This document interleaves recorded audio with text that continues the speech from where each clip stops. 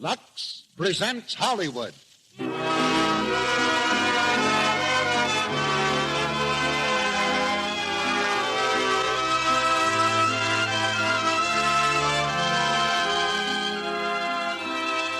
Lux Radio Theater brings you Douglas Fairbanks, Jr. and Joan Bennett in Nothing Sacred. Ladies and gentlemen, your producer, Mr. Cecil B. DeMille.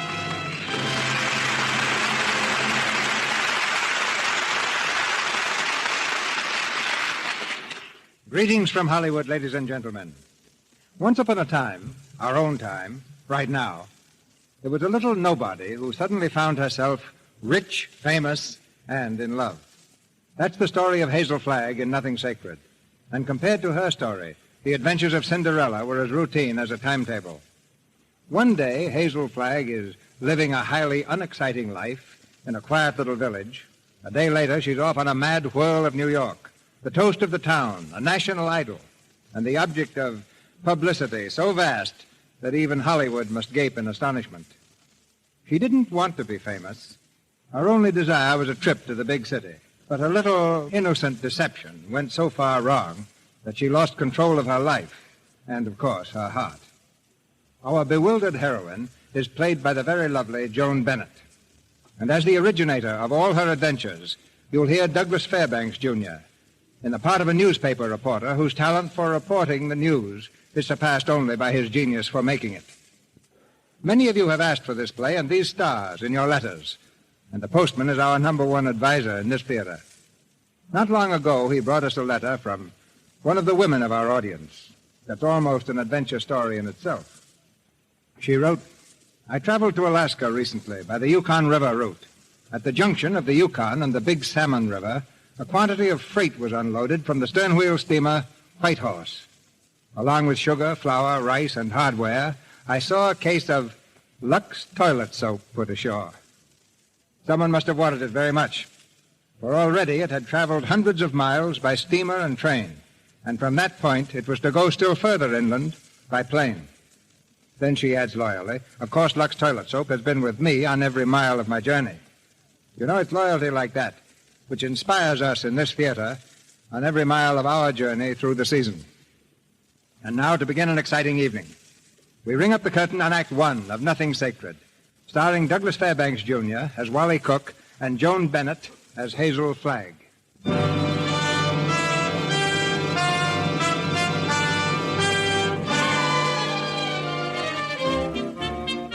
New York City, the skyscraper champion, where the city slickers and the wise guys peddle gold bricks to each other. One of these gold bricks is being peddled right now in the banquet room of a Park Avenue hotel.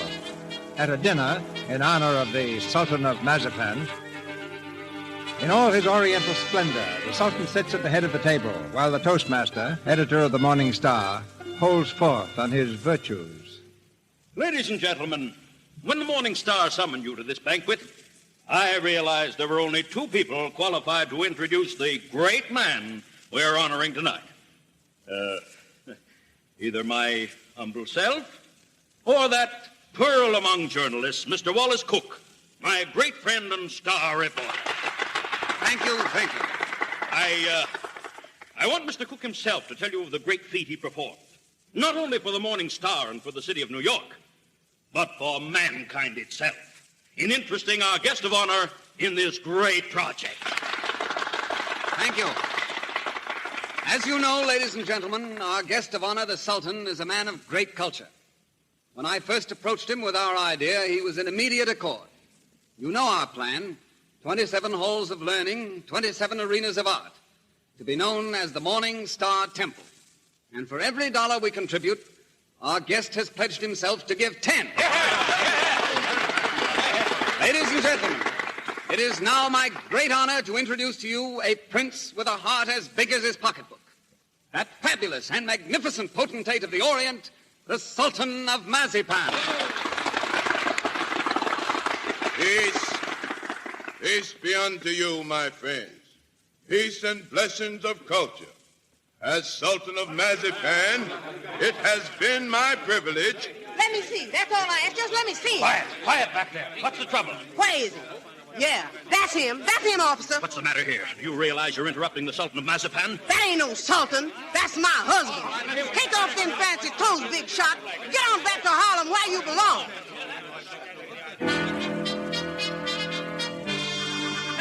Paper! Morning Star Sultan exposed this bootleg. Sultan of Mazapan, the hopes of centuries.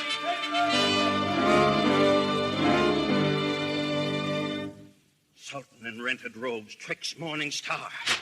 Sultan of Mazapan is Harlem bootblack. Oriental potentate shines nifty shoe.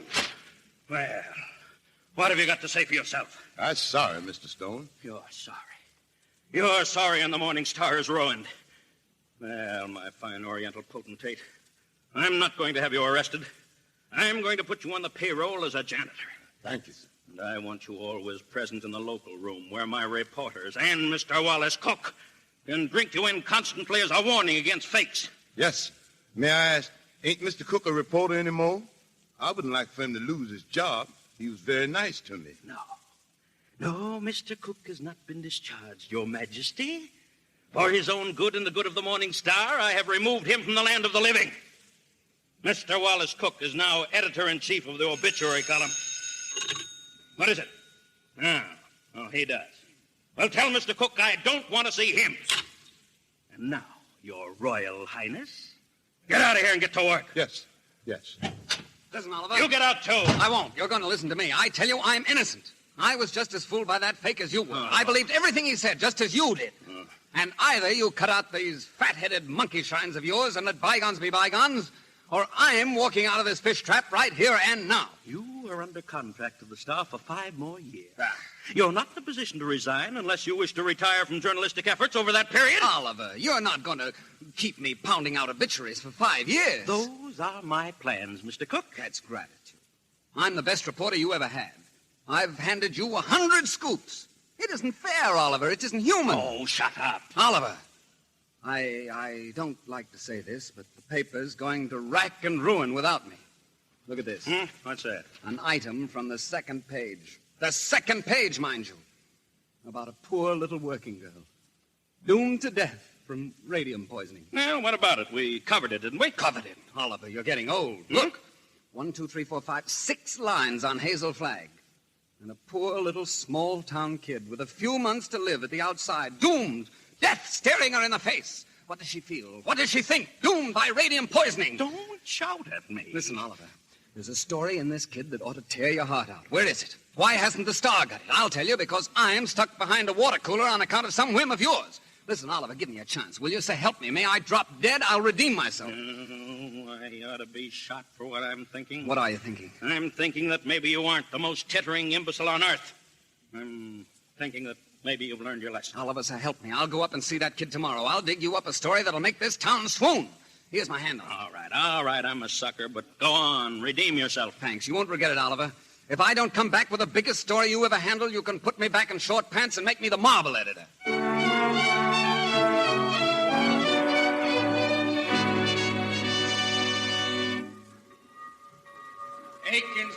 Aikinsville, walk.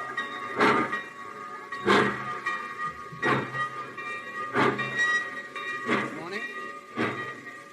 I said good morning. You the station master? Yep.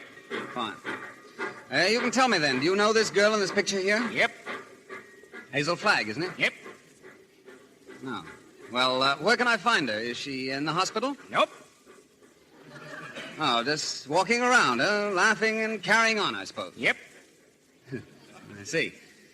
Well, my name's Cook, Wallace Cook. Uh-huh. I'm from the New York Star. And I'm going to be filing a lot of stuff in your telegraph office here. Don't think you are. Who says? The Paragon factory owns this town. They don't care to have any scandal printed. What they say goes. Better take the next train back. You're encouraging, I'll say that.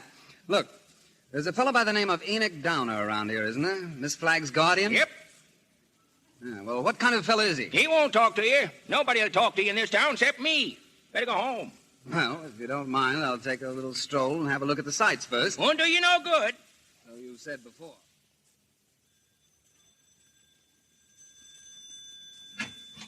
Yeah? Good morning. You Mr. Enoch Downer? Yep. Well, my name's Cook. Yeah? Come in. Thank you, Mr. Downer. I'm up here from New York. Yeah? Yeah. Now, I understand that you're Miss Flagg's guardian. Yeah? That's true, isn't it? Yep. Good. Now, may I speak to her, please? Nope. You mean she's not in? That's right. No. Well, she'll be back, won't she? Nope. She won't be back. Nope. She don't live here. Oh. Well, could you tell me where I could find her? Where'd you say you were from? New York. Now, if you'll just tell me where I could You know what I think, young fella? I think you're a newspaper man. I can smell 'em. I've always been able to smell 'em. Excuse me while I open the window. Now, I'll tell you what I think of newspaper men. The hand of heaven reaching down into the mire couldn't elevate one of them to the depths of degradation. Not by a million miles. I think you're being a little severe toward my profession. Not much, mind you, but just a little. Nothing of the sort. I'm a fair-minded man, young fella. But when you've been robbed, swindled, cheated for 22 years out of a fortune, it's pardonable to formulate an opinion. From New York, huh? Yep. You don't happen to know of a newspaper called the Morning Star? You have the honor, Mr. Downer, of addressing that newspaper's most gifted correspondent. Moses in the mountain. You're from the Morning Star? Stay right where you are. Don't move. I'll show you something that'll freeze you. Listen, I'm getting sick of this taffy pull. Where can I get a hold of Hazel Flagg? Don't talk to me about Hazel Flagg. No, sirree. Here's the evidence. Mr. Downer, all I want is a simple answer. What is Miss Flagg's address? Don't waste my time, young fella. Here, read that. That's a copy of the essay I wrote. Read it. Go on. Tit for tat. Give me your address, and I'll pore over these interesting documents all night. I entered this contest with a clean pair of hands. Who are the 6 greatest Americans? Read that. I named them and proved why. Name them and write the essay about them, the rules said.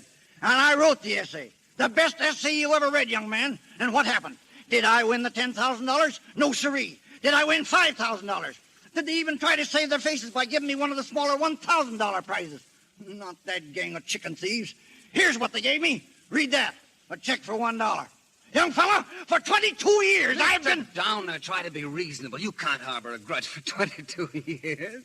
Besides, maybe it wasn't the best essay sent in. What's that? Well, it's a difference of opinion that makes horse racing, isn't it? And if everyone thought alike about things, all the men would be trying to marry the same gal. And what's more... Don't try to talk me out of this, young man. This is my grudge, and I'll harbor it till the day I die. But you can't blame a newspaper. Wait and see, that's all. The Morning Star had its chance to win my respect 22 years ago. They saw fit to pass it up. Very well. I'll prove to them before I die who the 6 greatest Americans are and who wrote the best essay. I could do better in darkest Africa. Good morning. Good morning. I beg your pardon. Oh, it's all right. Say, wait a minute. Aren't you Miss Hazel Flagg? I want to speak to you. Excuse me, I can't talk now. Oh, but listen, wait. Good morning, Enoch. Morning, Hazel. Come on in, sit down. Just had a young fella in here from New York, fresh as paint. I just stopped by at Dr. Fennick's house. Did you see him? No. He was supposed to have those new x-ray plates this morning. Yeah, he's got them all right. He has? Yeah, he was here a little while ago. Thought he might find you. Oh. Now, you don't have to stand there looking so dramatic like Eliza crossing the ice. Sit down. I got some news for you. Oh, I can't help feeling a little bad. You couldn't either if you were going to die. Well, you can stop giving yourself the airs of a dying swan. According to the new x-ray plates, you ain't gonna die. Unless you get run over or something. What? You heard me. I don't like to chew my cabbage twice. Enoch, I'm not going to die. That's what the doc says. You're fitter than a fiddle. And stop gawking at me. Oh, I've got to cry, Enoch. I can't help it. Come. This ain't no way to behave. You'd think it was bad news instead of good. Oh, but Enoch, it's so sudden. Well, the doc was mighty pleased. He says that first diagnosis was a mistake. Says he got so he was seeing radium poisoning everywhere. Oh, I've been awfully brave, haven't I, not to cry before? Please say I have. Well, now that it's all over, I don't mind telling you, Hazel, I felt kind of sorry for you. Sort of. I've been under a great strain. You know, I don't know what I'm so happy about, Enoch. It sort of spoiled my trip. Huh? What trip's that, Hazel? Well, I was going to take that $200 you get for dying in Aikenville and go to New York and blow it all in and die happy. And now I've got to stay in Aikenville. Well, if that ain't a nice thing to say. So that's your gratitude for being snatched from the jaws of death. Oh, I don't know whether I'm happy or miserable. I'm all mixed up. Oh, I'm terribly grateful to Dr. Fennick, of course, only it's kind of startling to be brought to life twice, and each time in Aikinsville. Goodbye, Enoch. Well, I'll be darned. Miss Flagg. Oh, Miss Flagg, I'm Wallace Cook from the New York Star. I've come to see you. I know it's hard for you to talk, but if you'll just listen to me a little while... Oh, I have nothing to say now. It's sort of too late. I know how you feel, Miss Flagg. I won't ask you any questions about your ailment. Oh, that's all right. We just heard something. The new X-rays have come, and they prove that the diagnosis... Oh, please don't cry. I was thinking while I was waiting for you to come out. I have an idea. I want you to come to New York with me. Huh? As my guest, as the guest of the Morning Star. Now, don't say anything till I tell you. Oh, I won't say anything. If you were my sister or somebody close to me, I'd take you out of Aikinsville, dead or alive, Miss Flagg. Oh, I've always wanted to see the world outside before I mean... Oh, it's tragic. You've lived here all your life, huh? Twice that long. You poor kid. You've never been in New York, huh? Oh, my grandmother took me when I was 3, but I didn't appreciate Listen, we'll show you the town. We'll take you everywhere. You'll have more fun than if you lived 100 years in this moth-eaten yep and nope village. Oh, that's so very true. Is it a bargain? Oh, I don't know. It would be imposing on everybody and... Imposing? In what way? Well, I just thought it would be wrong to make people sad. I mean, I'd be kind of a killjoy, wouldn't I? Listen, I'll be frank with you. Even if I sound like a ghoul, you'll be a sensation. The whole town will take you to its heart. You'll have everything you ever dreamed of, and you'll have it on a silver platter. You'll be like Aladdin with a magic lamp to rub. You mean they'll like me just because I'm dying? Well, that's a cruel way to put it. No, they'll like you because you'll be a symbol of courage and heroism. Well, we'll talk about that on the plane. An airplane? You mean we're going to fly there? Sure, we haven't much time. I'm sorry. I mean, the sooner you get there, the more time you'll have to enjoy yourself. You know, I was going to go before. I saved $100. Listen, $100 million couldn't buy you the fun the Morning Star can give you. Come on. Oh, no, I got to take him with me. Who? Enoch, Mr. Donner. You wait here. You won't go away, will you? Nope. I'll go ask him. Will you wait here? Yep. Enoch! Listen!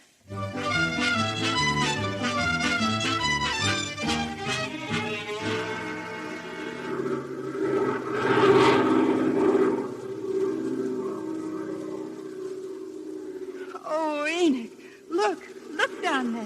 I don't care for scenery from this point of view. Oh, but Enoch, that's the Statue of Liberty. I seen it. Miss Flagg? Yes, Mr. Cook. I got in touch with Oliver by radio. Oliver Stone, my editor. He's toe dancing in the streets, waiting for us. Oh, I hope he's nice, like you. Well, he's got a different quality of charm. He's a sort of a cross between a snake and a werewolf. But with a lovable streak, if you care to blast for it. You getting nervous? Oh, no. I just hope he doesn't have a lot of long-whiskered doctors around to bother me. You know, I'm not coming to New York to play guinea pig for a lot of scientists. Everybody knows that radium poisoning is incurable, so why waste any time in that direction? Don't you worry about that. You won't be bothered at all. You know, I'm not going to bed till my teeth start falling out. That's when I begin worrying, isn't it, Enoch? It's as good a time as any. How you feeling now, sailor? Hunky-dory, Skip. Look, there's New York. Oh! There she is in all her beads and ribbons. And you're really going to see it right. Oliver's worked up a demonstration. New York's going to lay its heart at your feet. While the whistles blow, the bands play, and the cameras grind. How about you, sailor? Anything you care to say before we go into action? I'm going to have a marvelous time. Whatever happens afterwards, or I mean about my teeth falling out and all that. I'm going to have fun first. I am. Well, if that doesn't make them cry, nothing will. Cry? Why should they cry? Because you're the bravest kid that ever lived. And there's no fake about it this time.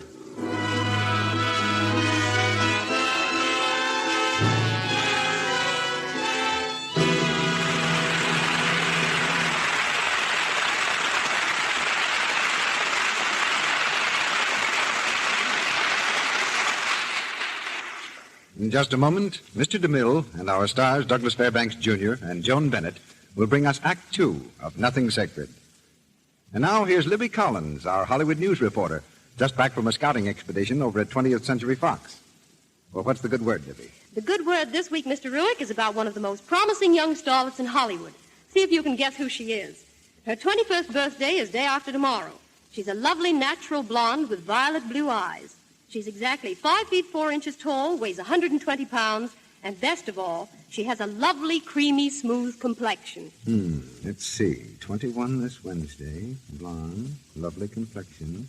Of course, she's a Lux girl, Libby. Of course. That's an easy guess, with nearly every star in Hollywood using Lux toilet soap. But that doesn't say who she is, so I guess I'll have to tell you. She's Mary Beth Hughes. Mary Beth Hughes. Oh, I should have guessed. But tell us more about her, Libby. Well, Mary Beth is working very hard for a career that her grandmother can be proud of. Her grandmother? Yes. You see, her grandmother was Flora Fosdick. She played with Ethel Barrymore, was in Grand Opera at one time. Mary Beth says it was listening to her grandmother's recollections of the theater that made her want to become an actress. She began studying for the stage when she was just a little girl. Later on, after experience in stock company production, she came to Hollywood. Some chances to play bit parts followed. It wasn't long before her striking appearance, her ability, and personality gave her the part of a young wife and 4 sons. And she woke up next morning to hear herself acclaimed the find of the season. Yes, and she's been on her way up ever since. Her new picture is Sleepers West, isn't it? That's right, Mr. Ruick. Well, that's a very interesting story you've told us, Libby. Yes, and here's something else that will interest you, Mr. Ruick. Mary Beth says she uses Lux soap every day. Never neglects her active lather facials, no matter how tired she may be at night. She says this Lux soap care is just right for her skin. Really works. Thank you, Libby. And thank Mary Beth Hughes for us the next time you see her for the nice things that she said about Lux toilet soap. You know, rising young starlets out here in Hollywood are clever young women. They value the all-important charm of a lovely complexion just as you do. That's why they never neglect their daily active lather facials with Lux toilet soap. Won't you try these facials and see what they can do for you? Active lather does a thorough job of removing dust, dirt, and stale cosmetics. Gives skin protection it needs.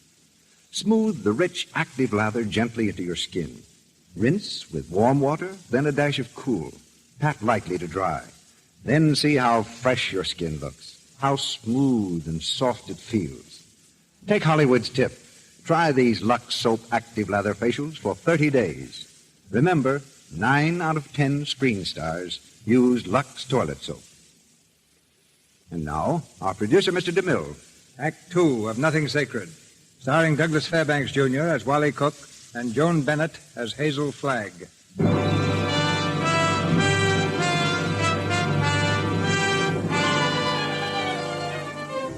New York has taken Hazel Flagg to its heart. Newspaper headlines boast of the doomed girl's courage. Skywriters fling her name across the heavens. The city is writhing at her feet, screaming its anguish, and loving every minute of it. And Hazel Flagg, the gentle faker, loves every second of it. On Wally Cook's arm, she's seeing New York as no one has ever seen it before. Tonight, she and Wally are witnessing a wrestling match in Madison Square Garden.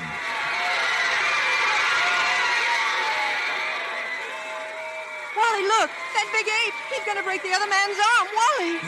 Here, don't excite yourself too much. It's just a fake. What'd you say? I said, don't excite yourself too much. It's just a fake. Who's a fake? Those wrestlers. The only square thing about them is the ring. Oh, them. They're a symbol of the whole town, pretending to fight, love, weep, and laugh all the time. And they're phonies, all of them.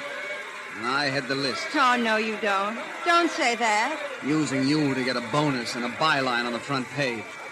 Making good over your poor little pain-racked body. And I'm worse than those fake wrestlers. Oh, I'm feeling fine tonight, Wally, and you and the Morning Star have been so wonderful to me. All those wonderful gowns and banquets and the theater tickets, it's glorious. Oh, stop looking so happy and gallant, will you? It breaks my heart. Hold it, boys! Stop the match! Stop the match! Quiet, please! Quiet! Ladies and gentlemen, I have just learned that Miss Hazel Flagg is in the audience. I would like to ask this distinguished gathering to observe 10 seconds of silence In respect for Miss Flagg, let her go, Mike. 1, 2, 3, 4, 5, 6, 7, 8, 9, 10.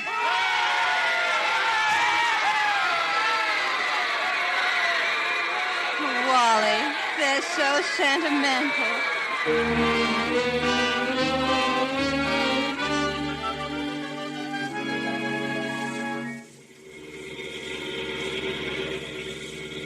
Casino motor and driver, and don't spare the engine. What's that?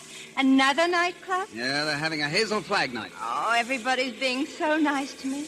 And you're the nicest. Yes, I'm a real little Boy Scout. Mr. Cook, could I get personal? Well, that's what we're here for, to get personal. Proceed. Well, I asked several people, but they didn't know. Didn't know what? If you were married. The answer in capital letters is no. N-O.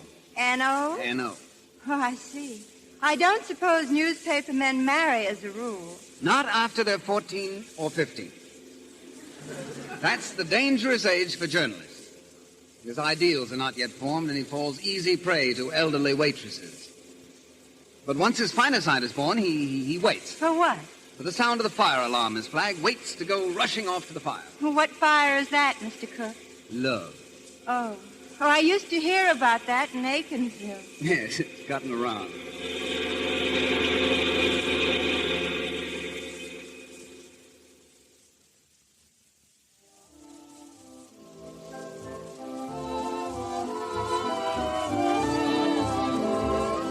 Having fun? Oh, yes. Have some more champagne. Oh, you think I ought to? Oh, why not? It's on the Morning Star. All right. You know, I am having fun. But sometimes I get kind of depressed, too. Like last night when I came into the theater and everybody moaned. Oh, like that. You'd think I was a case of walking cholera. Yeah. You know, I used to love New York when it went gaga over some celebrity. Danced in the streets with a neon light around its heart. And I'm getting fed up with these trick tears and phony lamentations over you. Oh, I'm glad they're phony. It makes everything all right in a way. Huh? Well, what I mean is I wouldn't want to feel I was really making all these people suffer. Oh, they're not suffering. They're weeping for pure joy. Greetings, my little folk. This is your old MC again, little old Harry Bushwick. Thank you. But there won't be any jokes tonight, folks, because tonight there is one among us who adds a bit of unaccustomed drama to our little revel. She sits here, eyes sparkling, her face wreathed in a lovely smile, drinking in the charms, the glitter, the gay sounds of life. So drink your wine, laugh and applaud, while this little doomed child sits saying goodbye. Her last goodbye with a grateful smile on her lips. And now I want you to meet her, that little girl from Aikinsville, that little soldier whose heroic smile in the face of death has run tears and cheers from the great stone heart of this city. Our own Miss Hazel Flagg.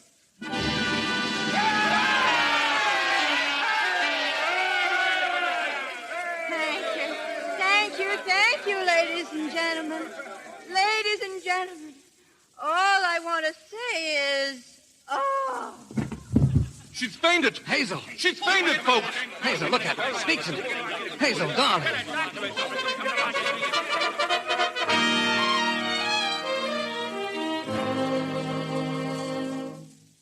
What do you say, Enoch? She's going to be all right, Mr. Downer. The doctor's on his way over. Now, if you fellas will just run along home, I'll let you know. No, I'm going to wait. Is it... You suppose it's come, Enoch? Yes. Tell the doctor we want to know the worst. We don't want him to spare our feelings. We go to press in 15 minutes. Oh, shut up, will you? I'll have to get back in there now. She's been asking for me. Let us know, Enoch. We'll be waiting. Hazel. Wake up. Open your eyes. Oh, Enoch. Where am I?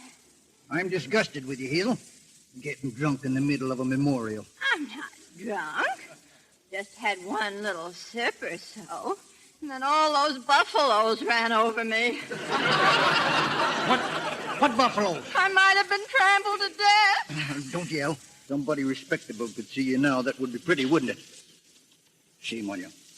Take your shoes off. Take them off yourself. It's 3 o'clock in the morning. Quiet. I danced the whole night through.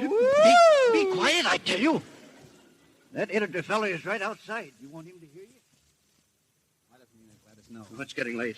If anything happens to her, we'll have to tear out our front page. That's all that counts to you, isn't it? You bird brain. You've got a headline for a heart.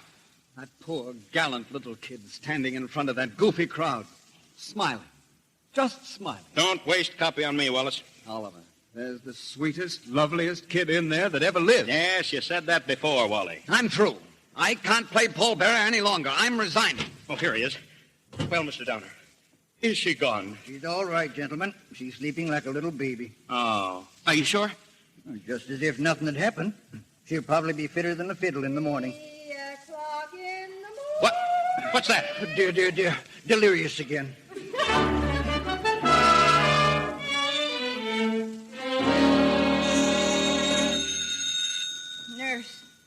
Nurse, answer that thing. Hello. Yes, this is the nurse. Well, I'll have to ask Miss Flagg. Miss Flagg, there are 20 little school children downstairs to sing for you. Mr. Stone arranged for it yesterday. Oh, that's horrible. I'll go mad. Later. Hello. A little later, please. Morning, Miss Rafferty. Good morning, Mr. Downer. How was the patient this morning? Feeling better? It's hard to say. Mr. Downer, don't you think we should have a doctor in? Doctor? We have a doctor. He was here last night. Well, that's strange. Why didn't he leave me any orders? If Miss Flagg has radium poisoning, I think No, Miss Rafferty. I imagine the doctor knows more about Miss Flagg's condition than we do. Step outside, please. Certainly, Mr. Downer. That young lady's getting a little too inquisitive. Oh, Enoch, I wish we could have a doctor. I feel awful. Now, I brought you something. Raw eggs. Just what you need. Now, drink 'em right down. They'll settle your stomach. Oh, Enoch, what's the matter with me? Nothing much. You've got what is known as a hangover. I've got something worse than that. I've got a conscience. I'm ruining him, Enoch. Ruining who? Wallace, Mr. Cook. Oh, him. Have another egg. Enoch, listen. He thinks I've helped him become a great journalist, and they're giving him a bonus. Well, it's coming out of the $10,000 they owe me. If I'm not complaining, why should he worry? He thinks I've helped him, and it makes him feel bad. Oh, I can't stand it. You know what'll happen when they find out that I'm a good-for-nothing fake? They'll blame him. They'll burn down the newspaper. They'll have Wally lynched. Oh, Enoch, why did you let me come to New York if you were only as honest as you look? Mr. Cook is here to see Miss Flagg. Do you feel able to speak to him? Tell him to come in. Hello. Hello, Hazel. Hello. Hello, Enoch. It won't hurt her if I visit her a while. No. The doc says she's doing very well for her last few weeks. If you want me, I'll be right outside. I wouldn't disturb you, Hazel, but I'm going away, and I thought I might not see you again. You're going away? Where? Oh, just to Albany. Oh, what for? Just to see the governor. Wallace, what for? Now, Hazel, you mustn't get overwrought. Oh, it's something about me. I must know about it. It's about the arrangements, Hazel. What arrangements? For the funeral.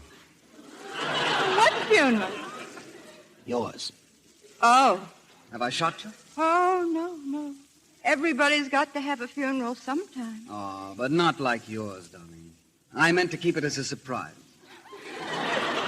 Oh, it's better this way. You're telling me in advance so I can get used to it. I hope it's going to be a little funeral. Well, not exactly. According to the present registration, there'll be about 30,000 automobiles and a considerable number on foot. Oh, about 500,000, I think. Oh, my. Oh, that's not half enough to mourn for you. I'm getting the governor to declare a public holiday for the occasion. Oh, like St. Valentine's Day. I'm glad I told you. Hazel, I want you to know now and always that I think you're magnificent. Oh, please don't say that. You have to go away. Oh, I'll be back by night. I've got another surprise for you. I'll not tell you now. Oh, I've got to hear it. Tell me. Well, I promised you I wouldn't do this. You wouldn't do what? Call in any doctors. Hazel, I've broken my promise. Dr. Emil Egelhofer is in town, and I'm bringing him up to see you. What for? Hazel, he's the greatest expert on radium poisoning in the world. There's always an outside chance, just 1 in a million. Wally, listen. Hazel, I'm sorry, but I've got to run to catch the plane. Don't worry now. It's only a long shot, but we can hope. Goodbye. Goodbye. Dr. Egelhoff. Oh. Hazel, the little children are here. What little children? They're going to sing to you. Enoch, this is the end. Huh? Don't ask any questions. Just listen to me. We're caught. Dr. Egelhofer is coming here tonight to expose me and Wally. No, don't worry. We'll just refuse to see him. Oh, there's only one way out. There's only one way to save you and me and Wally. I've got to commit suicide in advance. Before that scientist gets to me, I've got to be drowned. Oh, shut up. No, I've got to do it. I'll leave a note to the city thanking everybody. You get rid of the nurse for the evening, and I'll jump into the river. Somebody's bound to see me jump in, and you'll be waiting in a rowboat and fish me out, and I'll swim underwater, and I'll change my name and hide away for the rest of my life and never see him again. Oh, they'll hold the funeral without me.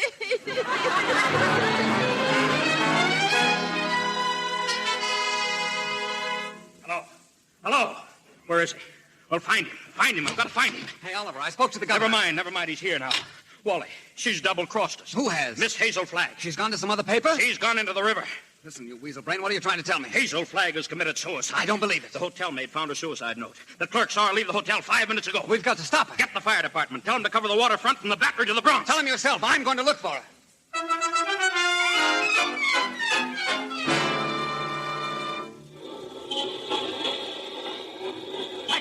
Taxi! Yes, sir. Where to? I want to go to the docks, quick. The docks? Which one? All of them. Start at the Battery and work uptown on the west side. Stop at every place that somebody could jump into the river. Oh, none of that now, buddy. None of that. That's the coward's way out. No, don't. I'm not going to commit suicide. I'm looking for Hazel Flagg. Oh, well, why'd you say so? Well, get going.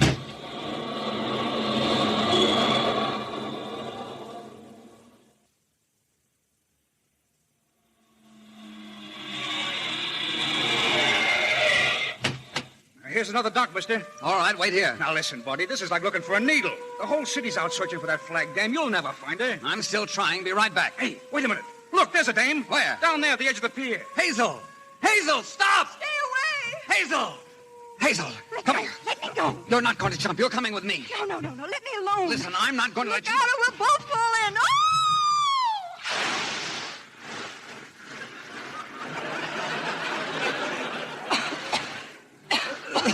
Wally, are you all right? Sure, I'm all right. But I can't swim. Wally, keep your head up. I'll save you. Hang on to me. Hang on. Here, grab hold of my arm. No, save yourself. I'm all right. I'm hanging onto the pier. Pull yourself up, Wally. There's a platform under the pier. You first. Go on.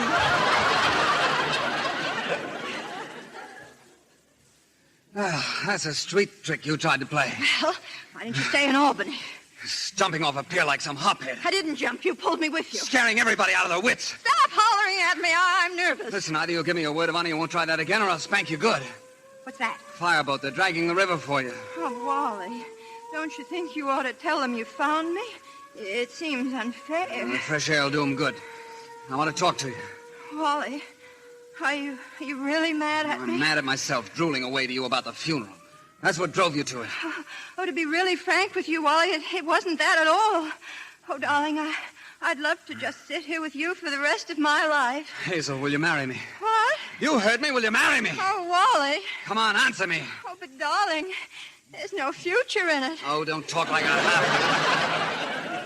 I don't care about the future. Oh, Wally, if things were normal, No, I mustn't. Don't ask me. Just kiss me and let it go at that without ruining your life. Listen, what is there better to life than we've got? A handful of perfect hours. That's all the luckiest ever get out of it. Just a handful of hours to save and remember. And I'll be there at the end, sailor. I'll be there waving you goodbye. I'll be there just the same as if you and I had lived forever. You'll grow old in my heart. Well? Wally, you're not doing this only because you're sorry for me. I mean, suppose I wasn't going to die. Suppose maybe I was going to live, a long, long time. Would you still want me? Oh, that's a silly question. Of course I would. Okay, then, Skipper. No, Hazel. We only have a few hours. But we can make them seem like years. Yeah, I bet they will, too.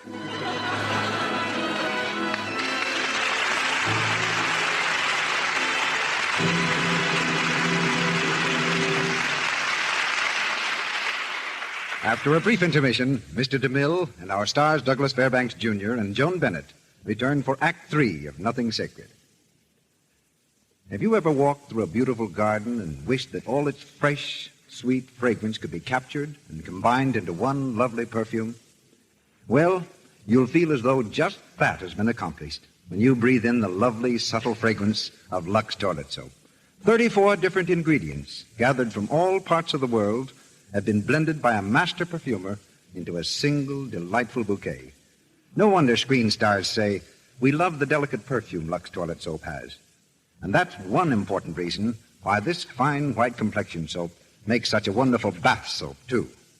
Screen stars tell you Lux Soap leaves such a lovely fragrance on the skin. Well, they depend on Lux Toilet Soap for their daily beauty bath because it protects that lovely freshness that's so much a part of feminine charm. Leaves skin really sweet. Now, why don't you try this beauty bath tomorrow? You'll be delighted with the Lux Soap's rich, creamy lather and the way it leaves you exquisitely fresh and dainty from head to toe. Here's a little economy tip, too. Lux Soap is luxurious, yet its cost is ridiculously low. Because it's hard-milled, it can be used right down to the last thin sliver. Get 3 cakes of Lux Toilet Soap tomorrow for your beauty bath supply. A beauty bath I know you'll love. We pause now for station identification. This is the Columbia Broadcasting System.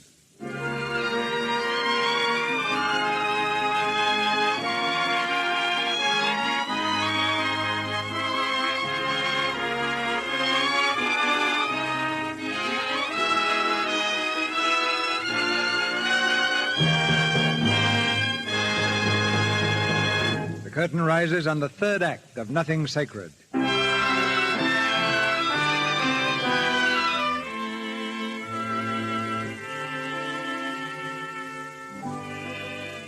The excitement seems to be over.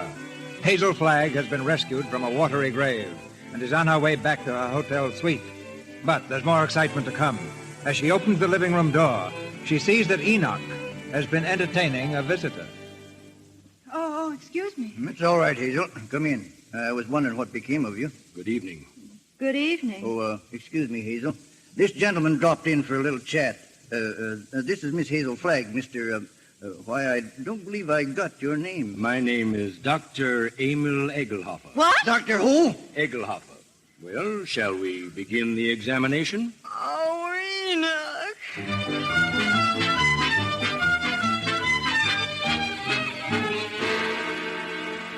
Now, wait a minute, Dr. Egelhofer.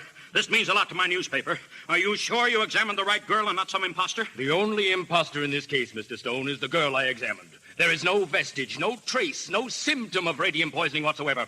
Here are the x-rays to prove it. You will receive my bill in the morning. Goodbye. Goodbye.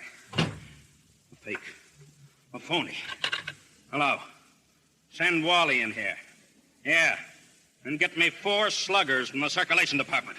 I'll kill him. I'll murder him, that dirty double-crossing... Hey, Oliver, you want to see me? I have a bulletin and a new lead for you on Hazel Flagg that's going to read that sourpuss of yours into a nosegay of smiles. So sit tight and tuck in your ears. Go right ahead, Mr. Cook. Well, listen, Miss Flagg is getting married tonight. You can wish me luck, old weasel brain. It's me. Hey, you stewed or something? I came in for congratulations. What's up? What's eating you? I am sitting here, Mr. Cook, toying with the idea of removing your heart and stuffing it like an olive. Hang on, Oliver. You're going screwy. You've ruined me. You've ruined the Morning Star. You've blackened forever the fair name of journalism. You and that foul mistake of nature, Hazel Flagg. You've got some excuse for those words, Oliver. Let's have it quick. Excuse. Look at that. What is it? An x-ray plate. Look at that skeleton. Not a bone missing. Down to the last healthy vertebrae intact.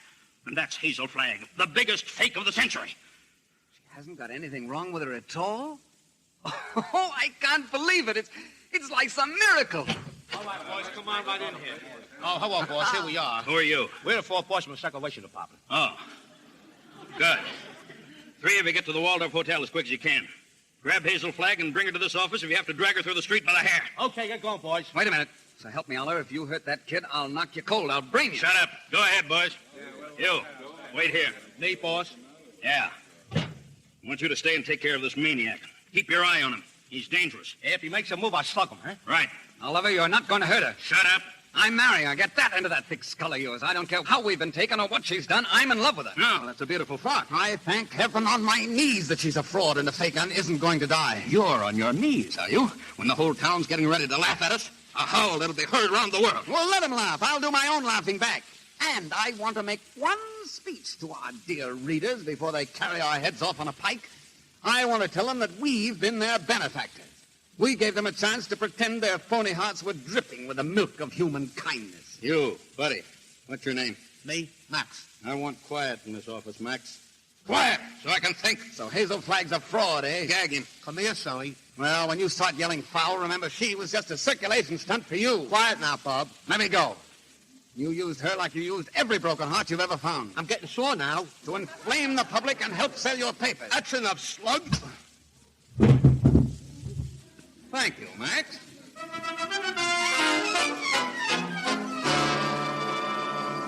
And before I'm through with that female Dracula, she'll wish she did have radium poisoning. How's Wally? Oh, he's coming around, Will. I didn't sock him hard. Hello? Hello, who? Mo. Mo, who? Well, who's Mo Levinsky? Oh, that's my brother. You sent him over to get our girl, remember? Oh, listen, what's that? Get the mush out of your mouth, man. Speak up. Oh, he's a dumb cock, Mr. Stone. You better let me talk to him. You just get him all excited and he's gone. All right. Hello, Max. This is Mo. What's on your mind? Uh-huh. Oh, that's a shame. Well, what is it? What is it? I'm getting it. Go on, Mo. Take her easy. Uh-huh. Uh-huh. You don't say. Look, Mo, we hold a while. I'm going to take up with Mr. Stone. Well? He wants to know whether we can get a doctor. This girl is sick. Who's sick? This girl, Hazel Flagg. It's a lie. It's a lie, I tell you. I know. Listen. Ask him what she's sick with. He just told me. He says it's something like a DT's, only the dope can't pronounce it. Well, is the nurse there? Just a minute. Hello, Mo. This is Max. Your brother, Max Levinsky. He's getting rattled. Now, look, Mo, don't fire off the handle. All I want to know is the nicey there. No, not a nice. Nicey. Like a tootsie. Oh, give me that phone. I'm getting it. Hello? Give me the phone, I tell you. Here's the nicey. Hello. Hello, Miss Rafferty. Oliver Stone. What? She's got what? Pneumonia. It's a lie, I tell you. Temperature of 106. Dying. Go back and take that temperature again. I don't trust that girl till I get a doctor. Pneumonia. It's like a pardon from the gallows. Hello. Hello, get me Dr. Emil Egelhofer, quick. Listen, Oliver, I'm going over there, and if you try to stop me, so help me, I'll get you if it takes all my life. Stop you? Why, nobody's going to stop you now. If that little girl is sick, your place is by her side. Go ahead. Hello. Hello.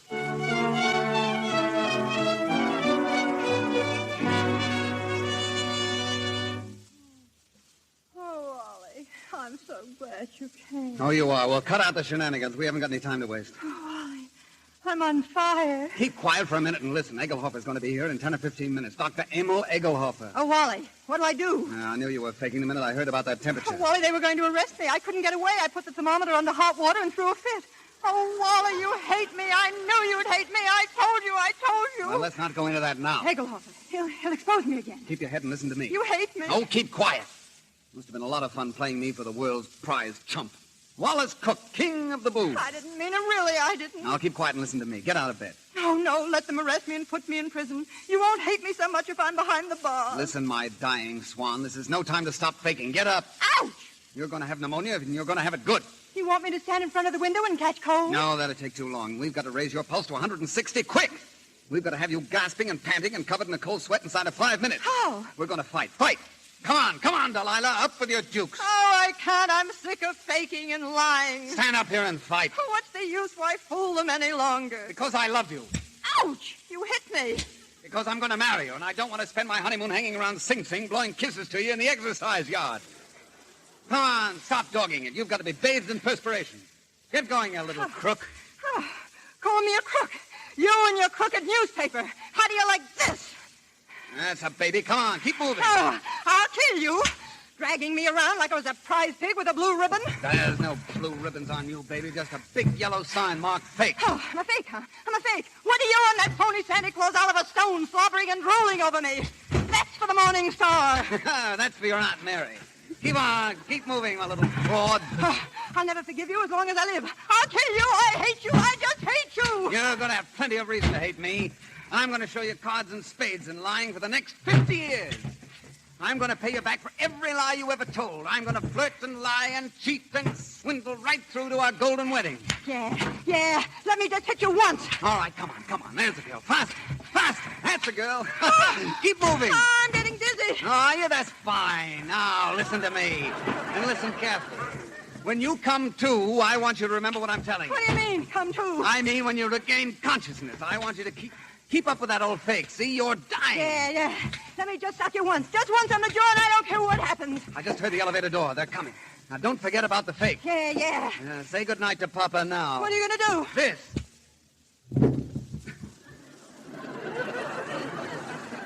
Well, you put up a nice fight, Wally. Is she out? Why, you? Where have you been? I stepped in the door at the beginning of round 2. You mean to say you saw the whole thing? From the beginning, Mr. Cook.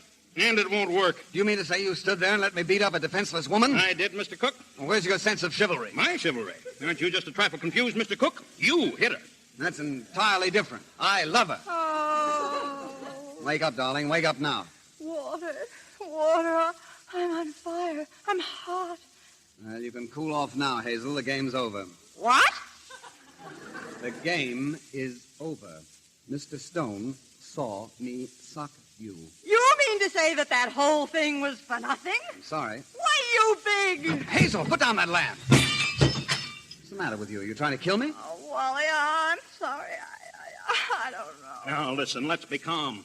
Let's sit down and talk this thing over rationally. Whether you realize it or not, Miss Flagg, we're all in a very bad spot. My jaw hurts me. Did you break it, Wally? Let me see. No, it's all right. Oh, please, listen to me. Miss Flagg, the whole country is standing by waiting for you to die. The Morning Star has practically promised them you'll be deceased before dawn. Oh, shut up about the Morning Star. I'm sick of the Morning Star, and I'm sick of you. I'm sick of the whole business. Miss Flagg, I wonder if you're aware of the traditions of a great newspaper. Do you realize what it means to those who carry aloft the torch of journalism from the highest editor to the lowest office boy? The lifeblood of a newspaper, Miss Flagg, is its integrity. Am I right, Wally? Word for word. I wrote that speech for you 10 years ago at the convention, remember? You can both talk all you want. I've made up my mind. You're what? I'm through. What do you mean you're through? I'm going to confess. I'm going back to Aikinsville. They love me there. They don't hit me on the jaw and push me in rivers. Oh, but you can't confess.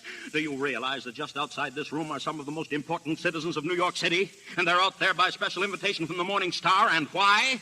To pass on to the people of New York, to the people of the world, your last words. For instance? No, this is no time for sarcasm, Wally. You got me into this. Get me out. Use your brain. Mine's done. Where's that Downer guy? We'll blame the whole thing on him. He went back to Aikinsville. Oh, he would, and we could use him now. We could throw him to the wolves. Just when we need him, he isn't here. Wait a minute. I've got an idea. Uh-huh. We could bury her like they do in India. You know, like the yogis. We can stick a tube down her to breathe through and dig her up in the morning with no harm done. You do it, too! Let me out of here! Where are you going? I'm going outside to tell those people the truth. No, Wally, stop her. Stop her. There she is, Hazel Flagg. Listen, everybody. Hazel, keep quiet. I'm a fake. I'm a phony. I'm not going to die. I never was going to Hazel, die. I never come had back here. radium poisoning. Hazel, I don't. never had anything. I wanted a trip to New York, and I got it. What's more, you in New York could go fly. Get back in that room. What's the meaning of this? Ladies and gentlemen, please, the Morning Star keeps faith with its readers. I appeal to you. This story must not get out. If you'll just wait, I'm sure we can fix the whole thing. Oh, I'm ruined. Beaten to the dust. The Star will never rise again. And it's all your fault. Oh, let me alone. I wish I really could die. Go someplace by myself and die alone. Like an elephant. Alone? Like an elephant? Why not? Huh? What do you mean? Have you got an idea? Listen, Oliver, get me a pencil and paper and 2 tickets to Bermuda on the next boat. What? And then give me 5 minutes. 5 minutes to write your story. Go on, get going.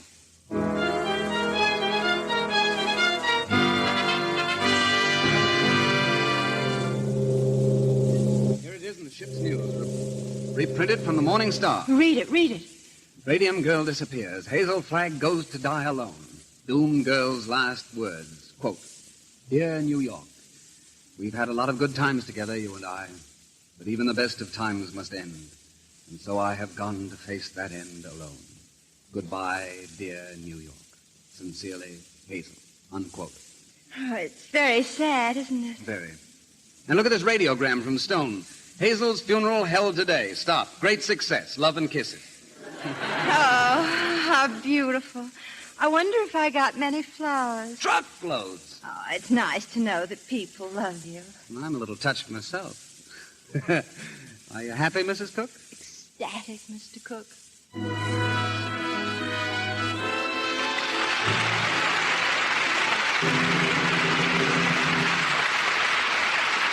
Curtain falls on nothing sacred.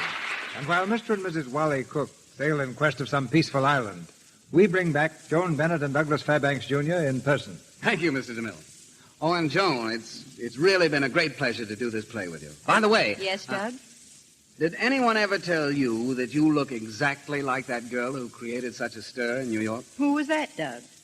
Let me see. Her name was, oh, yes, Flagg, Hazel Flagg. Strange. I don't remember anyone of that name. Perhaps it's a case of dual personality, Doug. Right now, she looks and talks like Joan Bennett. Well, perhaps this will convince you, Mr. DeMille. Something I was going to tell you about Lux Soap. Oh, go ahead, Joan. We won't stop you. All right. I was going to tell you how much I enjoyed coming back to the Lux Radio Theater this week, and that Lux Soap is something I enjoy using all the time. It's my regular complexion care and has been for a long time. So you see, when I recommend Lux Soap to anyone, I know they'll like it. Of course they'll like it. They like Lux Soap. If you could see the mail in my office, you'd be surer than ever. What's on the schedule for next week, Mr. DeMille? Next Monday night, Doug, we have two stars who've never appeared in the Lux Radio Theater before, Tyrone Power and Annabella. And our play is that engaging comedy, The Rage of Manhattan. It's a romantic mix-up with Annabella as a beautiful and likable fortune hunter and Tyrone Power as the fortunate young man who loves her in spite of everything. A perfect cast for The Rage of Manhattan next Monday night. Well, as far as I'm concerned, Tyrone Power and Annabella are the perfect answer for an evening's entertainment. So I'll be listening at home next week. Good night. Good night, everyone. Good night. Your return ticket is good any time.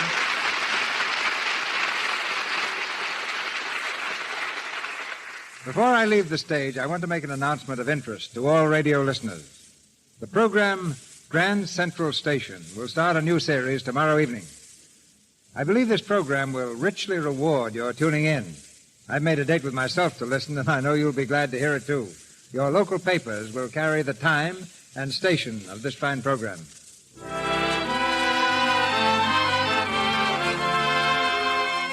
Our sponsors, the makers of Lux Toilet Soap, join me in inviting you to be with us again next Monday night when the Lux Radio Theater presents Tyrone Power and Annabella in The Rage of Manhattan. This is Cecil B. DeMille saying good night to you from Hollywood.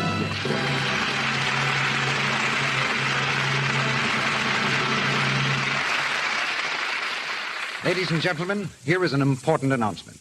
All services of the Red Cross, so tremendously important to national defense, here at home, in this country, depend on your memberships volunteered during the annual roll call. These are troubled days. Every American should belong. Join the Red Cross now. Heard in tonight's play were Eddie Waller as Enoch, Lou Merrill as Mr. Stone, Edward Marr as Max, Charles Seal as Dr. Egelhofer, Ann Tobin as nurse, Edwin Max as Bushwick, Arthur Q. Bryan as fight announcer, Jack Carr as Ernest, Warren Ash as taxi driver, and Bernice Pilot as Mammy. Douglas Fairbanks, Jr. is currently starring in the Columbia picture Angels Over Broadway, of which he was also associate producer. Joan Bennett will soon be seen in the Edward Small production, The Son of Monte Cristo. Nothing Sacred was produced by David O. Selznick, the producer of Rebecca and Gone with the Wind, which is shortly to be re-released. Our music is directed by Louis Silvers, and your announcer has been Melville Ruick.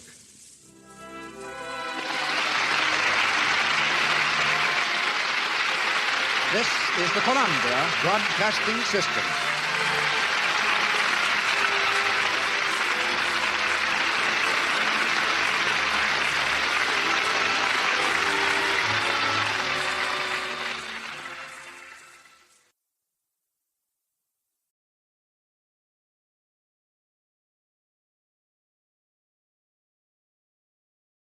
Lux presents Hollywood.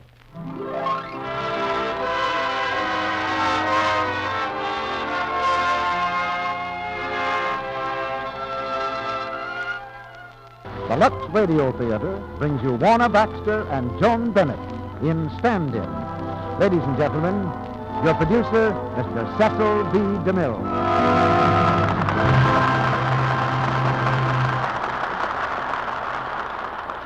Greetings from Hollywood, ladies and gentlemen. And perhaps I should add apologies to Hollywood for the gentle kidding we're about to give our hometown tonight. We're going to take you inside Hollywood, into the sound stages, offices, and dressing rooms, for a rollicking story behind the camera that matches all the thrills, comedy, and romance that usually go in front of the camera. And our chief exhibits are two stars who are equally at home in both places, Warner Baxter and Joan Bennett. It all comes under the heading of the play Stand-In. And for those who are not familiar with that curious word, a stand-in is one of the little people of Hollywood. Somebody who merely stands in for the star while the cameraman is getting his focus and who never appears on the screen at all. But tonight, a star stands in for the stand-in, with Joan Bennett playing the part, and with Warner Baxter, a rather bewildered banker, to whom she teaches a few tricks of the trade. The master hand of Clarence Buddington Kelland wrote the original story, and Walter Wanger made it doubly famous with the motion picture from which our play is adapted. So all signs point to the kind of evening that brings the kind of comment we like to get. Comments such as this letter that came to my office the other day. It reads, "This is the first time I've written to the producer of a radio program, but this letter to you is long overdue.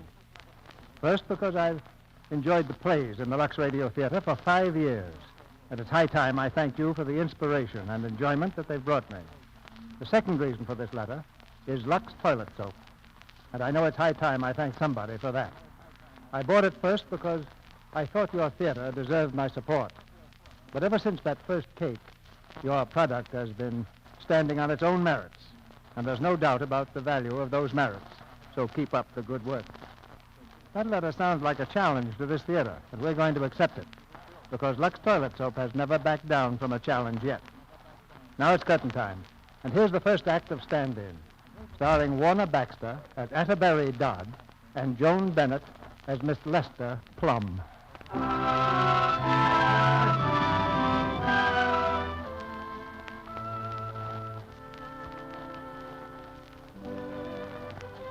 The firm of Pennypacker and Sons, bankers, has been in business for 150 years, and its chief executives look as though they were there when it started. That is, all except Mr. Atterbury Dodd. Young Mr. Dodd, M.A., Ph.D., and a string of other degrees, is the executive vice president of the venerable firm, with a mind that runs only to cold logic and figures. Young Mr. Dodd is a mathematical genius. In his expensively furnished office, Mr. Dodd paces the thick rug, talking to himself. A genius is permitted this liberty. Gentlemen, students, I am honored at your invitation to address my alma mater. In the past, however, I have encountered difficulty in persuading my listeners that the science of mathematics is not one of mere figures and geometrical design. It's 3 o'clock, Mr. Dodd. It's 1 minute past 3, you're late. But a science more important to life than meat and drink. A science... Mr. Dodd, these figures here... I'm rehearsing my speech. A science without which there could be no art, music, poetry. Mr. Dodd, this balance is... An error in addition, the total should be 1,296,921. The flight of the bird. But we got this total on the adding machine. Have the adding machine fixed. The leap of the salmon, the rhythm of the dance, all are mathematical. Good afternoon, Atterbury. Good afternoon, Junior. Atterbury, you know that survey you made on that Colossal Motion Picture Company? I recommend that we hold on to our investment in Colossal Studios. Yes. Well, Grandpa and all of us wish to thank you for that survey. But we're going to sell it. What's that? We've decided to accept Mr. Nassau's offer. Oh, you have you? Is your grandfather still in the boardroom? Yes, they're all in All right, there. I'd like to see them, please. If they insist on this move, I shall have to resign. Quiet, everybody. I'll see you, Atterbury. You can't resign. Colossal Studios have been losing money steadily. Yes, since April 7th, 1935, the day we bought the studio. Up to that minute, the business had prospered. But don't you see? I see a stubborn disregard for my conclusions, Mr. Pennypacker. But I see more than that. I see 30,202 stockholders who are not getting the protection to which they're entitled. And how would you go about helping them? I'd go to Hollywood and I'd examine the company records. I'd discover the error and I'd correct it. Yeah, that sounds very simple, Atterbury. But We're dealing here with a human factor. My method is to ignore human factors. Atterbury, do you see many movies? I find them a trifle silly. But you realize those are real people acting out those things you see on the screen? Now look, some fellow writes a story, then another fellow directs it. A lot of different temperaments. That's how they make pictures, Atterbury. I looked into it. I confess I've not concerned myself with the details of manufacture, but 2 and 2 make 4, Mr. Pennypacker. Whether they be fish, apples, or human beings. Ah, you're a pig-headed young man, Atterbury. You mistake confidence for stubbornness, Mr. Pennypacker. Confidence based on mathematics, a science which has never failed and never will. I'll stake my future on it. You'll stake your future? Well, we're staking $5 million. I beg your pardon, Mr. Pennypacker, but you're staking nothing of the sort. You're selling a $10 million property for $5 million because it offers problems. Giving away $5 million of your stockholders' money. Atterbury, how dare you speak to Grandpa like that? I'd speak to great-grandpa the same way. Mr. Pennypacker, gentlemen, has it occurred to you to wonder why, in your opinion, colossal studios are worth nothing when they appear to be worth $5 million to a certain gentleman in Hollywood? A certain Mr. Ivor Nassau seems willing to purchase the studio. Why? All right, Atterbury. You go to Hollywood. It's your judgment against mine. But if you fail, don't come back. It's your judgment against mathematics, Mr. Pennypacker. I'll go to Hollywood.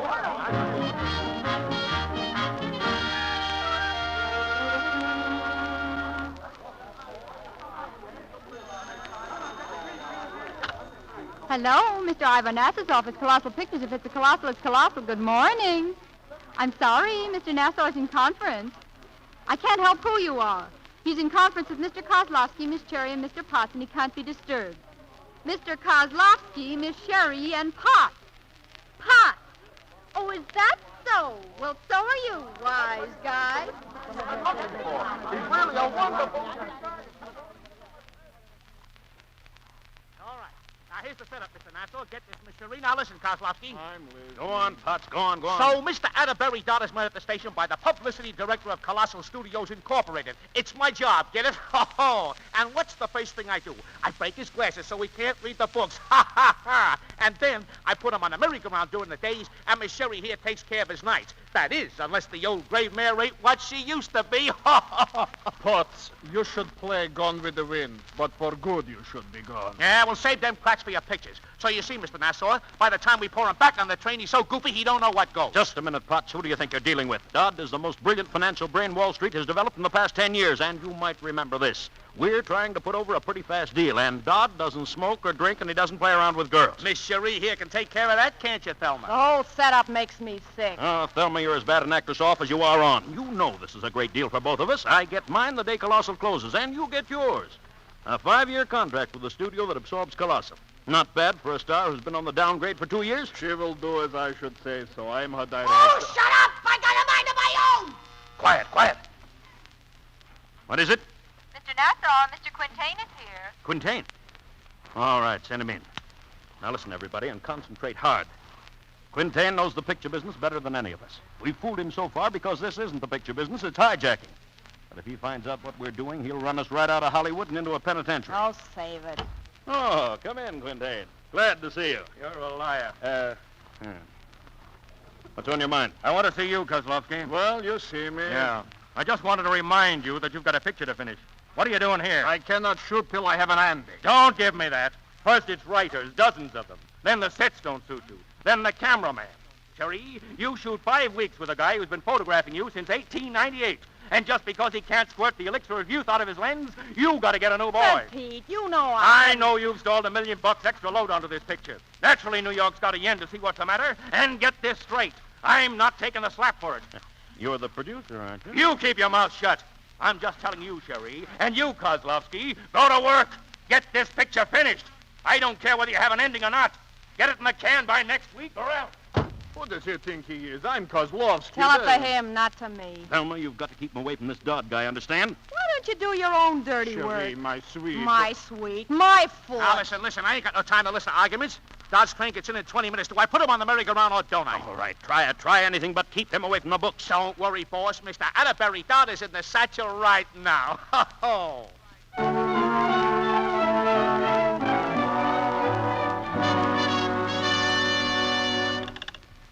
Hello.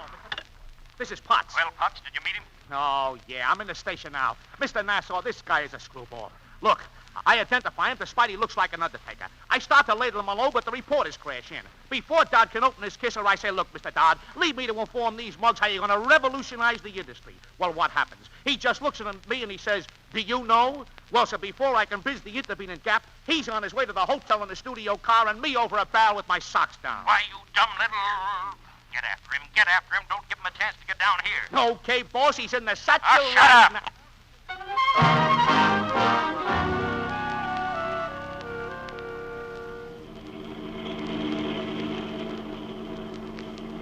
Driver, must we travel at this speed? This is Hollywood, Mr. Don. I realize that, but I should like to go a little slower, please. Okay. How do you like our climate, Mr. Don? It's a little early to inform an opinion, I believe. Hey, where are you taking me? The rich Hollywood. Oh! Driver, you have to stop like that. Traffic light, Mr. Don. Nevertheless, I still think... Mickey, give me a lift. Sneaks. Oh, Mickey, you're a lifesaver. Drop me home before the body collapses. Beat it. Don't you see I'm riding somebody? Oh, hello, mister. Good morning. You mind you're going my way? Well, Look, Mr. Dodd, you don't have to stand for this. Drive on, please. Okay. Thanks. You don't know how grateful I am. My feet are killing me. Mind if I take off my shoes? Well, I don't... Woo! Thanks. Boy, what a relief. Say, are you coming or going? Arriving. Are you an actress? No, I'm a stand-in for Thelma Sherry. Got a match? No, I don't smoke. May I ask what a stand-in is, and who is Miss Sherry? You mean you don't know? Oh, I'd go without pie for a week if Thelma could hear that. Say, you do know what a star is. Vaguely. How you must get around. Well, Thelma Sherry is a star, and like all stars, she's a pretty fragile cut of steak. She mustn't be fatigued or mussed. Hence the stand-in. That's me. Well, I'm sorry, but I haven't the faintest idea what you're talking about. Look, you couldn't expect a star to endure the heat of the lights while they set the cameras and microphones, could you? So they dig up a gal to stand in for the star while all this torture goes on. Yes? Then when everything's set, the star, cool and immaculate, puts her little feet in the chalk marks. The stand-in, worn and wilted, fades out of the picture and business goes on as usual. Say, sonny boy, who are you anyway to rate this card? My name is Dodd, Atterbury Dodd. Mine's Lester Plum. How are you? You in the picture business? Well, I'm a sort of a stand-in for my bank. I'm taking charge of Colossal Studio, temporarily. Mister, with your encyclopedic knowledge of the picture business, you ought to be terrific.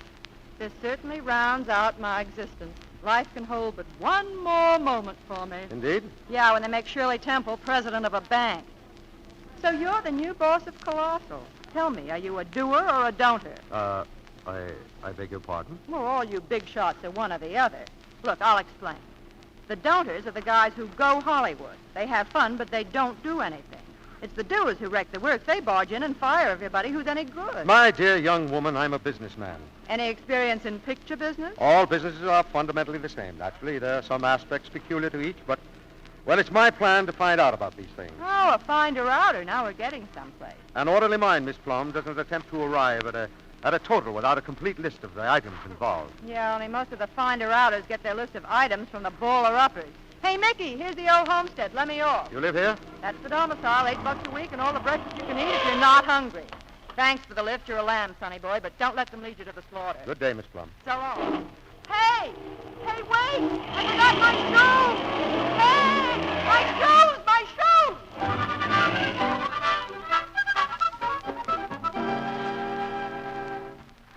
Now, this sweet Mr. Dodd. As you see, there are 2 bedrooms, one in orchid and the other in pale fudge, and the bathroom done in dramatic jungle red.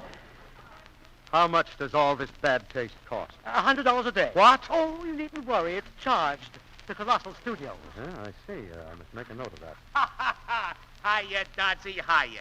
Well, you don't look a day older. Ho, hey, get a load of the space you got here. You couldn't have grabbed more if you was a trunk murder victim. Some hideaway for a party, eh, you dog, you? Ho. Hey, look, I got it all planned. Boy, are we going to do a job on the town tonight. First, we attack the boogie-woogie tavern. Mr. Potts, I appreciate your hospitality and kind interest in my entertainment, but I'm here on business. Ah, what's the odds? What's the odds? Say, you want to get your autograph book filled up, don't you? I have never kept an autograph book. So what? So what? We can just look at the sites. It's all charged to Colossal anyway. Indeed. That's the picture business, Mr. Dodd. Oh, Mr. Dodd. Oh, you are Mr. Dodd, aren't you? Yes, I am. Hey, how did you get in here, lady? I've read about your coming to run Colossal, Mr. Dodd, and I made up my mind I was going to bring my little girl to see you. This is Mr. Dodd, Elvira. I like you, Papa. I like you. Get up. You gotta get up. Get on your feet, but you're the beat. You gotta get up. Lay off. Give child, splendid child. Listen, lady. Wonderful. Hello, who? Mr. Dodd, bring it in. No, please, I don't want... No, he don't want to buy a car. How much? Tear it down, child. Chicken cacciatore. What's the wheelbase? Listen, All right, now I'll tell you. Listen, I don't... Please, you. Stop it. This is a madhouse. I can't stand it. Let me out of here. Let me out of here.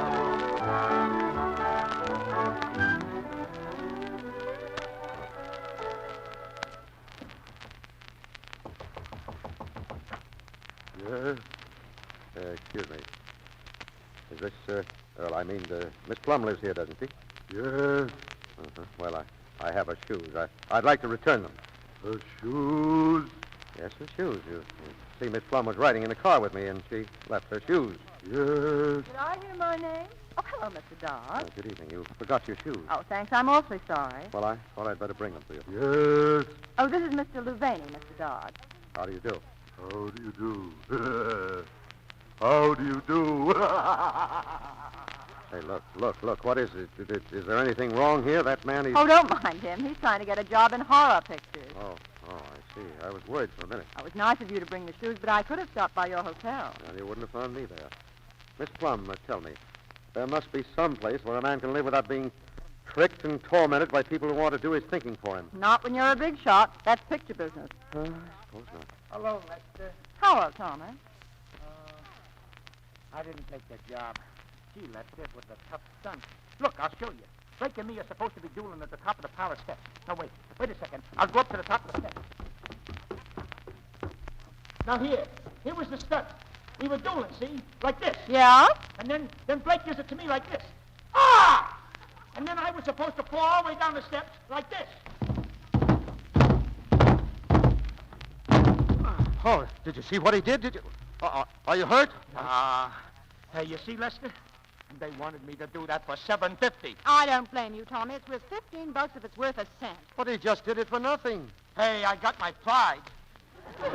Besides, that's a picture business. Oh, well, maybe I'll get something else. Who knows? Well, I think I'd better run along. Good night, Miss Plum. Wait, don't go. Say, Mrs. Mack has a vacancy here if you'd like it. Oh, here? Sure, if you don't mind sharing a bathroom with a trained seal. You're joshing me. All right, I'm joshing you. But this is the last place in the world people will expect to find you. And if you really want to find out about the business, this is the place. Most of the folks here are ex-stars and has-beens. They're down and out. But the only difference between them and the people on top is that the others have jobs now. All right, I'll send for my bags. And about that trained seal, well, I'm sure it couldn't be half as obnoxious as a certain Mr. Potts. Come on upstairs and I'll show you the place. It's really not a bad room, and you're right next to me, too. Oh, I'm sure it'll be fine. You're sure the hams won't get you down? The failures and has-beens. Well, they don't seem to have gotten you down, Miss Plum. Me? I head the list of who's through in Hollywood. Come here. I'll show you my room. Yours will be just like it. We'll be neighbors. Any objection? Oh, no. I see any reason why it should affect the situation. Guess you're right. It wouldn't. How's the room? That's very nice. Very nice indeed. This picture here, Miss Plum. Is that you? Sure it is. Doesn't it look like it? No. That's fame for you. I was getting $4,000 a week when that picture was made. $4,000 a week? Sure, I was the Shirley Temple of my day. But, Miss Plum, may I ask your present remuneration? That means wages, $40 a week when working. But that's entirely wrong, Miss Plum. You're telling me. Oh, I mean the ratio of 4,000 to 40. An inventory today would show all the assets you had as a child. Your mind is mature, above average, if I may be forgiven. You may. And you're physically stronger. Why, potentially, if you were worth 4,000 then, you should be worth 8,000 now.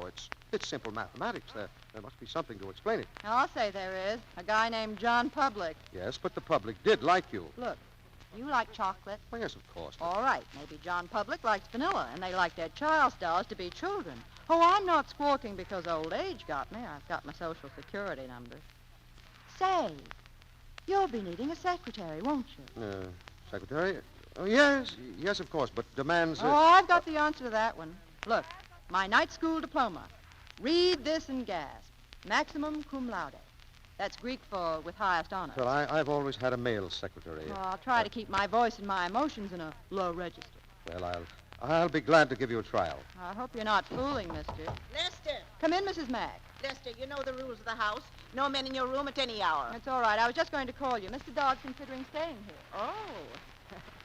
Well, Mr. Dodd, the rent's $12 a week. I don't allow cooking in the rooms, drinking on the premises, and I expect my guests to be ladies and gentlemen at all times. And one thing more, no pets of any kind. Down, Silvernose, down, boy. But what is this thing? That, Mr. Dodd, is the seal. Oh. You see, Mr. Dodd, Silvernose is an exception. He's the only trained seal in movies. Gets more fan mail than Clark Gable. You won't mind him. No, I'm sure I won't. As a matter of fact, he may be able to teach me something about the picture business.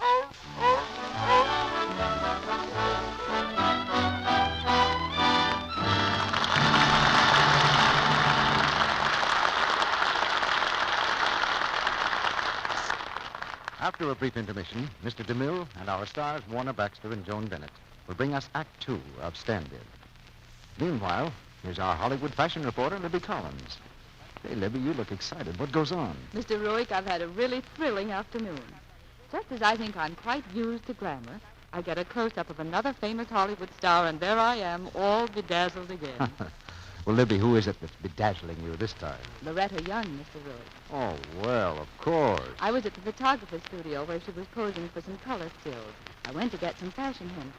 You know, Loretta Young is always beautifully gowned.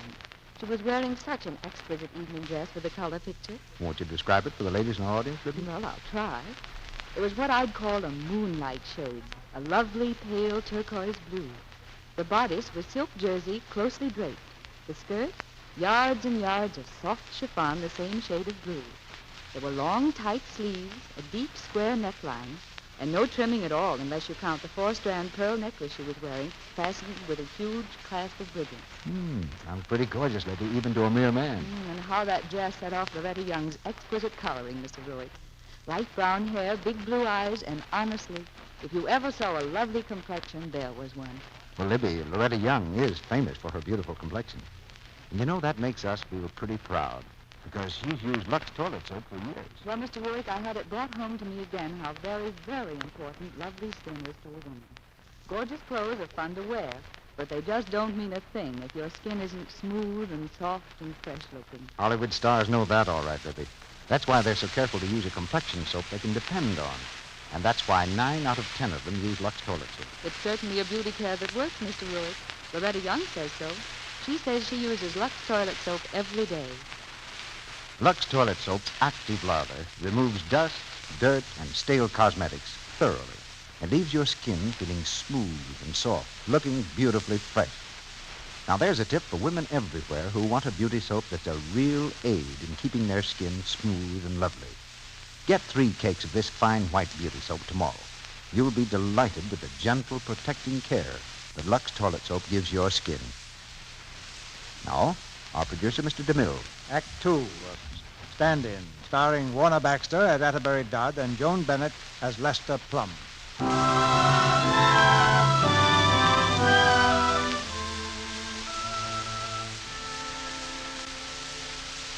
The team of Nassau, Sherry, Kozlowski, and Pott is planning the financial ruin of Colossal Studios by slowing down production on its new picture, Sin and Satan. The babe in Hollywood, Mr. Atterbury Dodd, is of course unaware of their little scheme. In the administration building, he talks to Peter Quintain, one of the few honest executives of Colossal Incorporated. Sit down, Mr. Dodd. Mr. Quintain, before we discuss business, let me say that I'll consider it an impertinence if you ask me to carouse, drink, or go to parties. May I ask what prompts this? Your Mr. Potts is under the impression that I'm given to riotous living. Now, I don't want you to make the same mistake. I'm neither a charlatan nor a libertine. I'm here for one purpose. You may count on my complete cooperation, Mr. Dodd. I expect that. No doubt you'll want to start work on the books immediately? No. Today I'll inspect the factory. Factory? Yes, I should like to equip myself with a complete knowledge of the intricacies of picture making. Then I can approach the books more intelligently tomorrow. Mr. Dodd, I've been in this business 20 years, and there are several intricacies that I haven't figured out yet. Look out that window there. That's the hospital over there. That's the commissary, the fire, police departments, sound stages, laboratories, recording rooms. We employ about 3,000 people here. It's not so simple. If you'll just come along, I'll show you a few of the intricacies. I'd be delighted.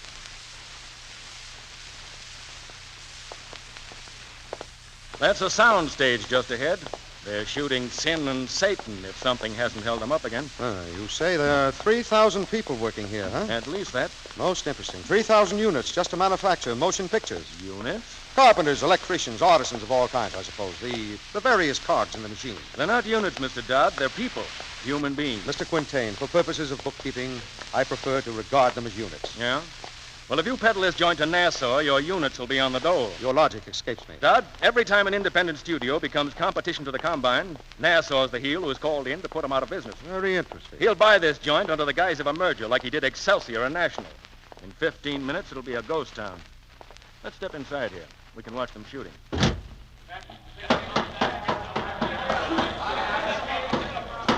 hit her on the back of the head with that baby. Shove that inky over a little. Put a jelly on the spot. Now move that broad in, close to the floor. Make it snappy, will you, gang? I'm melting. Now give me the blizzard. Stop the wind machine. Come over this way, Mr. Dodd. I want you to meet our star, Miss Cherie. This is all a trifle confusing to me. It gets worse the better you know it. Okay, cut the wind. Mr. Dodd, this is Miss Cherie. Thelma, this is Mr. Dodd. Oh, so you're Mr. Dodd. I've been wanting to meet you for such a long time. How do you do? And this is Mr. Kozlowski, our director. Kozlowski, this is Mr. Dodd. Indeed, it is a pleasure. Quite. Thank you. Sit down, Mr. Dodd. My, you don't look anything like I expected you would. All lined up, ready to go. Excuse, please, huh? As I was saying, I'm so glad you're different, Mr. Dodd, because I've arranged a little party Monday night in your honor. I just know you love it. Miss Cherie, I'm afraid I shan't. I don't like parties. I don't know what to say to people, and I sit in corners and wish I might go home. Really? I know. That's exactly how I feel. Of course, you're in a position to do as you please, while I'd give anything just to be able to give up all this adulation, limelight, and be just a woman. You could retire, couldn't you? No. It isn't that easy, you see. I'm a slave, really. To the millions who depend on me to bring cheer into their drab lives, I can't betray their trust. Oh, dear, do forgive me for burdening you with my woes, but the moment you stepped in here, I seemed to feel some chemistry which drew me to you. No, scarcely chemistry, Miss Cherie. Chemistry is an exact science. Huh? Oh, Mr. Dodd, you have such a refreshing sense of humor. You shouldn't be an executive. And you have such fine, chiseled features. You should be in pictures. I think I shall insist on having you for my leading man. Frankly, I sometimes find it difficult to differentiate between sincerity and facetiousness, but if you're not joking, my duties here would prevent such a project, even if I could permit myself to be exhibited in films. All set here. We'll talk about it further. Stranger things than that have happened in Hollywood. Why, I was a cigarette girl in a nightclub in Dallas. Would you believe that? Yes, why not? Oh, Mr. Dodd, you're cute. Wait, hold the camera. Stupid fools, I ask you, what is this? What is this? That's Edelweiss, Chief. It's what the script calls for. Mr. Dodd, you see with your own eyes what is up against the Creator. Is this flower Edelweiss? I am not a botanist, but it looks like Edelweiss. It looks like Edelweiss, but it's not Edelweiss. It's not even a flower. It's paper. It's cardboard. I want genuine Edelweiss. Yeah, but, Chief, we'd have to send to Switzerland. Then send to Switzerland. I will not shoot imitation. Oh, Mr. Quintain, what'll I do? This, I think, is something for the head of the company to decide. Mr. Dodd? Well, inasmuch as a blizzard is raging in the scene, will anyone see the flowers? Mr. Dodd, 10 years ago, when I made my great classic, From the Cradle to the Grave, I used a real cradle and a real grave. And now they ask me to use paper flowers. I shall go mad. Turn on the wind. I'm going mad. Paper flowers, the great Kozlowski. Turn the cameras. Cameras. Give me life. Give me action. Give me emotion. Paper flowers for Kozlowski. I am going mad. Seen enough, Mr. Dodd? Quiet. Get me out of here.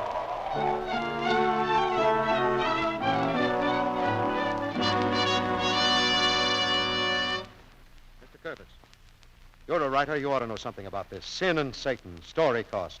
$280,000. Mr. Curtis, can you tell me why one story should be rewritten so many times? Well, I'll tell you. Kozlowski said we didn't have enough oomph in it. Or enough schlock. I beg your pardon?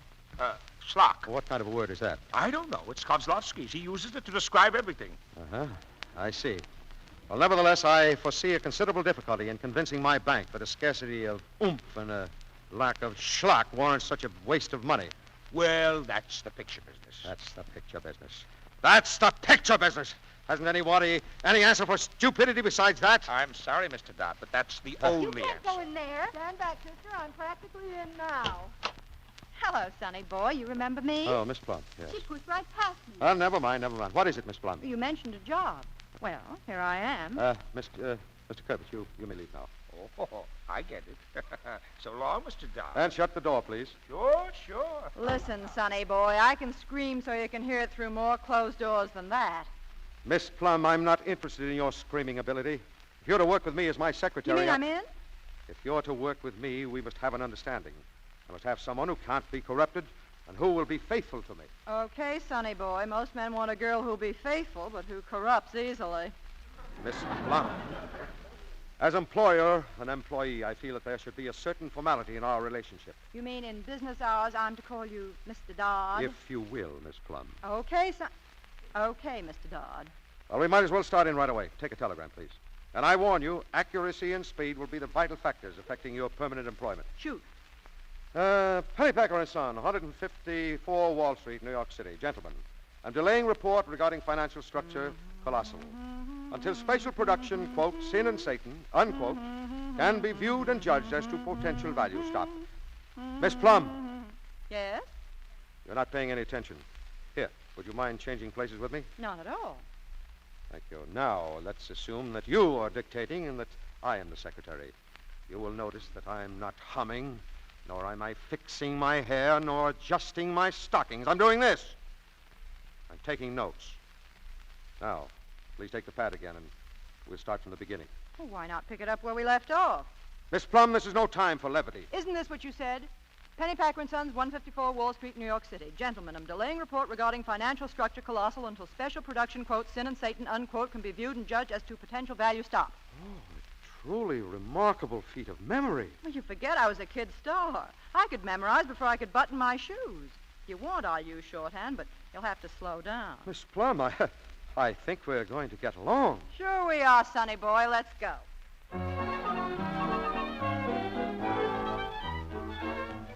My dear Mr. Dodd, this little note is to remind you that you have been in Hollywood over a week and never once did you call me. Shame on you, dear Mr. Dodd. Please come and take me to Mr. Kozlovsky's dinner party Wednesday. I'll save every dance for you. Yours as ever, Thelma Sherry. Marie, deliver this letter to that pinhead Dodd. One more thing, Miss Plum. I'm going to dictate another report in New York. Will you take it, please? No, I won't. Miss Plum, what's come over you? Come on, grab your hat. I'm going to get you a hunk of something you haven't seen in days. Fresh air. You've got the jitters. Oh, there's nothing wrong with my nerves, Miss Plum. Sonny boy, you forget I worked beside you all day. Well, as a matter of fact, I am disturbed. My position, the savings of 30,000 investors, the integrity of my bank, and my whole career, they're all hanging on the success or failure of Sin and Satan. Now, do you wonder? Plenty. I also wonder if you have any normal instincts. Look, would you mind terribly if we talked about me for a moment? No, of course not. Do you ever notice anything about my hair? Your hair, Miss Plum? What? Look, it's very soft, see? And that wave is natural. Miss Plum, the color is rich, beautiful, and completely feminine. The implication escapes me. Okay, that's one strike. Wait a minute. Look at my eyes. Notice anything? Well, there doesn't seem to be anything the matter with them, as far as I can tell. Why? If I can rely on the voice of the mob, my eyes are of unusual depth and color, and they are also large and wide apart. Well, what you say, that's no doubt true, now that I think of it. All right, 2 strikes. But you've got to toss me one more. Mr. Dodd, I scarcely know how to approach this. I mean, haven't you ever noticed anything about me at all? Well, yes. Your mind intrigues me. 3 strikes, I'm out. Of course. I must admit that I've studied your personal appearance, too. Well, may I ask, did your studies reveal some faint traces of beauty? My dear Miss Plum, this is a business day. All right, so it's a business day. But that's no reason why you should stick around and worry yourself sick. Let's go out and have some fun. Miss Plum, Look, you might fire me for this, but I'm going to say it anyhow. The trouble with you is that you've got figures in your blood instead of red corpuscles. You're a scratched entry in the human race. You're... Miss Plum, please. I can prove it. Did you ever hit a man? Never. Ever been in love with a woman? No, never. Ever get drunk and been thrown out on your ear? Naturally not. Ever do anything wicked or want to do I anything hope wicked? not. Haven't you ever had any fun at all? No, I've had no time for fun. Then you're going to have it tonight. Don't be such an old stick. Oh, I'm sorry, but I just couldn't help it. It's for your own good. Miss Plum, you've shown me a picture of myself that's not pleasant to see. Oh, I seem to have led an odd existence. I seem to have been left a long way behind. You'd better start catching up. Yes, I agree. Well, just how do you propose to go about it? Oh, I've been afraid to let myself go, but from now on I shall give life the opportunity to turn me into the sort of a person I might have been. Miss Plum, do you dance? Why, of course. Would you mind showing me how? Don't you know how? No, I'm afraid not. Wait a minute. I'll turn on the radio. It won't take long to learn. No, I'm certain I can master it. It's just a matter of putting your mind to it. Well, sort of. There we are. Come on. Put your arms up. Wait, please. What's the matter? Miss Plum, now, if you'll just do it by yourself first, just a few steps. You mean like this? Yeah, that's it. No, stop! What for? Stand right where you are. Now, on the third beat of the music, your foot was there. And on the fourth beat here. Now we'll call them 3 and 4. Now, hand me that ruler, will you? Ruler? Now listen. No, please. Yes, sir. Yes, just as I thought. About 18 inches between steps. Cut it out. You can't learn to dance by mathematics. It's rhythm. All rhythm is based on mathematics. Well, I'll try it now. Let's go. Don't make it 19 inches or we'll trip. Oh, no. I'm a fair judge of distance. No. Just relax. Let yourself go more. That's it. Fine. You're doing fine. 1, 2, 3, 4. How's that? Sonny boy, I wouldn't have believed it if I'd seen it with my own eyes. Where are we going tonight? We? Why, I'm going with Miss Cherie. What? I'm taking her to Mr. Kozlovsky's house. So, she's the one you're going to let yourself go with. No, I wouldn't say that. Well, go on. Go with her. Dance with her. I hope you fall flat on your face. Miss Plum, she's a strange girl, very strange.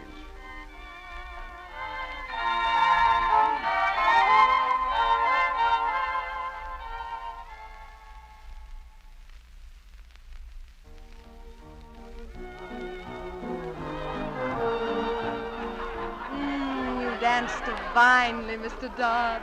Thanks. 1, 2, 3, 4. Oh, if only this could go on forever. But it's sweet to have a glimpse.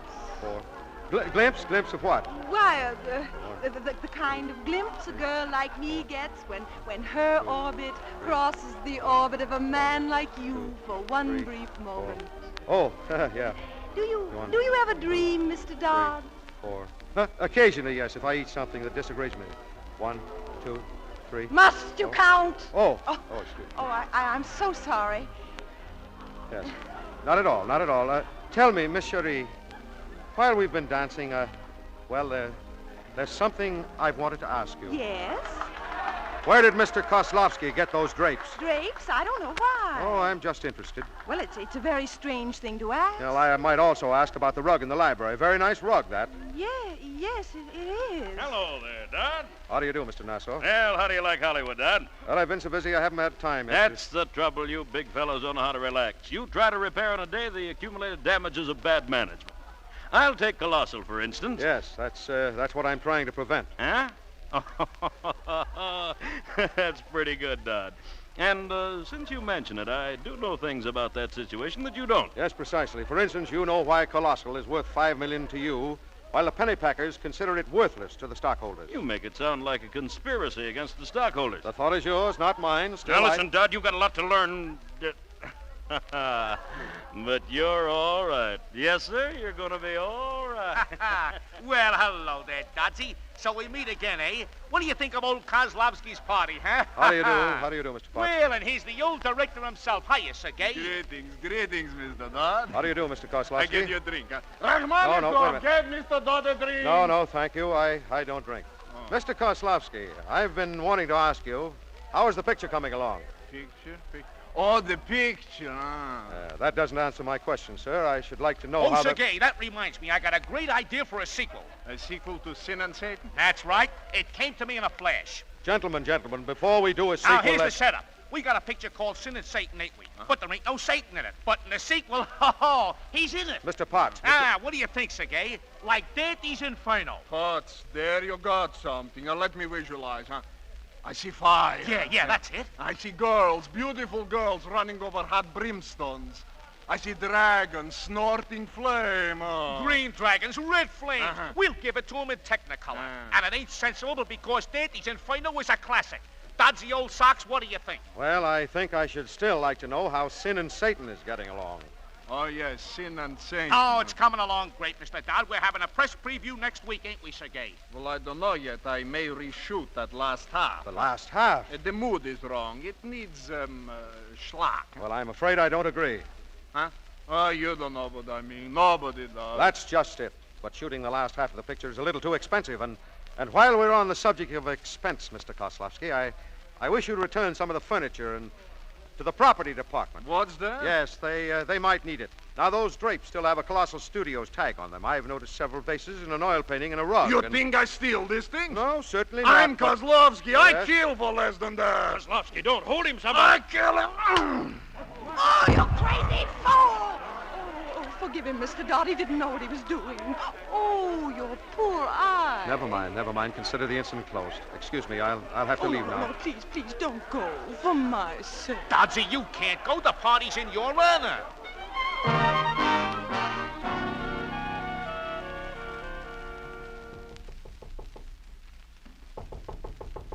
Who is it? Good evening. So you're back, are you? What do you want? Oh, your eye. What happened? I fell. I know.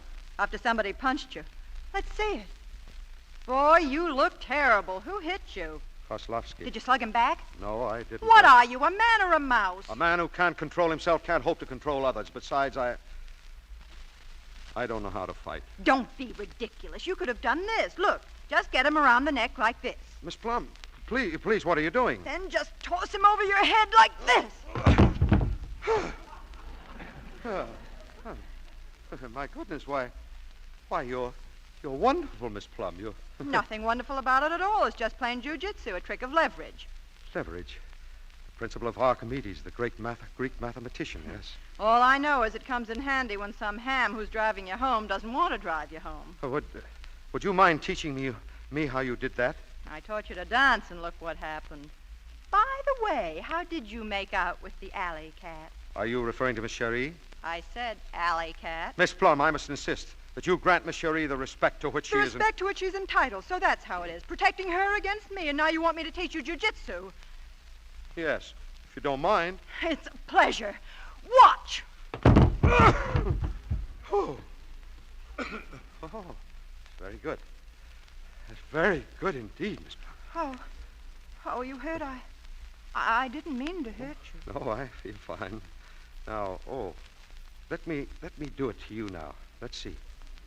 First, I put my arms around your neck, and I hold you, and I put my feet behind you, and then I pull you close to me. That's right.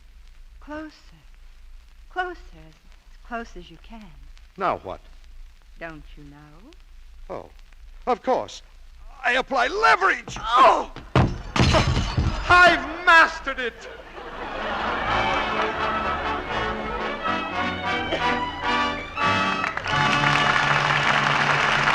We pause now for station identification. This is the Columbia Broadcasting System.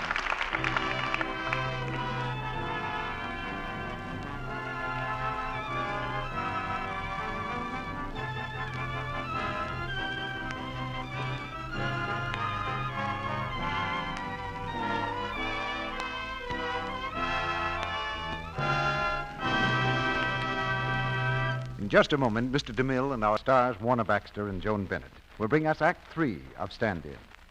Now, a day with Mrs. Anywife. Oh, time to get up. Fix breakfast for Junior, for Mary, for Dad. Put away the comics, Junior, and eat your cereal.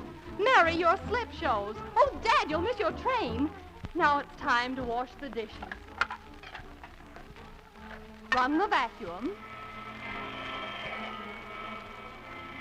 And then, oh, heavens, Junior will be home for lunch in no time, so into the kitchen.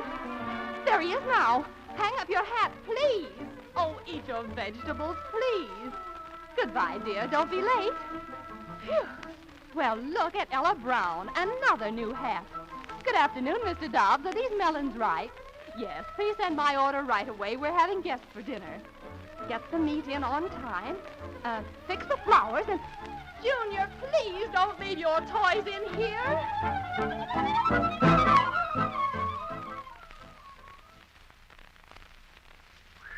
A pretty strenuous day. But now Mrs. Anywife shows how smart she really is. She draws a nice, warm Lux toilet soap bath and relaxes in it completely, happily. She knows that this fine white soap with its delightful fragrance will make her bath a joy. She covers herself all over with Lux Soap's creamy, soothing lather. She knows its active lather does a thorough job of cleansing, makes her sure of skin that's sweet, delicately perfumed, too, with a fragrance that clings. It won't be long now before she'll be ready in a fresh frock, a gay ribbon in her hair, to hear a proud husband say, "Hello, sweetheart. How nice you look. How sweet you are." Now, Mr. DeMille returns to the microphone. The curtain rises on the third act of Stand In.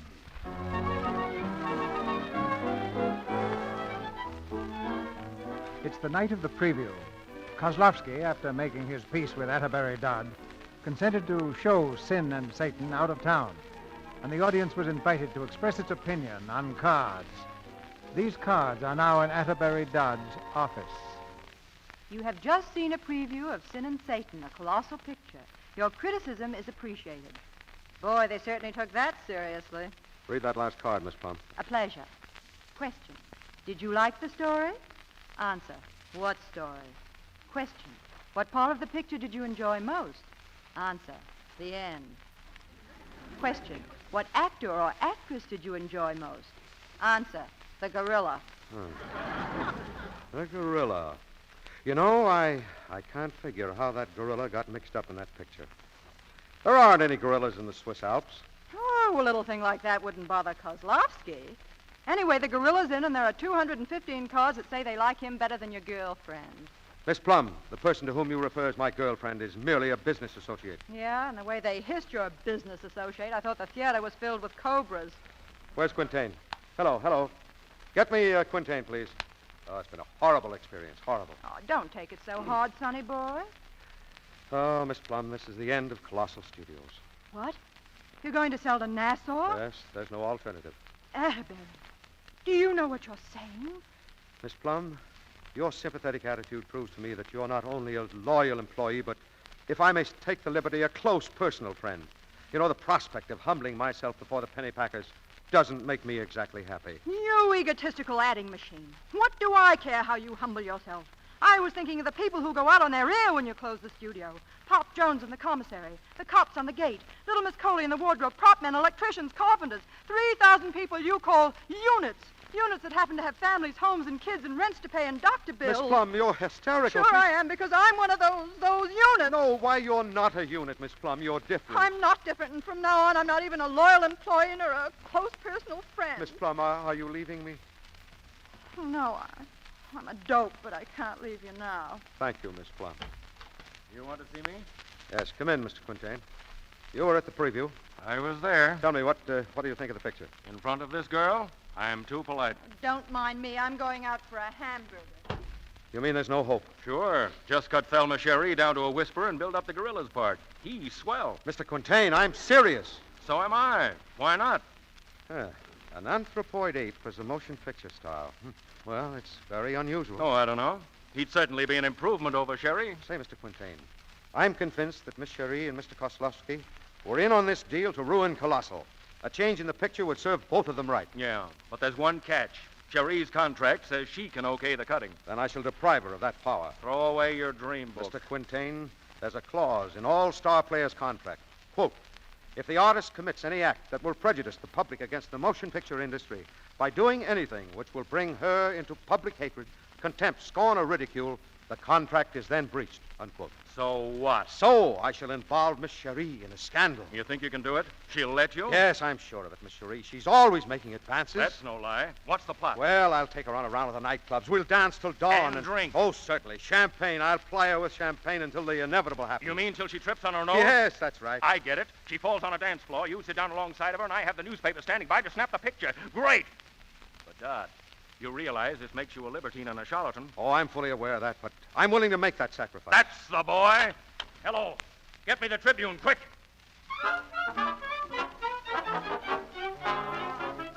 What street paper? Thelma Cherie and scandal. Thelma Cherie takes a spell. Thelma Cherie and Atterbury Dodd arrested, drunk and disorderly. Whoa! Take a wire to Dodd. You have ruined greatest of Colossal's assets, Thelma Cherie. We are selling Colossal Studios to Ivar Nassau. Close payroll and turn business over to Nassau. You were fired.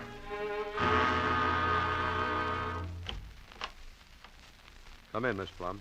I see they bailed you out. I suppose you know about the notice they tacked up on the bulletin board this morning. Colossal's been sold. Miss Plum, I've just been dismissed. Stop, you're breaking my heart. After 4 years with Pennypacker and Sons. Look at this, Mr. Dodd. A closing check. I've been dismissed, too, in case you're interested, along with 3,000 others. And I'm supposed to break out in a rash because you lost your job. You sold out your stockholders and fouled your employees. Everything I did was for the good of the company. Listen, Dodd. There's a mob coming across the lot. You'd better get out. A mob? Electricians, carpenters, everybody. They're blaming it on you. Tossed all them off. Get out, Dodd. Beat it. Well, I only did what I thought was right. I tried to tell them that. Oh, what a bust. And to think I had that picture almost cut. 2 more days of retakes, and I'd have made a star out of that gorilla. Mr. Quintain, assuming that you had those 48 hours, what else would you need? Nothing except those guys out in the yard there. We got the gorilla on the lot. If the gates were locked and Mr. Nassau was not allowed to take over the studio. Nassau's on the lot, too. Yes, but there are also 3,000 men on this lot whom he's put out of work. And who will resent his presence here if they only knew the truth? If we can keep Nassau locked up until... You're talking about 20 years in the jug, brother. It's unlawful possession. Do you want those people out there to lose their jobs? Hey, whatever happened to that Atterbury Dodd who used to call those mugs units and cogs in a machine? I confess to a certain modification of viewpoint. And a 20-year rap doesn't matter? All that matters now is what is true or false. All right, brother, I'll split that 20 years with you. Yeah, hello, Dodd. Well, I suppose you know what's happened. Yes, I found out this morning. Too bad, Mr. Dodd. A pity. The jackals are gathering. You put up a great battle, Dodd.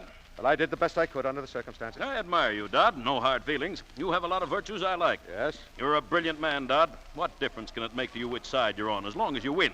I'll give you a job at $75,000 a year right now. You will, huh? Sure, it's more than Pennypacker paid you. Yes, a lot more. Atterbury, get out of here. That crowd will tear you to pieces. No, let them come in. I want to talk to them. Talk to them. You can't reason with 3,000... Yes, I'm going to talk to them. Quintain, you wait here. Don't let those 2 out of the room. Paige.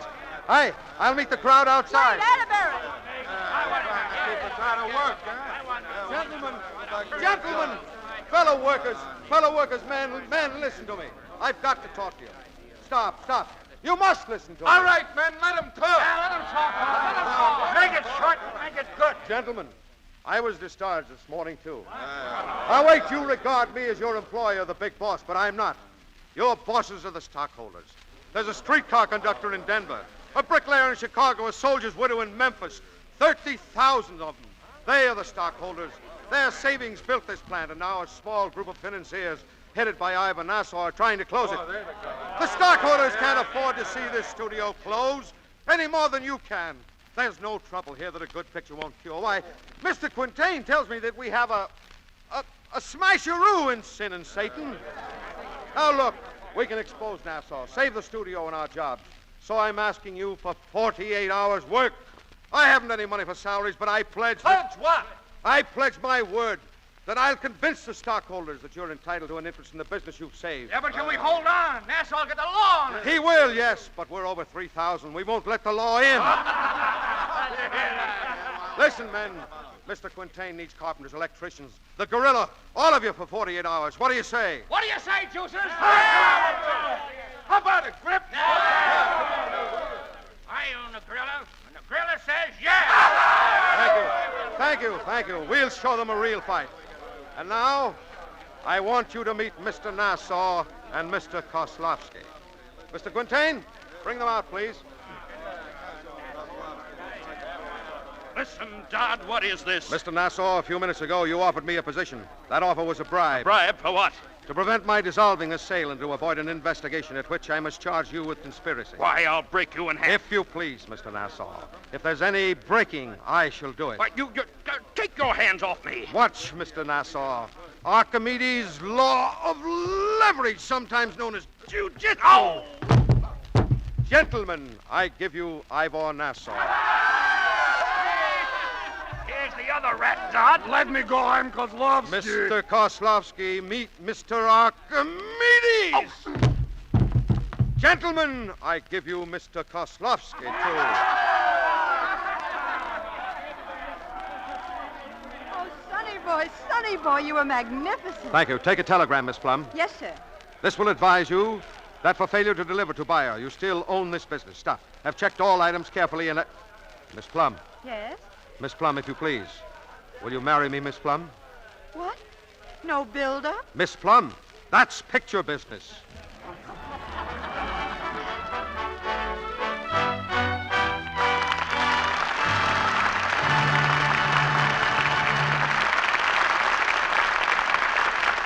The curtain falls on the saga of Atterbury Dodd and Lester Plum, and it's only simple justice that we bring Warner Baxter and Joan Bennett back for a curtain call.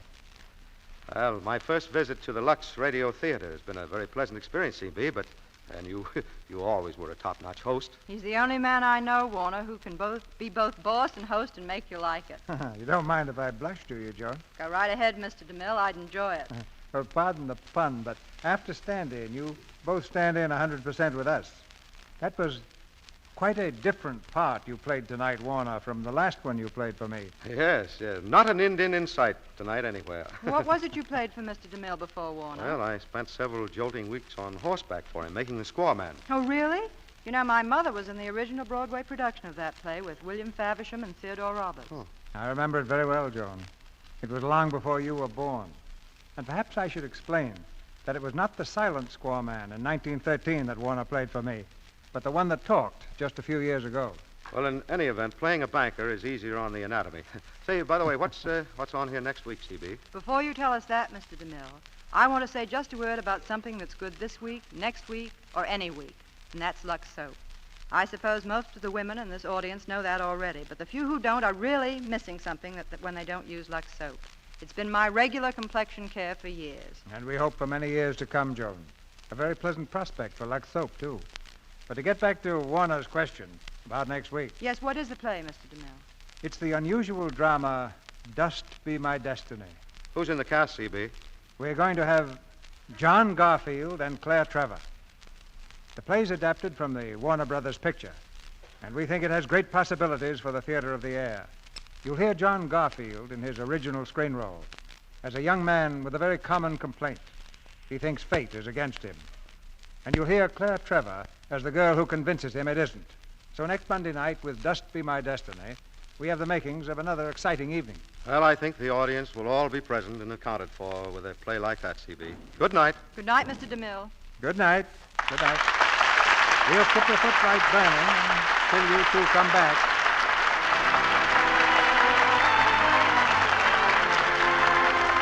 Our sponsors, the makers of Lux Toilet Soap, join me in inviting you to be with us again next Monday night when the Lux Radio Theater presents John Garfield and Claire Trevor in Dust Be My Destiny. This is Cecil B. DeMille saying good night to you from Hollywood.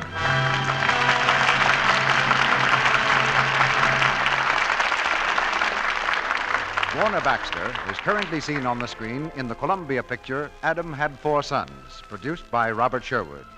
Joan Bennett is now working in the 20th Century Fox picture Manhunt.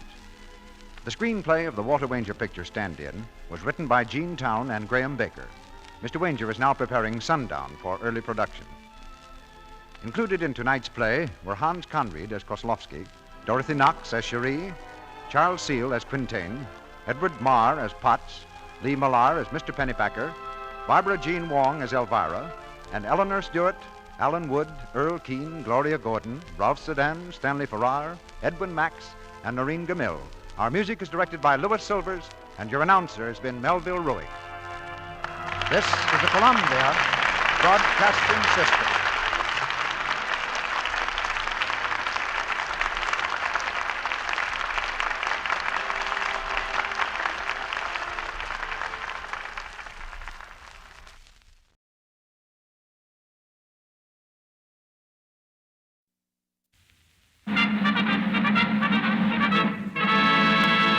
From Hollywood, California, the Lux Radio Theater presents Edward G. Robinson and Joan Bennett with Wayne Morris and Andrea Leeds in Kid Galahad.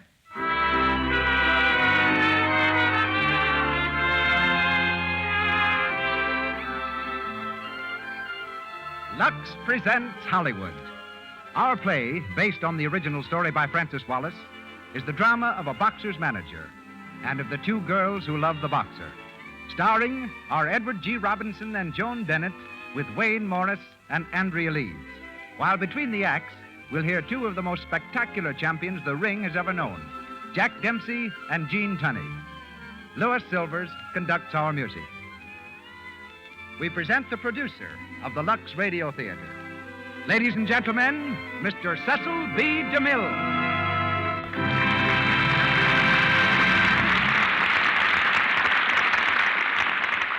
Greetings from Hollywood, ladies and gentlemen.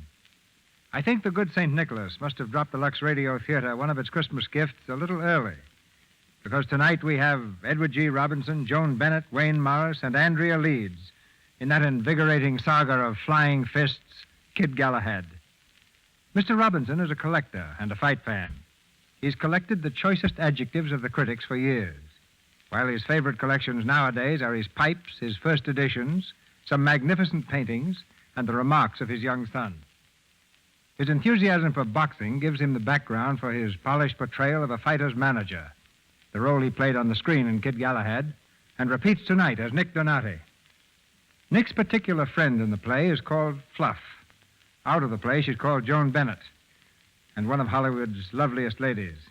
Her 5 feet 3 inches are topped by blue eyes and blonde hair, and her constant companion is a spaniel named Lux, believe it or not. Mr. Wayne Morris, you may recall, exploded on the Hollywood horizon like a charge of dynamite when he slipped his fist into a pair of boxing gloves and became Kid Galahad on the screen. Among Wayne's ancestors was King Olaf of Norway, who lived some 10 centuries ago, while Abraham Lincoln, Jefferson Davis, and Zachary Taylor figure in his American background. Tonight he plays Kid Galahad. Andrea Leeds is the beautiful Butte, Montana girl who spent her younger years in Mexico and came to Los Angeles originally when an outlaw galloped up to her father's lonely ranch and informed him that Andrea would be missing unless 150,000 pesos were paid in 24 hours. Her father saved his daughter and the money by flying her here. Andrea, born Antoinette, becomes Marie in our play. And that's the dramatic menu for our pre-Christmas feast. The curtain rises and the Lux Radio Theater presents Edward G. Robinson and Joan Bennett with Wayne Morris and Andrea Leeds in Kid Galahad.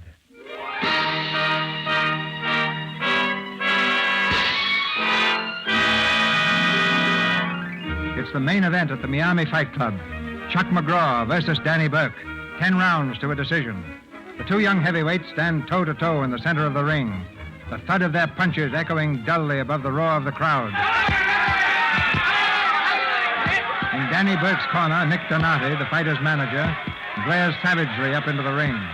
In vain, he signals Burke to slow down and stop carrying the fight. Then he turns to the trainer with a snarl of fury. He saw that signal. He's seen all of them. When did he start thinking he could outslug McGraw? I don't know what's happened to him, Nick. Maybe he's dazed. Oh, dazed nothing. He's had his orders for weeks. Look at him in there. Hey, what are you trying to pull? Stay away from him. Do you hear me? Burke, use that left. Slow down. 1, 2, 3. Oh, well, there's your answer. Fighting his own fight. 5. When he wakes up, tell him he's through. You can't mean that, Nick. I need it plenty. Where's Fluff? 8. Oh, Fluff. Here, Nick. Come on, let's get out of here. We can swim right after that splash. Oh, wait, you're crazy to dump him, Nick. You're throwing away $1 million. He's still good for the title. Well, it wouldn't make any difference to me if he were the champ now. When a guy I handle starts thinking he has the brains and stops taking orders from me, he's out. Oh, but Nick, No use arguing, Silver. We'll see you later at the hotel.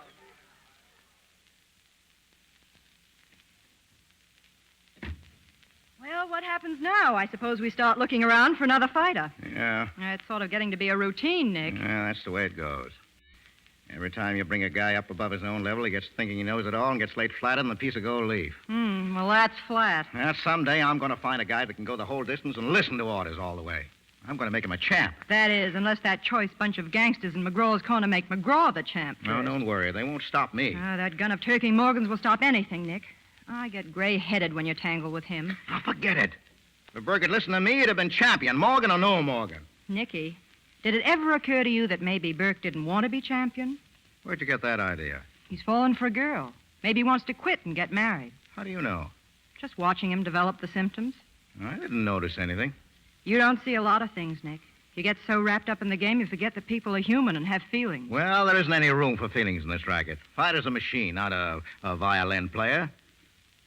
Hey, maybe I forget you once in a while.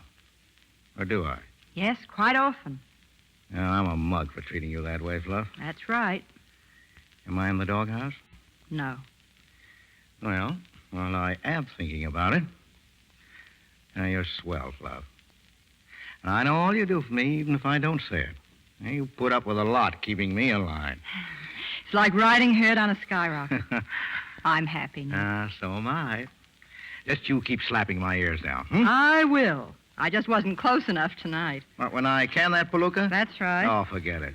How much dough do we lose? 17,300. How much have we got left? 1,800. 1,800. Well, might as well shoot that on a party and start over. Don't we always?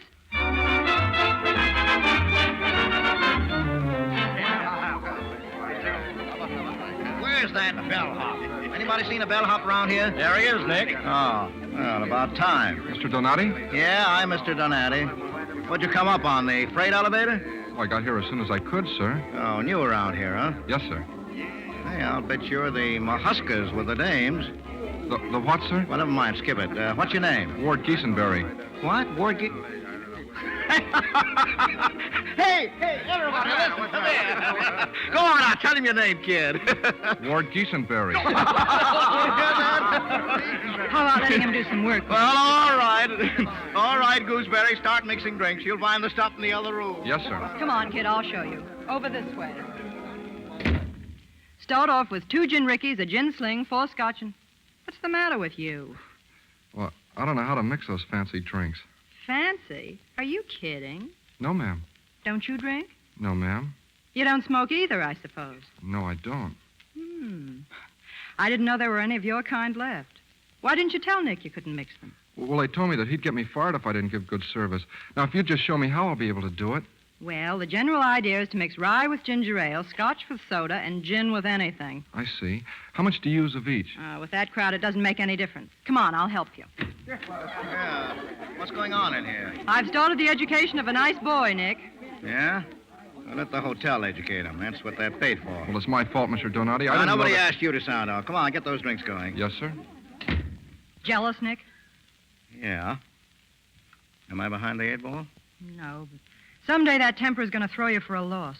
Oh, no, not while you're around to flag it down. That's the trouble. I might not be around sometime. Now, thinking of Morgan's mob again, huh? Oh, a lot of things. What did you worry about before you met me? Oh, I give up. Nick, you're such a fool. Well, I sort of like you, too. Oh, Nick. Oh, come on in, Silver. What's up? Say, I just found out why Burke went haywire last night. Yeah, what? Well, he got 25 grand to double-cross you and take a dive. Who paid him? Turkey Morgan. He was afraid of Burke's long-range fighting, and he wasn't taking any chances. Burke got the dough on a train. Yeah? Nick, what are you going to do? And I'm going to pay that punch-drunk gunman off. You're going to get yourself filled full of holes. You think I'm going to let him get away with a double cross? You drive me crazy. Are you always going to throw the whole works out of the window because that temper of yours breaks out in a rash? Don't let him know. Sit back and keep him off guard. You can outsmart him out of his shirt. I wouldn't start anything with him now, boss. He just come in. What, Morgan here? Yeah, him and McGraw with a couple of blondes. Take it easy, Nick, okay. for my sake. Okay. I'll go and make him feel at home. Well, hello, Nick. How are you, Morgan? Thought we'd drop in and tell you we were sorry you and your fighter busted up. Yeah? Well, I'm glad you came. More the merrier. Hello, Nick. Hello, McGraw. Glad to see me, Nick? Hi, certainly. No hard feelings because you polished off my fighter? If all your scraps were as easy as that one, you'd be champion, yeah. Is that a crack? Now, why would it be a crack? Quit sounding off, Chuck. This is a party. Why, certainly. Go on now. Make yourself at home. Hello there, Lammy Pie. Will you have a drink, miss? Look, girls, he blushes. Who's that guy over there? Him? Just the bellhop. Hey, looks as if your blonde might be going for him, Morgan. Yeah? I'll see you later. Come on, Mr. Gooseberry, dance with me. I'm sorry, miss. I don't dance. What do you do? Not much of anything, I guess. Oh, but you're awful cute. Hey, you. Come here. What's the matter, Morgan? Did you call me, sir? Yeah, I called you. Hey, that's pretty high-class monkey suit you got on, kid. But the pants are kind of long for a Boy Scout. Maybe we ought to cut them down a little bit, huh? Oh, look at that. Right off at the knees. Boy, that Morgan's a riot. Wait a minute, Morgan. Why don't you leave the kid alone? He wasn't doing anything to you. Keep out of this, you. Don't you push her. What? Why, you dainty... And if you touch her again, I'll... Yeah, what is this? What goes on here? It's all right, Nick. McGraw made a little pass at me, and the kid nailed him, that's all. That's all. Where is the murderer? I'm sorry, Mr. Donati. Come on, get out of here. You caused enough trouble. Well, I only wanted Go to... on, now, beat it. I said beat it. Yes, sir. Nick, are you going to make that kid have to pay for a ruined uniform? Now, forget it. All right. If you won't pay for it, I will. Hey, what's the idea, Nick? Trying to frame my fighter into breaking his hands? Now, I never saw that bellhop before. McGraw hadn't been drinking, that kid never would have got one started. I'll fix him up. What, and get yourself thrown in the can? Now, wait a minute. I got a better idea. A lot of people don't like your cute Now, I'm ideas. talking to McGraw. Why don't you let your brother take it out of his hide in the ring? It's okay with me, just so he gets a paste. What's the matter, Nick? Sore because Fluff took out after him? Yeah. Yeah. What makes you think you can get him to fight McGraw's brother? Well, did you ever see a bellhop that didn't want to be a fighter? I'll speak to him in the morning.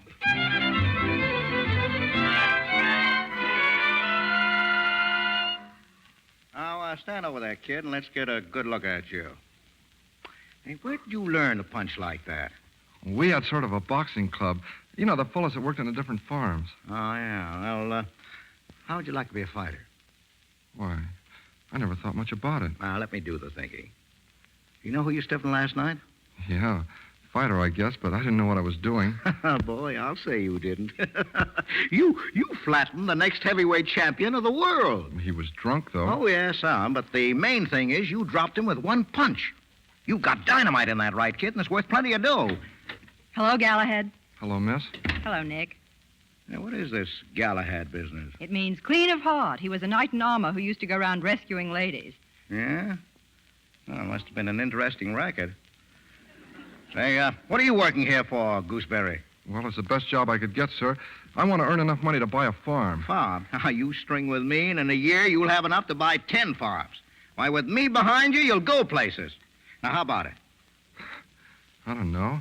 Oh, I'd like to earn the money, all right, but... Nick, if you're going to the racetrack with McFarland, you'd better stop fighting and talking fight and get underway. He's waiting for you in the lobby. I've kept him waiting plenty of times. That was when you had a fighter. Oh, yeah, that's right. Always keeping the count, aren't you? Well, now, think it over, kid. If you want to fight, I'll drop you in a soft spot on Tuesday's card against some preliminary boy. You know, kind of a tryout. Well, if you don't like it, you can quit $100 to the good, so what have you got to lose, huh?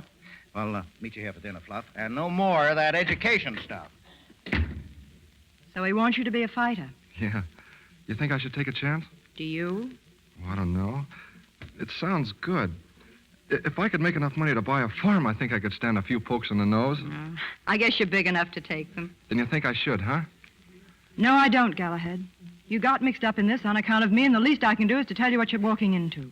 You'll get thrown in the middle of a rotten life that'll knock those clean-cut illusions of yours higher than a kite. And what's still sweeter, you'll be in the middle of a war between Nick and that gangster Morgan. He'd as soon kill Nick or you or me as take a drink. You're too decent to get mixed up in that kind of life. Well, it hasn't hurt you any. Thanks, Galahad. I got in it a long time ago. Nick's one of the grandest fellows in the world when he likes someone. He's been swell to me. Oh, but don't you see, if he likes me, I'd probably get along all right, too. It wouldn't hurt to try for a while anyway. Well, at least I've got it off my chest. Maybe I'm feeling a little too Girl Scouty today, huh? Would you come and see my first fight? Yes. Seems I'm always ringside for the first fight and the last.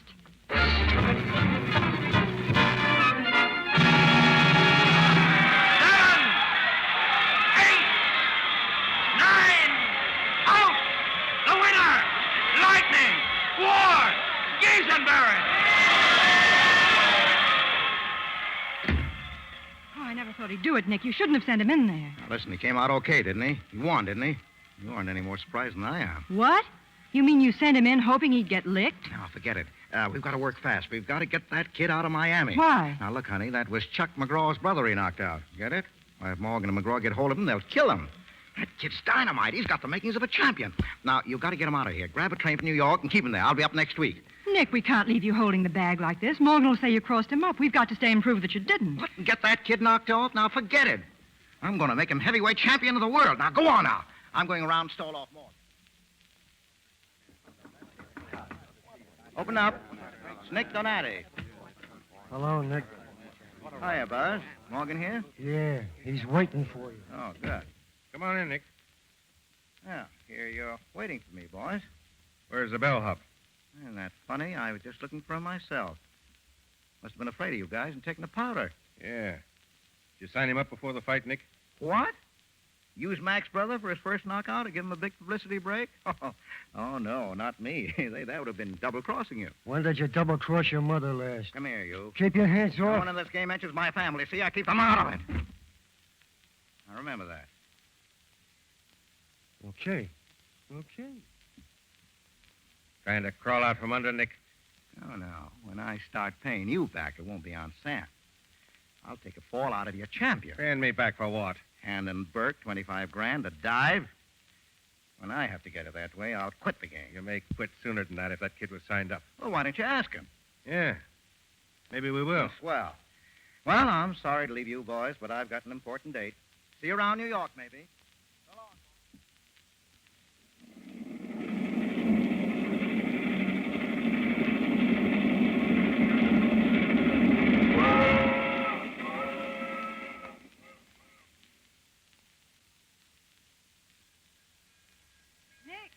Nick, over here. Fluff. Hello, Fluff. Well, how are you? Gee, I'm glad to see you. I thought my wire would bring you to New York on the run. Why? I didn't get any wire.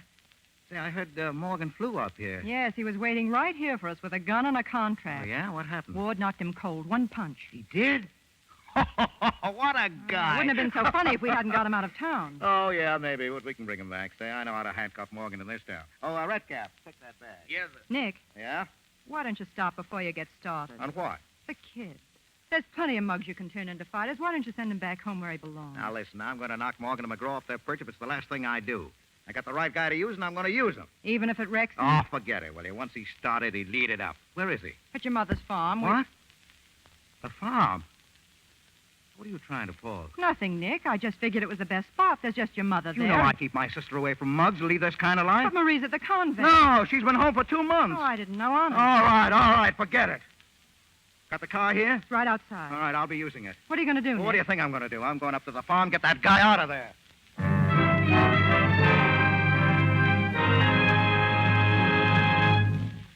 And I suppose she isn't interested in you. What'd you say, Marie? Well, that girl you're always talking about. Oh, you mean Louise. I thought you said her name was Fluff. Oh, that's what they call her, but her name's really Louise. She told me coming up on the train. I see. You certainly have a way with women. Even Mother thinks you're wonderful.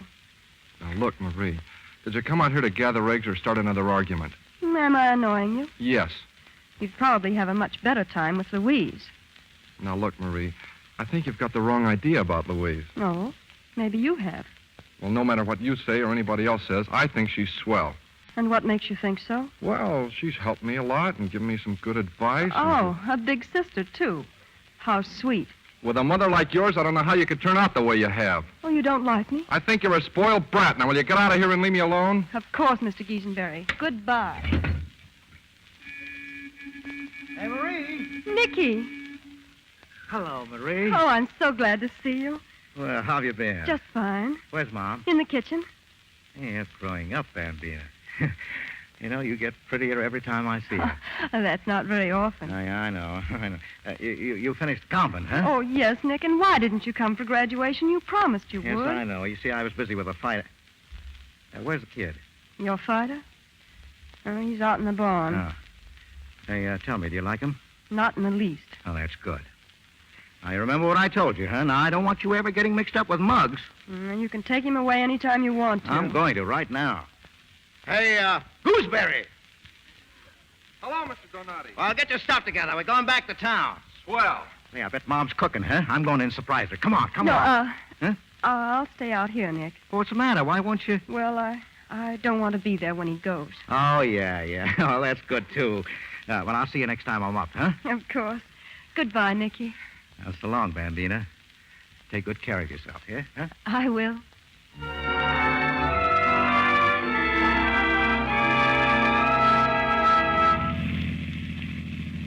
It certainly wasn't nice up here, Mr. Donati. I like farms. Oh, I kept in condition, too, you know, swinging those bales of hay and everything. Anything wrong? Not with me. Oh.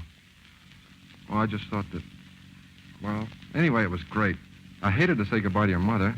She was swell to me, and so was Marie. You better forget about them both from now on. Why? I don't like people hanging around them, especially guys in the racket. Oh. All right, if that's the way you want it. Yeah, that's the way I want it. From now on, you keep your mind on fighting. Stick with me and do as I say, and we'll get along fine. Cross me up and... Well, it may not be so hot. Understand? Yes, I guess so. Okay. It's up to you, kid.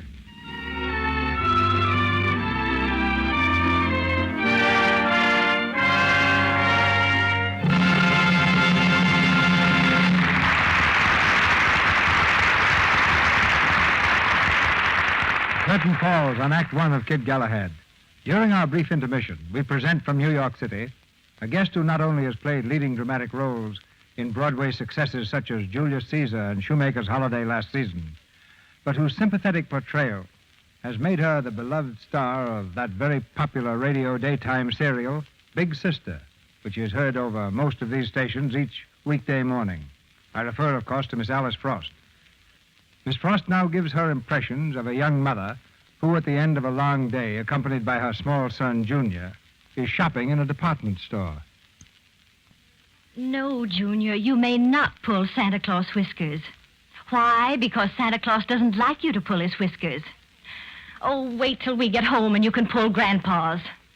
Oh, I want 6 cakes of Lux toilet soap, please. Junior, come back here. Yes, 6 cakes, please. Who, Junior? Where? Oh, no, that's not Cousin Lily. Cousin Lily always wears black. Because poor Uncle Charlie went on a long, long journey. No, not to Newark, dear. He went to heaven. Junior, you mustn't point.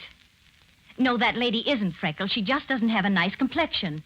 Oh, shh, it's a friend of Mother's. Oh, hello, Eleanor. Merry Christmas. Junior, say Merry Christmas to Mrs. Edwards. I'm buying myself a Christmas present, Eleanor. Lux toilet soap. I always use it. Yes, just like the screen stars. It has active lather, you know. Junior, don't undo that package. I use it for bath soap, too. It leaves your skin so nice and fragrant. Quiet, Junior. It's none of your business why Mrs. Edwards doesn't use Lux soap.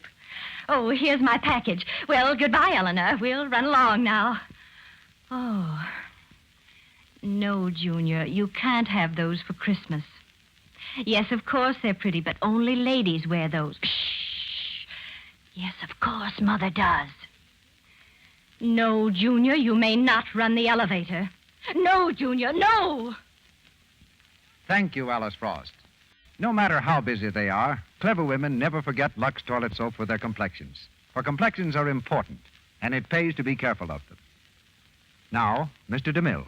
Edward G. Robinson and Joan Bennett with Wayne Morris and Andrea Leeds return for round 2 of Kid Galahad.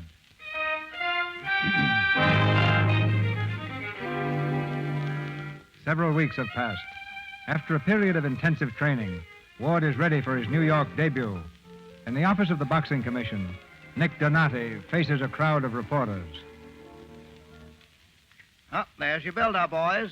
Galahad, clean of heart. Gallant rescuer of ladies, but no woman in his life. The strength of 10 men, because no dame could get close enough to give him a haircut. Roman gladiator, spot... What do you mean, Roman gladiator? Well, what was he, a Greek? He was an English knight of the Round Table. Yeah? Oh, well, what's the difference? Swell bill of goods in any language. Gentlemen of the press, I give you Kid Galahad.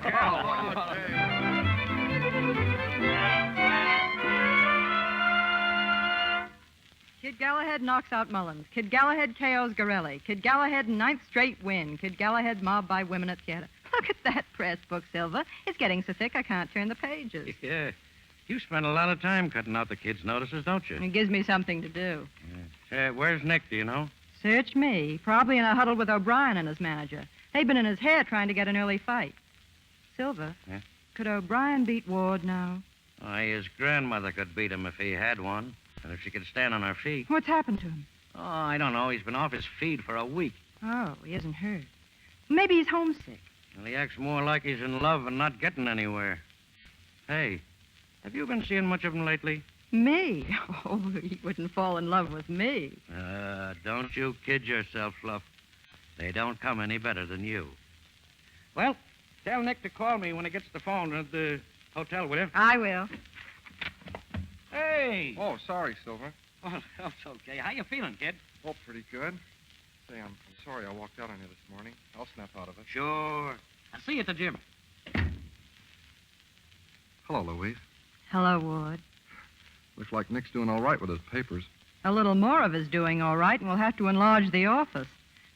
I see that the women lost control again. The theater business? Yeah, it wasn't much fun. Oh, you're just suffering from an acute case of publicity. Silver says it's got you down. No, it isn't that.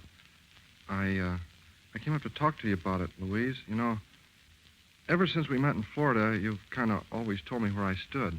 Yes? What is it, Ward? Go on. Well, there's no use talking to Nick about it, and I guess you're the only one to tell me. It's about that time I went up to Mrs. Donati's farm. Oh, I met Marie up there, his sister. yes. Well, I haven't seen her since. Nick told me to keep away from her, and I guess he's got to say about his own family. But I've never been able to forget her. I'm in love with her, Louise, and you know how Nick feels about that. Does she love you? I don't know. Maybe not. But I'd like to see her again. If I did, it would be the first time I ever double-crossed Nick, and, well, I owe everything I have to him. What do you think?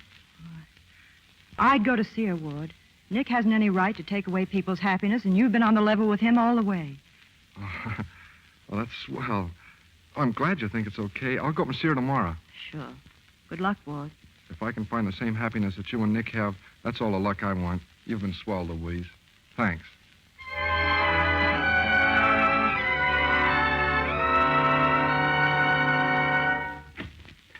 Oh, Flop. Hey, Flop, where are you? Here, Nick. Oh, I'll dig out a party dress and get it on. We're in for a celebration. You'll find fight signed and sealed. Oh, boy, did I give those cute guys a muscling. 45% and stall them until October. We won't have to meet McGraw till next year. Hey, what are you doing? What's that grip for? You packing? Yes. What's the idea? I'm leaving, Nick. Leaving? What do you mean, a trip? Where? Not a trip. I'm quitting, Nick. I'm washed up. What are you talking about, quitting? After all we've been through? We're sitting on top of the world. Hey, what's the matter with you anyway? Have you gone crazy? No, not crazy. I've never lied to you, Nick, and I'm not going to now. I'm in love. What? Like a dizzy fool, I've fallen in love. That finishes us, Nick. I'm licked, and I want to get away. Who is he? Ward? The kid? Why? Has he been crossing me up with you? I'll break it. No, Nick, listen. He hasn't done anything. He doesn't know anything about it. I've never even told him. He's square with you. He always will. Oh, be. you're lying. He fell for you the first time he saw you in Florida. You two started this coming up on the train. Nick, that isn't true, and you know it. Nick, they've been swell years. Let's not spoil them now. It's the breaks, and we can't beat them. You or me either. Yeah. Yeah, well, we've gone a long way together. Yeah, and you've been swell. I'll never forget that, Nick. No matter where I am. What are you going to do?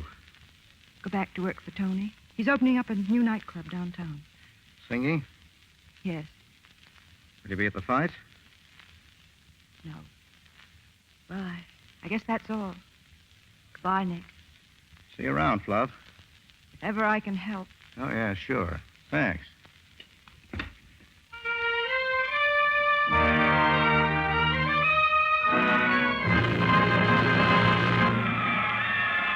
Stay on that table, kid, till we get them hands taped. Sure. Shut that door, somebody. Yeah. Hey, how's that? Too tight? No, swell. What's the matter, Nick? What do you mean? I don't know. Whatever's eating you. This is the first time I've gone into a fight feeling you're not behind me. Ah, you've got the chops, that's all. No, now, look, Nick, you've had something against me for the last couple of weeks. Now, why don't you get it off your chest? All right. Did you and Fluff ever think you were in love with each other? Louise? Yeah. Certainly not. Where'd you get that idea? Well, you left town the day after she walked out. You think I had anything to do with her leaving? Well, wasn't she with you? No, she wasn't. She isn't that type. She's been a swell friend, and that's all. Where'd you go? Well, I drove up to the country. I didn't even know she'd gone until I got back. Okay. Forget it. Keep your mind on tonight. I'll be in there backing you up. Brian leads with the right, but it's short. He's a very tired boy right now. Galahad steps in with a short left. He follows through with a beautiful right cross. That shakes O'Brien right down to the toes. Another right, a left, a right. O'Brien's down on one knee. Galahad's over in the neutral corner now. The referee steps in and, wait a minute! It's all over, folks. He's holding up Galahad's hand. And Kid Galahad... What about the chance? Wait a minute, just a minute, fellas. Now, here's the whole story. You can quote me.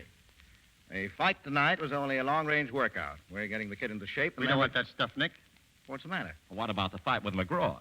McGraw? Sure, Morgan wants to give you a fight for the championship next month. Who said he does? He did. We just saw him outside. What are you saying, Nick? Yeah, come on. Open Now, up. wait, will you? Now, you're out of luck, boys. There'll be no signing until next year. Now, keep quiet, will you? Now, you guys are just as wise to Morgan's frame-up as I am. He knows that as soon as Galahad has reached his peak, he'll take McGraw. They're trying to knock him off now. Sure, but they're going to have the mob yelling for another match. You better let us print something. Okay. Now, let me see. Tell him that Nick Donati appeals to the sportsmanship of the American public for fair play. To wait and give Kid Galahad a chance. Why, Chuck right now is in the class by himself. Galahad's just a kid and needs a lot of work and training before meeting such a magnificent fighter as the champion. That ought to hold him. I'm sorry, boys, but that's it. Fight with McGraw. Pretty smart. The kid won't be in McGraw's class for another year yet. McGraw and murderers. Where's the kid, Silver? I don't know. He beat it right after he got dressed. Beat it? Where to? Well, he didn't say. Some guy come in and slipped him a note. And he scrambled into his pants like a fireman. Yeah? Well, get on his tail. Find out what he is and yank him back to the hotel. Who does he think he is running out on me? Go on now. Get him. Okay, on my way, Nick.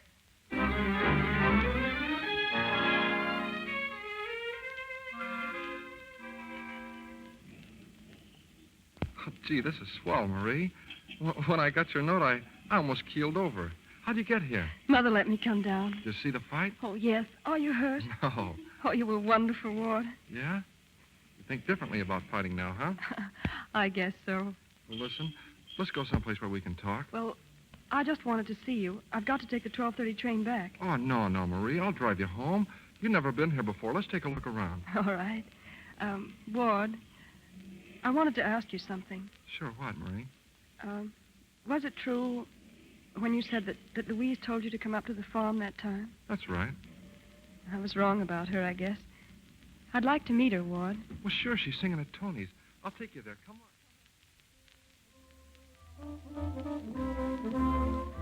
There she is. See, she's coming over this way. Oh, she's lovely, isn't she? Yeah. Louise? Hey, Louise. Hello, Ward. I saw you come in. You're Nick's sister, aren't you? Yes, I am. I've known your brother a long time. Will you sit with us, Louise? Oh, I'd love to. Does Nick know you're in New York? No, don't tell him, will you? Oh, I should say not. Well, Wood, I hear you made short work of O'Brien. Yeah. Marie saw her first fight tonight. Did you enjoy it, Marie? A lot, but I was worried. The next thing she wanted to do was meet you. I'm glad. Are you? A few months ago, I didn't think I'd like you. But I do. Very much. Same with me. You know, don't you? Yes. No, what? Oh, you wouldn't understand. There he is, the heel. Come on, lay off. Let me alone. Ward, those two men. It's all right, Marie. Ward, it's McGraw and Morgan. Maybe you'd better get out of here. Get out? Why? Listen, you don't want any trouble. Get out now. Hello, Mr. Galahad. Hello, McGraw. I hear you yelling, Mr. Galahad. Yeah? Ward, please. Trying to crawl out of a fight, huh? Stand up, Yella. Take a load of it now. McGraw, I've had enough of you. Ward. Get him apart! Get him apart!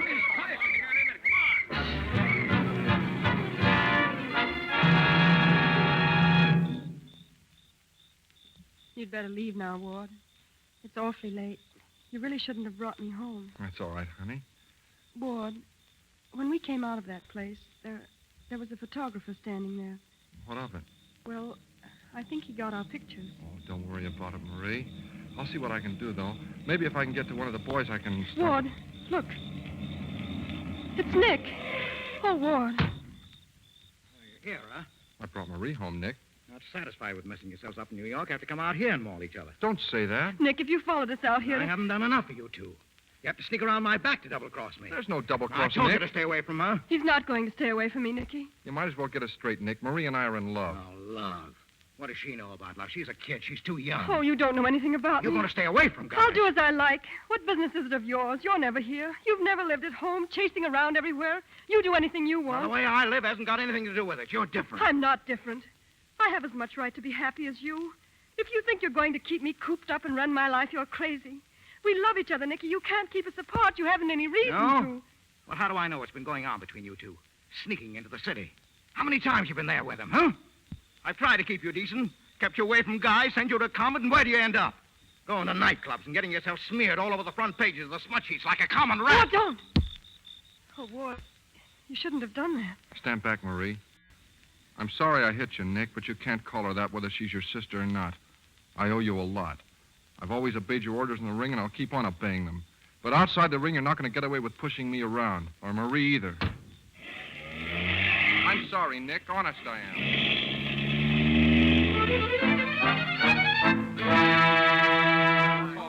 Yeah. What's the dope, Nick? Going to give us a story, Nick? All right. Shut up now. What's the idea of all the phones, Nick? I said that when you guys hear this announcement, you'd all want to get to a phone fast. Well, here it is.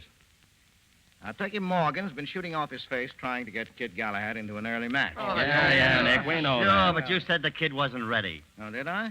Well, I've changed my mind. Galahad fights McGraw next month. We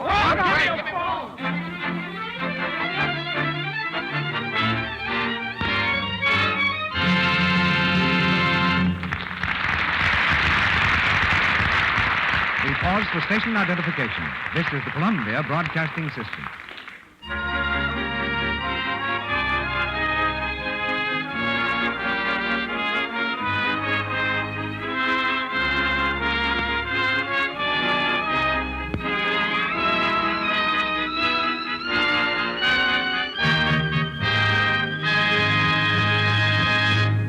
We've heard Edward G. Robinson and Joan Bennett with Wayne Morris and Andrea Leeds in the second act of Kid Galahad. In a few moments, they'll bring us Act 3. And now, in our intermission, Mr. DeMille is about to introduce the evening's special guests. But first, a special tip to the men in our audience. Have you found out what a fine bath soap Lux toilet soap makes? Gives instant lather, the rich, quick lather a man likes. An active lather that removes perspiration, every trace of dust and dirt from the pores. Leaves skin really clean. Leaves you feeling great. And now, Mr. DeMille. One rainy night in September 1926, 102,000 people watched Jack Dempsey and Gene Tunney fight for the heavyweight championship of the world. Just a year later, 104,000 people saw another Dempsey-Tunney battle. These records have not yet been surpassed. Most experts predict they never will be. Tonight we have the exciting pleasure of hearing two men who held with high honor that championship on which Kid Galahad has set his heart. Jack Dempsey, who is in Buffalo, and Gene Tunney, who is in New York City. To your microphones, gentlemen, and come out talking. This is Gene Tunney in New York, and just to make sure that Mr. DeMille isn't fooling us, I'll ask Jack Dempsey to come in from Buffalo right away. Did you hear the bell, Jack? Coming up, Gene. I understand you've got a very promising fighter up there in Buffalo, Jack. Yes, Gene. I'm handling a boy named Bill Boyd, who's got a fight here tonight, and he looks like a comer. And speaking of comers, if that boy Wayne Morris, who's playing the part of Kid Galahad in the Lux Radio Theater here tonight, ever wants to give up movie acting and become a fighter, I certainly wish he'd let me know. Is he that good, Jack? Well, Gene, I've seen him in person, and I've seen his pictures, and I think he's got a great future in the ring, that is, if he wants it. He's got a good natural style, a good left hand, and he's fast on his feet. Makes me feel homesick for the old times. Yes, it does seem a long time ago that we were in there punching ourselves. Incidentally, Jack, I'd like to tell you that you're a much pleasanter fellow on the sending end of a microphone than on the sending end of a left hook. And I'm speaking from experience. You know, Gene, every once in a while, just to see how it feels, I throw a left hook at myself, the kind that you would throw at me, except that I make it a soft one and step out of the way real fast. Fleetness of foot, Jack, was ever more desirable for the gladiator. Is that from Shakespeare, Gene? No, Jack. The way Shakespeare said it was, to duck or not to duck. That is the question. I like it better your way. Well, Jack, when anybody gives me the edge on Shakespeare, I'll take it. Just between two ex-champions, when did you get the biggest kick out of boxing? Gene, I got a kick out of it all the time, but I guess the biggest thrill was that 2 or 3 seconds waiting for the bell to start a fight, any fight. After the referee gave his instructions in the center of the ring, turning around, walking back to my corner, and waiting for the bell. Oh, boy, I know that feeling. I never heard his sound in those few seconds, Gene. I never saw anything but the fellow who was across the ring from me, and I guess he wasn't seeing anything but me. That was the big thrill for me. Now, what do you miss the most, Gene? Well, Jack, I'll tell you what I miss the least. It's those left hooks to the solar plexus and those rights behind the ear. Also, those meals you got when you were training for a big fight and the trainer thought you were a few pounds overweight. After 8 or 9 miles of road work, a round apiece with 4 or 5 sparring partners, a session with the light and heavy bags. After all that, there's nothing like a nice thin lamb chop and a large helping of spinach to make a heavyweight prospect cry like a baby. And then the trainer says it's healthy. But it's still spinach. But 10 or 15 years later, I still remember how hungry I was. Gene, there's one thing I'd like to say to you now. 11 years after the second Dempsey-Tunney fight, when I lost, I'm glad I lost to a square shooter, a great fighter like you, and that's from the heart. Jack, thanks a great deal. Coming from probably the greatest champion of them all, that means a lot to me. And I know you'll join with me, Jack, in what I'm about to say. To any young listeners, let me say that if you want to be an athlete, a champion tennis player, a baseball player, football player, wrestler, or boxer, the way to start is by developing a strong, healthy body, and that comes from temperate habits. Don't try to do any of these things strenuously unless you've laid the foundation. I certainly agree, Gene, and I don't think that any boy should take on sports without his parents' or doctor's advice. Take it easy. In the fight game, we call it bringing a boy along slowly. That's right, Jack. Now to Mrs. DeMille and the makers of Lux Soap for this opportunity to speak publicly with you. And it's been a very pleasant interlude. Let me say good night, Jack. And I want to say good night to a great champion. And to Gene Tunney, I also say good night, champ. And we say champions both. We leave Jack Dempsey and Gene Tunney, and once again in Hollywood, with Edward G. Robinson and Joan Bennett, Wayne Morris and Andrea Leeds, we ring the bell for round 3 of Kid Galahad.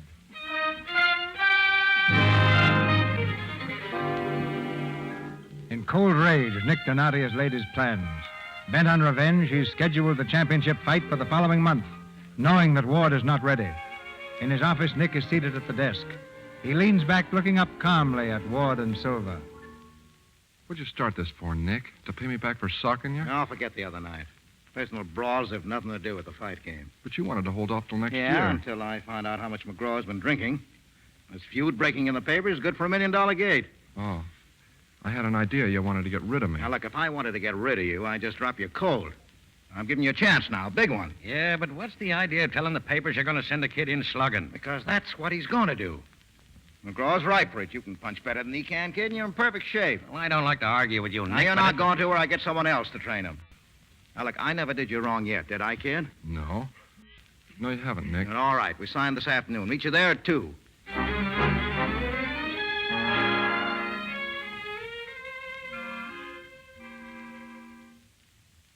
Hello? Hello, Barney. This is Nick. How are the odds going?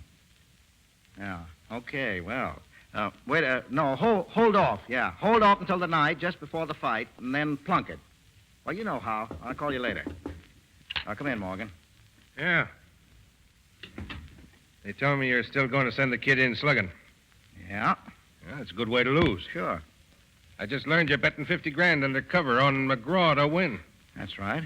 What are you trying to do? Pull another fast one? Now, when I want to take the title from you guys, I won't spend 50 grand to do it. I'm dumping my fighter. The more McGraw cracks him up, the better I'll like it. No, the old wheeze that he double-crossed you, huh? No, you saw it in the papers. Yeah. Your sister, huh? Now, you asked me. Take it or leave it. Okay. I'll take it. Certainly. Now be smart, Morgan. Like me. Yeah, I will. Hello, Bill. Turkey Morgan. Bet another 150 grand on McGraw to win. No, I'm not crazy. Donati's backing it. He better win. He will. If he doesn't, you won't be around to talk about it. Thanks for the tip.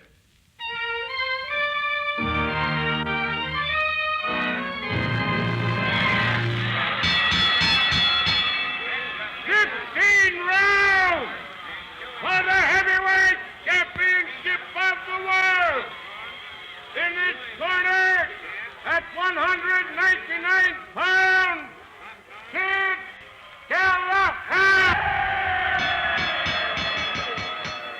And in this corner, at 205.5 pounds, defending his title tonight, the heavyweight champion, Jack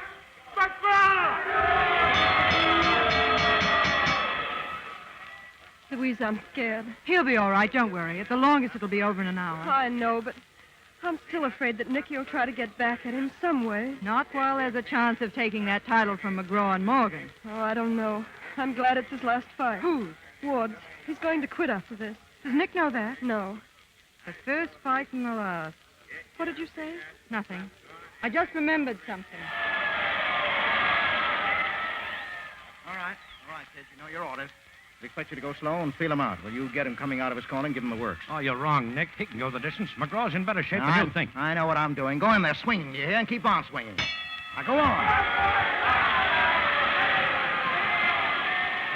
Galahad came out of his corner like a shot out of a cannon. They meet in the center of the ring. Galahad lets go with a long right that was dressed to kill, but McGraw backs up and shoots a light left.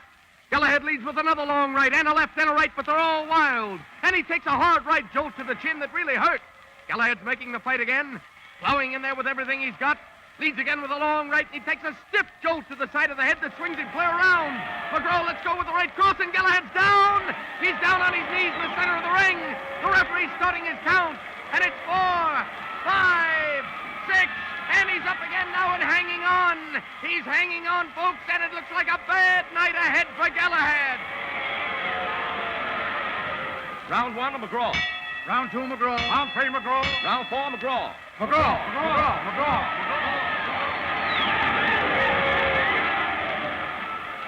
Go on now. Go on. Stay in there. Keep swinging. Keep swinging. Nick, it's crazy. McGraw's killing him. It's murder, Nick. Now, shut up. Get out of here. You can't do it, Nick. Huh? So what do you want here? You can't go on with it. I know what I'm doing. We know what you're doing, too. You're murdering that kid because of him and Marie. You're tossing him to Morgan and those dirty wolves to satisfy a grudge. You let that rotten temper throw you off the deep end just like I said it would. Selling out that kid's trust and loyalty. And he's up there fighting his heart out for you, keeping faith with you, because you helped him. And you told me once that someday you'd find a fellow that could go the whole distance and listen to orders all the way. You were going to make him champ. Please, Nick. Please. Don't do this to him because he loves me. You can't keep me a kid always. I've got a right to love to get married. Oh, I love him, Nicky. Can't you understand? I'll always love him. It'll always be that way, and you can't change it. Oh, please, Nicky, please don't let him get hurt anymore. Okay. Go on, get back to your All seats. right, You'll be all right. Go on now. Oh, Silver. Yeah? Have 20 cops ready to get us back from the ring to our dressing room. Okay. Oh, Barney, come here. Yeah, Nick. Get outside and try to cover our bets. 50 grand on Galahad. Have you gone nuts? I tell you, get as much extra down on him as you can. Okay. Oh, wait a minute. Let me have your rod. Yeah. Here you are. You may need it. Well, thanks. Beat it. All right, get him on. Get him down over here. Now, quick. Hey, kid. Kid, how do you feel? Oh, I don't know. Come on now. Wake up. What round is it? 8th coming up. I thought we just got started. That's better. Now, what day is it, kid? Tuesday? Know me? Yeah, Nick. That's it. Now, look, we're changing now. Understand? I shot his bolt. He's on his heels and breathing through his mouth. Now, stall. Stay away from him. Run him off his feet. Rest up, understand? Sure. Now, that's the boy. Now, go to it, kid. 8th round, McGraw. 9th round, even. 10th round, Galahad. 11th, even. 12 Galahad. It's a whole new fight, folks. A complete change of pace. Galahad's boxing. He's shooting him at long range, staying away, counterpunching. He's making McGraw force the fight. And now he's in there again with that left. 1, 2, 3, 4 left to McGraw's head. McGraw's groggy. He tries to come into a clinch, but Galahad keeps him away. Again that left and now a right, and McGraw's staggering. He's out on his feet, and now he's down. He's down over there in the neutral corner, and he's trying to pull himself up on the ropes, but he can't make it. He'll never make it. It's 7, 8, 9, 10, and he's out. Kid Galahad is the new champ.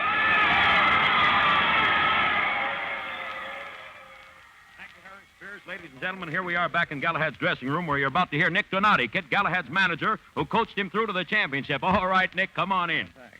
Hello, folks. Well, we had a great fight here tonight. Maybe you thought the kid was in bad shape, Willie, but we knew what we were doing. You see how it worked out. You know, I've worked for years with one hope, to manage the heavyweight champion of the world, and Kid Galahad crashed through tonight and handed it to me. He's a great fighter, and I'm proud of him. That's all, Mike. Thank you, Nick. Ladies and gentlemen, we return you now to Harry Spears. Hey, where's the kid and Silver? They're both in the shower room, Mr. Nick. Okay, clear out this place. Don't let anybody in. Oh, kid. Silver. Right here, Nick. Come on in and join them. Watch it, Nick. And keep your hands where they are. Oh, he was waiting for us when to come in. Yeah? Hey, better put up that rod. Put that rod away before it hurts you, Morgan. Don't worry, it won't be me that gets hurt. Just a couple of double-crossing rats. You can't take it out on Silver. He hasn't done anything. Shut up! I've been aching to fill you full of slugs, Nick. Come on now, use your head, Morgan. You won't get away with it in here. There's cops all over the place. I'll square it with you. Yeah, like you always have. Starting to crawl, huh? Anything you say. Settle it with me any way you want it, but leave these two out. So they can put the tag on me, oh no. Now, look, you're too used to a machine gun, Morgan. You might miss somebody with that Roscoe.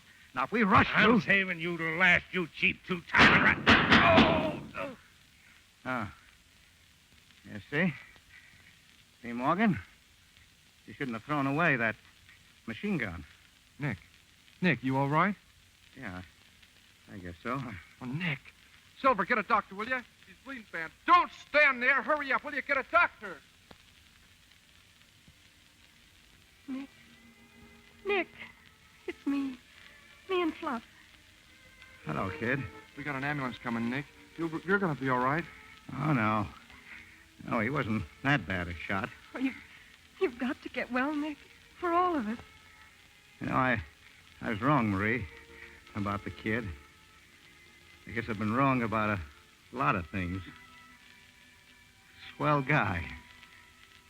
You two keep on being in love, being happy.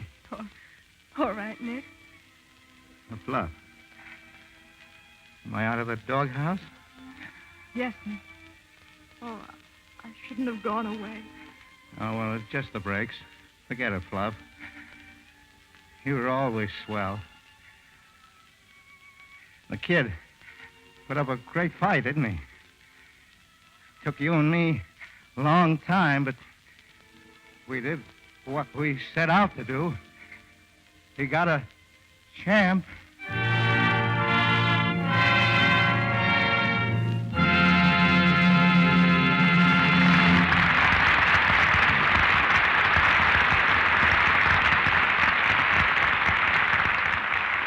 Kid Galahad hangs up his gloves. Our play is over. But out of their corners for a final round of personalities come Joan Bennett, Wayne Morris, Andrea Leeds, and Edward G. Robinson. Well, here I am. Quick comeback for a gent who's just taking a slug between the slats, don't you think, huh? I wish you'd save all your quick comebacks for the Lux Radio Theater.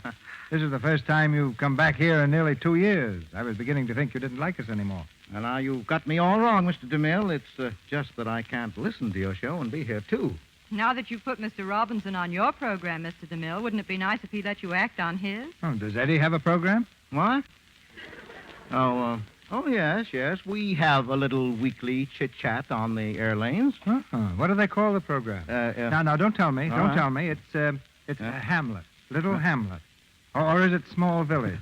I don't suppose you're trying to say Big Town. Of course not. Everybody knows that's Steve Wilson's show. Oh, I see. Wise guy, huh? Hey, champ. Yeah, Nick. Come, will you take this fellow out, will you, and slap his ears down? Okay, Nick. Just a minute, gentlemen. I was only trying to prove that I can act. do you think you can be a tough guy? What I think Mr. Robinson needs, Mr. DeMille, is a good heavy. Oh, it's no use for him to even try, Andrea. His name's all wrong. Sure it is. Whoever heard of a gorilla called Cecil? Well, I could be the first, Cecil the Turbulent Torpedo. Oh. Cecil the Turbulent. Oh, no, that's terrible. Oh, no, that'll never do. I got the name for you, pal. You're Benny the Bomber. The first chance I get, I'll let you be a big-town big shot. There you are, Mr. DeMille. I guess I put that little deal over in a hurry. Oh, now, just a minute, Wayne. It was Miss Bennett who started all this. Oh, why shouldn't I help Mr. DeMille? He's a good friend of mine. Seriously, I'm indebted to Mr. DeMille on several scores. First of all, I like to listen to the Lux Radio Theater, and besides that, I like Lux soap. I've been using it, Mr. DeMille, since the days when the Bennett sisters had their little theater in the backyard. I certainly agree with you, Joan. I'm a Lux fan, too. And now, Mr. DeMille, this Bennett sister will say goodnight. Yeah, me too. I got to get to bed early. That's right, Wayne. Come to think of it, you're a prize fighter in Broadway Cavalier, your next picture, aren't you? Yeah, that's right, and I have to keep in training. Oh, in case you need a manager, Wayne, look me up. Well, so long, Benny DeMille. I'll be seeing you. So long, Eddie. I mean, Steve Wilson. Good night. Good night. Good night. Good night, Miss Bennett, Miss Lee, Mr. Norris. Let's have a return match soon. Don't miss the important announcement Mr. DeMille brings you in a moment about our special Christmas program next Monday. In Kid Galahad, you heard Cy Kendall as Turkey Morgan, Edwin Max as Chuck McGraw, Chester Clute as Silver, Ross Forrester as Buzz, Frank Nelson as radio announcer, and Joe Cunningham as a reporter. Mr. Robinson's new Warner Brothers picture is Brother Orchid. Joan Bennett is seen shortly in the Walter Wanger production, Trade Winds, and Andrea Leeds is a Samuel Goldwyn star. Louis Silvers appeared through courtesy of 20th Century Fox Studio, where he directed music for Thanks for Everything. Kid Galahad was screened by Warner Brothers, who will soon release an epic of wartime aviation, Dawn Patrol. Mr. DeMille. The motion picture that created the greatest sensation of 1938 comes to the stage of the Lux Radio Theater next Monday night. Walt Disney's Snow White and the Seven Dwarfs. All the characters will be here. Snow White and Doc, grumpy and sneezy, happy, bashful, and sleepy, the wicked queen and the handsome prince, and that close-mouthed little gentleman known as Dopey. This is our Christmas present to you. A classic of folk tales with all the charm that made the film one of the grandest achievements in the history of the screen. And our guest of honor will be the man who made that great picture possible, Mr. Walt Disney.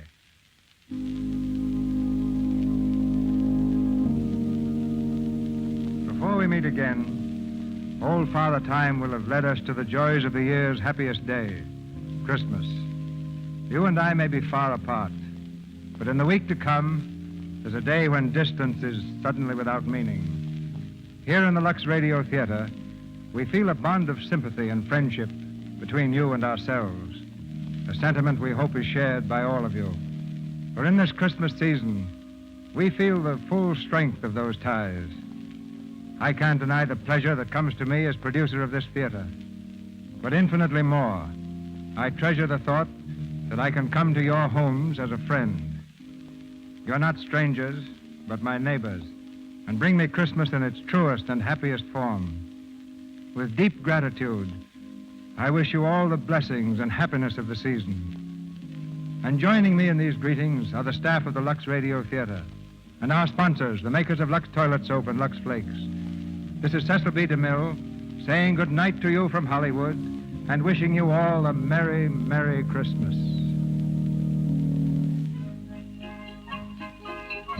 Be sure and tune in next Monday night to Snow White and the Seven Dwarfs. And now may I give you a parting thought apropos of Christmas. You've got to think of trimming that tree of yours pretty soon. Why don't you do something really different this year? Something that'll start all your friends talking about how original you are. Here's an idea that will make a really beautiful tree decoration. First, get a large box of Lux Flakes. Yes, that's right, Lux Flakes. Pour them into a big bowl or dishpan, add 2 scant cups of lukewarm water, and then whip up the mixture with an egg beater. In a few moments, you have a pan full of Snow White suds that stand up like stiffly whipped cream. Now that's what you decorate your tree with, those thick white suds. Take them in handfuls and spread them with your fingers along the branches of your tree. Go on doing it till the tree is covered with suds. Now, if you want your tree to sparkle a whole lot, Take some of that artificial Christmas snow you can buy in the stores and sprinkle it all over the suds while they're still moist. And there's your tree, all white and glistening as though it had been caught in a real snowstorm. Why don't you try it? It's so easy anyone can do it, and it's inexpensive, too. And another thing, this kind of decoration makes your tree last longer. You see, the suds cling to the needles so they don't dry quickly and fall off. And, of course, suds last, too. They stay attractive throughout the holiday season. Now, remember, all you need is a large box of Lux Flakes and 2 scant cups of lukewarm water to whip up a big bowl full of snow. This is the Columbia Broadcasting System.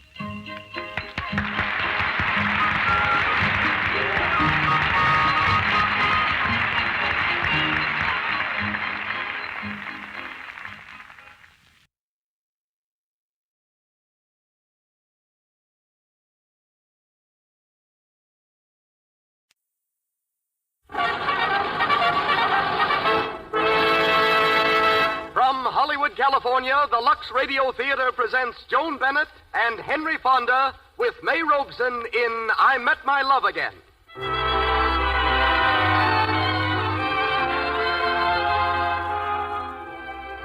Lux presents Hollywood. I want to say thank you to the thousands and thousands of women who buy Lux toilet soap regularly. This kind of loyalty is what makes our program possible. And now, before going on, I want to mention that tonight we are making a special offer to the ladies. We'll send them, almost as a gift, a new, smartly designed double compact. We'll tell you later how you can get this beautiful compact, and we suggest that you have pencil and paper ready. Our stars tonight are Joan Bennett, Henry Fonda, May Robeson, Margaret Hamilton, and Louise Platt in I Met My Love Again. As special guest, Jimmy Starr, Hollywood's famous news columnist. Louis Silvers conducts our music. And now, here is the producer of the Lux Radio Theater. Ladies and gentlemen, Mr. Cecil B. DeMille.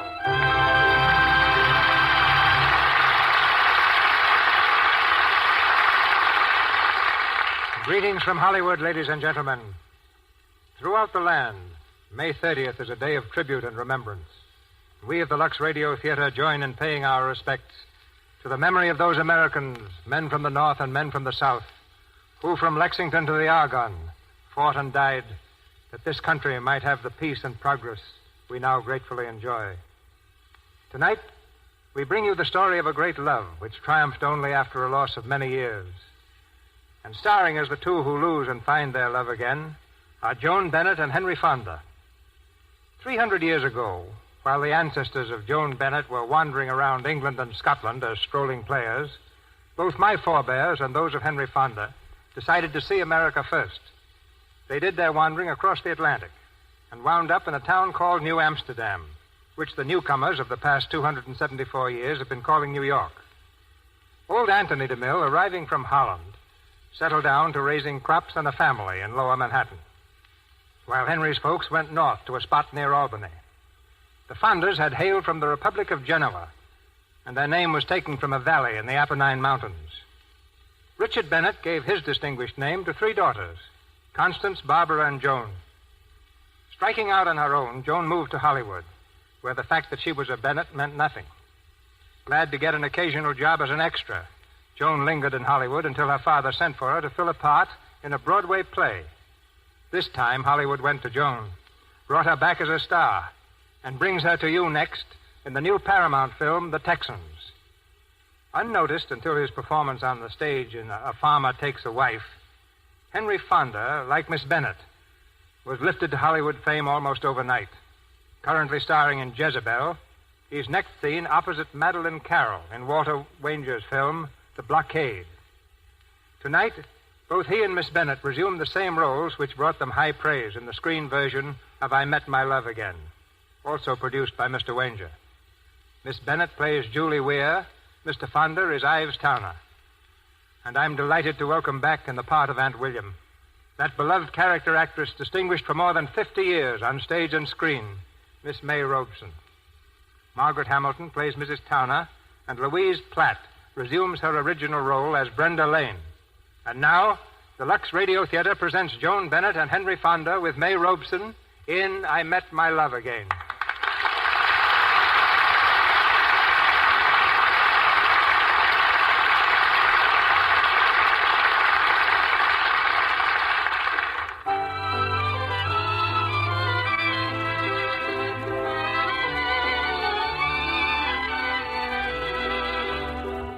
springtime in New England.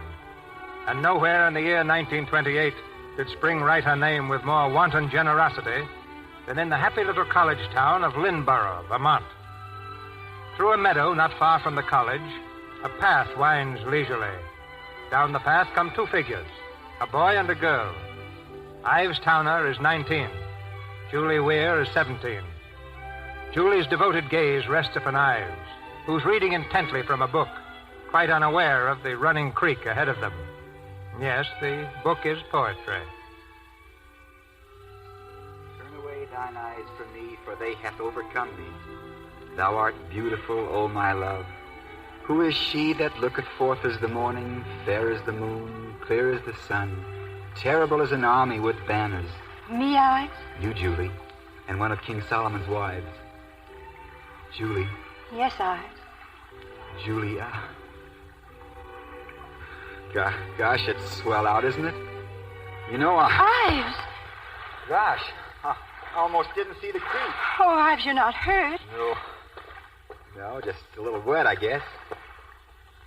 Julie, let's sit down here. Yes, Ives. Are you sure you're all right? If anything happens to you, Sure, I'm all right. Just a little water. Oh, Ives. Julie, you kissed me. Gosh, do you mean you? Yes. Are you sure you mean it? It wasn't just an impulse, Ives. I love you, and I couldn't stand it any longer. I thought you'd never kiss me. There, I had to say it quickly or never. Only I can't believe it. I mean, it's more than I ever expected. Julie. Oh, Ives, I do mean it. Let's go to Upton and get married. Today, shall we? You really would? Of course I would. Come on. I dare us to get married. I haven't any money, Julie. Nobody outside of Lynnborough has ever even heard of me. What's that got to do with it, you silly? It's got everything to do with it, Julie, everything. I want to be big enough for you. And, Julie, if you'll wait for me, I will be. As soon as I graduate from college, they're going to put me on the faculty. Just an instructor at first. Oh, Julie, maybe I'm just young and foolish, but I want our love to be something different. Something rich, complete. Something holy. Julie, will you wait for that? Yes, I'll wait, Ives. Only, please don't make me wait any longer if you're ever going to kiss me. Oh, Julie.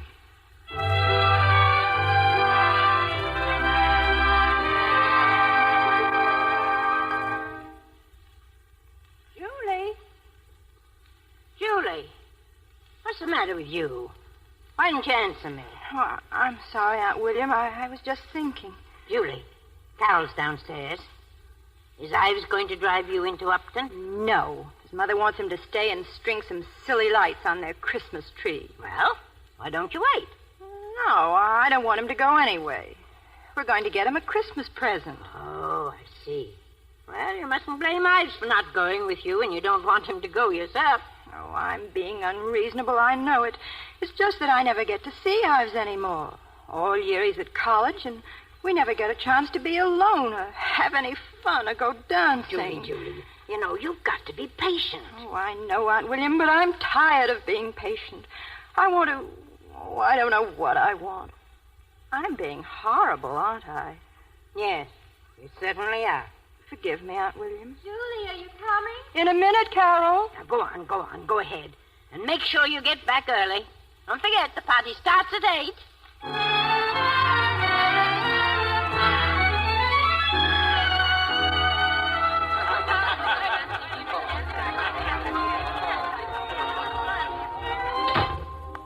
Ives, now what do you want? Bothering Agatha and me. I'm glad you come, Ives. And take Aunt William out of the kitchen. Cooking donuts is my business. I'm the maid, ain't I? Thank you, Agatha.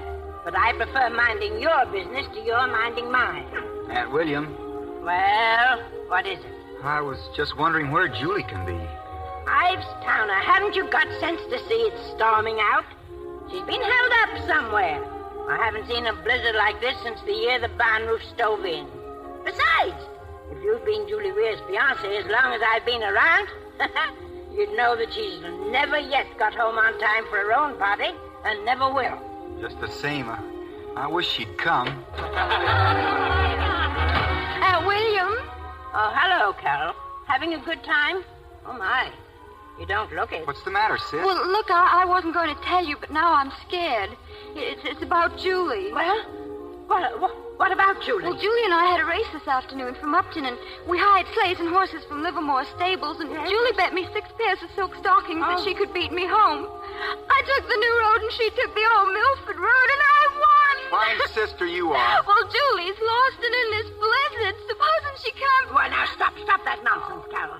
Ives, where are you going? I'm going out and find Julie.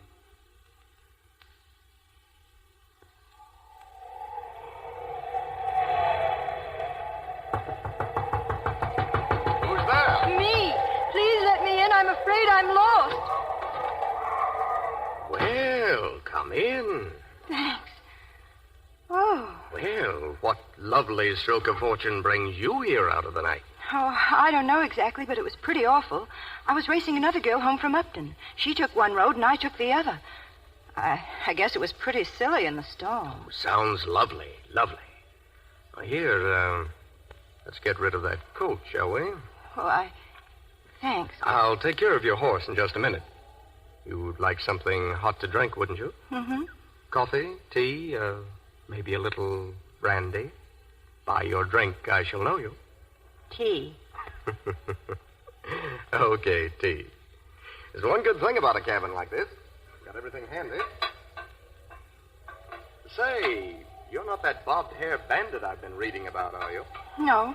Well, if you won't be afraid of me, then I won't be afraid of you. Please, I'd like to use your telephone. Who do you want to call? For my Aunt William.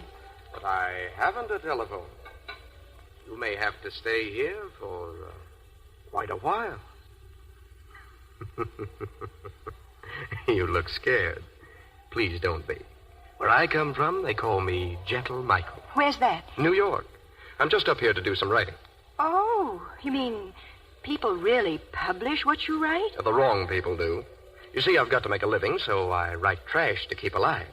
But somewhere in that desk is what I really write. The greatest novel ever written by any American, dead or alive. Look, I'm terribly glad you came in and awfully glad to meet you.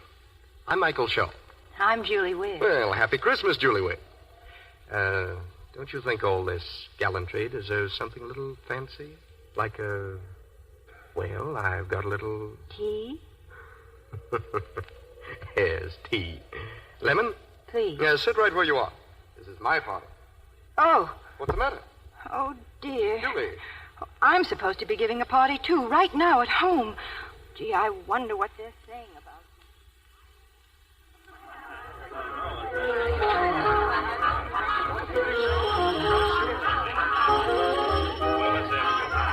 Hey, Aunt Williams, that's for you. Oh, maybe it's Ives. Maybe they found Julie. If you'll turn off that awful music, Hubert, I'll find out. Hello? Yes, Ives? Well, where are you now? No. Nobody's seen her. Yes, and it's nearly 11. No. No, I won't. I won't worry. Goodbye, Ives. Aunt William? No. No, they haven't found her yet. Ives is going to call me at 12. You know, I think you'd all better go home now. Oh, gosh, Aunt William, what'll Mother Oh, say? your mother will have a million fits about Ives as usual. Well, tell her I'll call her just as soon as I hear something. You know, Julie, almost every night in New York there's a new play opening. And parties by the publishers. Oh, it's lovely. But when do you write? That's it. That's why I came here to Vermont. You know, it's lovely fun talking with you, Julie. You're like a lovely new sheet of paper to write on. Not plain white paper or yellow, but something enchanting and new and inviting. Like Lake Geneva in the evening at 7 o'clock. Michael, what time is it? What difference does it make? Julie, you can't go. Look, it hasn't let up a bit. Why, you may be here for months. You think I'm crazy, don't you? I know you are. You're lovely. You use that word an awful lot. You think that means I'm delicate? Well, I'm not. I've been in jail. What? Mm-hmm. In Paris. Somebody gave a party. Parties were always my downfall anyhow. That's why I like them so much. Parties will be my downfall, too, if they ever find out about this one. I'm going back to Paris soon. Have you ever been there? No. But it's my idea of heaven. I wish I were in Paris this minute. Mind if I was alone? I don't know. Tell me about you. In love with someone? Yes, engaged. What's the lucky gent's name? Ives Towner. He's an instructor at the college. Never heard of him. Do you know about love? What do you mean? That love is a lovely phony unless you know what it's all about? How do you know you're in love? How do you know anything? Maybe I don't. Listen, Julie. This is one night in 20,000 nights. Don't you feel that? Talk to me. Tell me things you've never told anyone else. Not even yourself. Go on, Julie. Tell me what you dream about, and I'll tell you what you've missed. No. No, you don't have to. I know. You don't know a thing about me. You silly kid. You're like all the rest. You like to talk of adventure and all the good, brave things of life. But you're scared to death of them. I'm not afraid. You take a cocktail now and then. You kiss your professor goodnight. You read the new books. But down in your heart, you're still a dusty Victorian. Afraid of today, of 1928. Afraid to be alive. I am alive. Listen, Julie. Shut your eyes. Why? Because I'm going to kiss you. No. Shut your eyes. You won't be so afraid. I don't want to shut my eyes.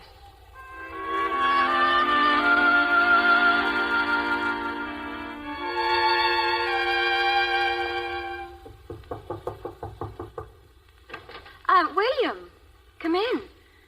Good morning. Good morning, Carol. Where's Ives? Who is it, Carol? Come here, Ives. Well, she's safe. I just heard from her. Oh, good morning, Mrs. Towner. What is it? Ives hasn't slept a wink. Oh, come in. Oh, come in. You'll have some lunch with us? No, thank you. No, thank you, Mrs. And William, where is she? I just got a telegram. Ives. Julie is married. Ives, William? What? She married a man named Michael Shaw. He's a fake. But I guess she doesn't know that. They're on their way to New York. She told me to tell you that she's writing you. No, that's all I know, Ives. Thank you, Aunt William. And now, if your mother and Carol will excuse me, I'm going home. Married? Married? Oh, Ivesy, you fool. Don't look like that. It's not the end of the world, you know. Ives, dear, you have everything to look forward to. Your father left you a wonderful heritage, and you can be everything he was, the greatest naturalist in America. You have all his work on the protozoa to finish, and possibly a professorship. Just think what is before you. Just think of it. Besides, Julie was never the sort to settle down to your kind of life. You need someone who's patient and interested in science. Oh, Mother, that's got nothing to do with it. The only trouble with Ives is that he's stubborn. Stubborn? Yes, stubborn. Well, you just won't be young. Why, you haven't the faintest glimmer what love is. You think it's sacred and sweet and all that rot. But you're the only person left who does. I'm going out. Ives, your coat, your galoshes, Ives. Don't worry, Mother. I'll be back. I always come back, don't I? Maybe that's what's wrong with me. Ives, you catch your We were going to work this afternoon on those specimen drawings, weren't we? We can't miss that, can we? Julie's married. Julie's gone. But we can't forget our work, Mother. Oh, no. Julie's gone, but the protozoa goes on forever.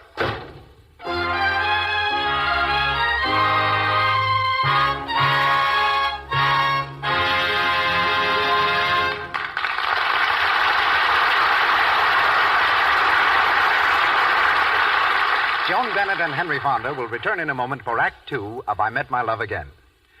We want to take advantage of this short intermission to explain to you in a brief playlet the offer of a compact which we promised the ladies at the beginning of tonight's performance. Well, I hate to say goodnight, Helen. It's been a grand party, and thanks so much for having us. Oh, I'm so glad you could come. It's been grand having you all here. Well, we'll have to hurry. I'm afraid our men folks are getting impatient waiting. Oh, dear. I can't find my compact. I must have left it at home. Can one of you girls lend me yours? Well, here's mine. We use the same shade of powder, don't we? Thanks. Oh, Helen, what a beautiful vanity. It is nice, isn't it? I love it because of the lovely golden-colored bands across that gleaming black enamel. Let me see. It must have cost a fortune. And black and gold are colors that will go with anything. And it's such a lovely shape and so dainty. Horseshoe pattern for luck, isn't it? Yes. And see, it's a double compact with room for loose powder. And it comes with a neutral rouge ready to use, and you can get refills for the rouge at any time so easily. The mirror's the full size of the compact, too. I bet you girls can't guess what I paid for it. $1? $1.50? Oh, I'd say $2. I paid exactly 25 cents. Oh, I don't believe it. You hush, I'll tell you how you can all get one. You can simply wrap up 25 cents in coin in 3 Lux toilet soap wrappers and enclose your name and address. Send it to Lux Toilet Soap, box number 1, New York City, and you promptly get back one of these compacts. Oh, gosh, Helen, thanks a lot. I'm going to go right down to the store tomorrow morning and get 3 cakes of Lux toilet soap and mail the wrappers in with my quarter so as not to get left out of this. Grace is a smart girl, and you will realize just how smart she is when you go to your store tomorrow. For if your store is like most of the stores throughout the country, there'll be special prices on Lux toilet soap. So you'll kill 2 birds with 1 stone.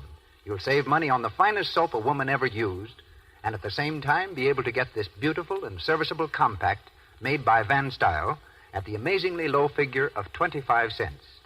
Compacts like it are on sale in lots of stores for $1. Remember, simply send 3 Lux toilet soap wrappers with 25 cents in coin folded up in the wrappers. Don't send stamps. And enclose a slip of paper with your name and address printed clearly on it. Then mail to Lux Toilet Soap, box number 1, New York City. This offer is good only in the United States. And now, Mr. DeMille. Joan Bennett, Henry Fonda, and May Robeson continue in I Met My Love Again.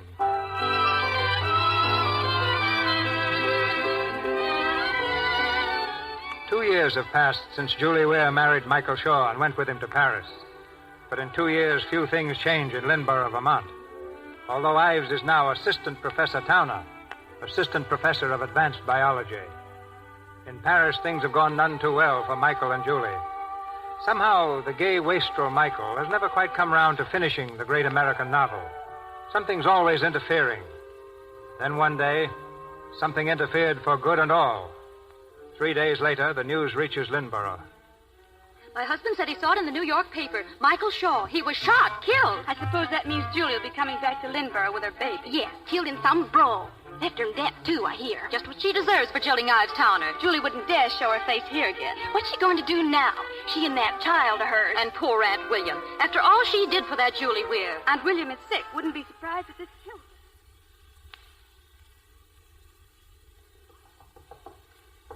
her. Oh, come in. Oh, hello, Ives. Hello, Aunt William. How are you feeling? Oh, I'm feeling fine. I wouldn't be in bed but for that old fool, Dr. Monroe. Sit down, Ives. Aunt William, what's she going to do? I don't know, Ives. Did you send the cable? No, it's too slow. I telephoned. She won't come back. The only thing that's coming back is the money I sent her. She said she'd found a job. Designing dresses. I see. And the little girl? Joan? Oh, yes, she's getting a nurse to look after her. Oh, Ives, why must she be so stubborn? I guess she's got too much of me in her. That's why I know she'll come back someday.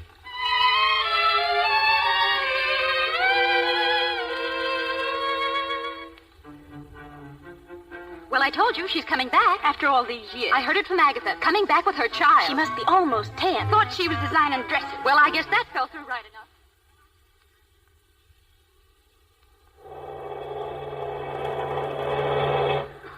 Mommy, is that Lynborough way over there? No, darling, that's only fog. We won't see Lynborough for nearly a whole week yet. Mommy, did Daddy come from Lynborough? No, darling. But Dad was the most wonderful man in the world, wasn't he? Yes, darling. Dad was the bravest man in the world, wasn't he? Yes, darling. Mommy, will Aunt William like me? Oh, I'm sure she will. She's the finest lady in the whole world.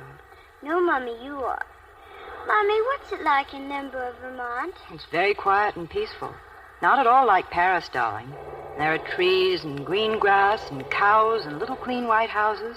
And there's a college in Lynborough where people study. They teach all kinds of things there. They teach history and literature and languages and biology. Mommy, what's biology? Biology, darling? Biology is a science. It's the science. The science of life or living organisms, a branch of which is polymorphism. Is there anyone in this class who remembers that word? No? Well, polymorphism is a term designating the existence of several forms of individuals in a species. Excuse me, Professor Talbot. Yes, Miss Lane. How do you spell polymorph? If you look in your notebook in just 5 seconds, your neighbor, Mr. Budge Williams, will have written it down for you. Won't you, Mr. Williams? We all know Mr. Williams, that superb quarterback. Quiet. The Society of the Ants is divided into several classes. There's the female queen. Look, Dottie, he's looking The right at queen Brenda Lane. demands at all times to be the focus of the entire community. Then there's the functional male, whose purpose is to impress the queen with a glorified impression of himself. Now he's looking at Budge. What is the purpose of this society? What is the sense in it? Professor Talbot. Miss Brenda Lane thinks she knows. Put your hand down, Miss Lane. You don't know any more than I do. We can only guess. Stab in the dark. Excuse me, Professor Towner. Yes, Miss Taylor? Telephone. Evidently important. Thank you. Ladies and gentlemen, I'll be right back. And the class is not dismissed. I've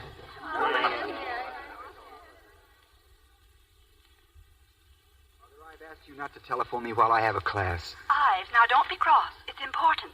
I knew you'd want to be warned right away. I just heard. Heard what? She's coming back. Today. Julie Weir is coming back. Now, Ives, I'm sorry, but I thought you'd rather hear it from me, and, well, I was afraid you might do something silly like going to the station and setting everybody talking again. Have I ever done anything silly in my life? Goodbye, Mother.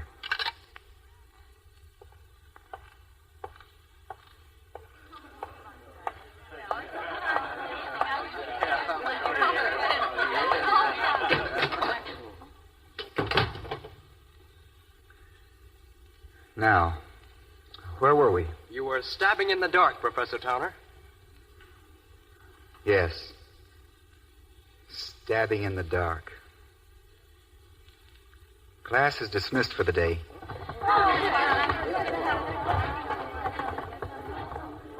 Professor Talbot. Well, I thought if you're going home, I could drive you. thanks. I have my car. Besides, I'm driving over toward the station. Oh, Professor Talbot, I know how annoyed you must be with this class, including myself. But you shouldn't have to be in a position where you could be annoyed. What in the world are you talking about, young woman? Well, you know my father. He's ridiculously rich, but he's a nice man anyway. Is he?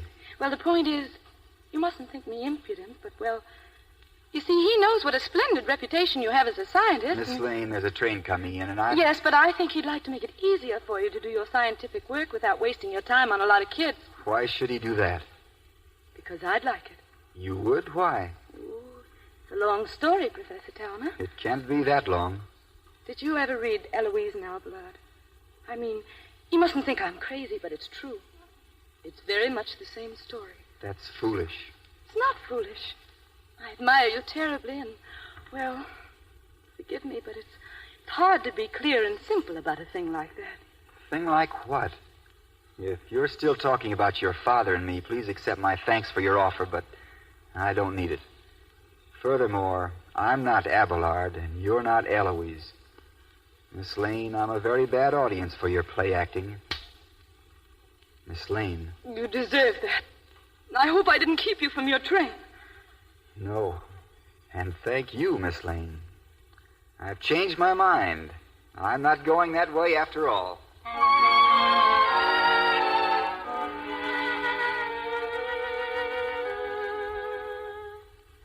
So many years.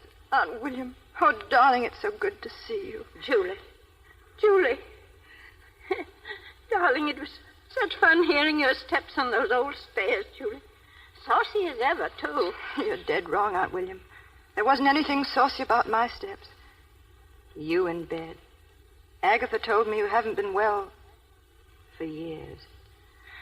I did this to you. Oh, no. Nonsense, Julie. Oh, darling. Oh, I'm so glad you're back. For good, I hope. No, only for a month.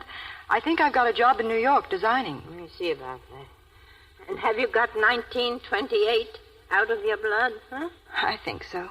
I've had 10 years of it, but I still make hideous mistakes. I guess anyone who starts off in life marrying a man she doesn't love never gets straight again. Julie, did you ever love Ives? Yes. I loved him so much I was too happy. Darling, do you know what I mean?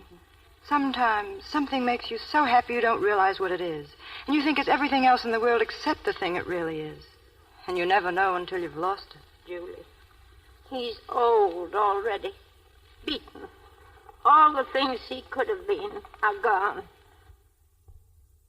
He's lost. Unless you find him again. No, I couldn't again, Aunt William. I'm not young either. I've thrown my youth in a Paris ash can. I can't bring it back. I don't want it to come back. It's just gone. Oh, don't cry, darling. It's not so horrible. We all have to grow up sometime. Excuse me. Joan, dear. Joni. Yes, Mommy? Come upstairs, Joan. Aunt William would like to see you. She's knock-kneed and spindly, Aunt William, and has too many teeth in her mouth, but I like her. Hello, Aunt William. Knock-kneed, yes, and spindly, yes, but, I think I like her, too. Do you like my eyes? Of course I do. They're Daddy's eyes, Mommy says. You've got lots of wrinkles, haven't you, Aunt William? Joan, what a way to talk. Never mind, Julie. The tradition of dealing out the honest truth has to be carried on by someone in this family. Isn't that so, Joan? Yes, Aunt William. Aunt William. Yes, Joan. Aunt William, why have you got a mustache? God bless my...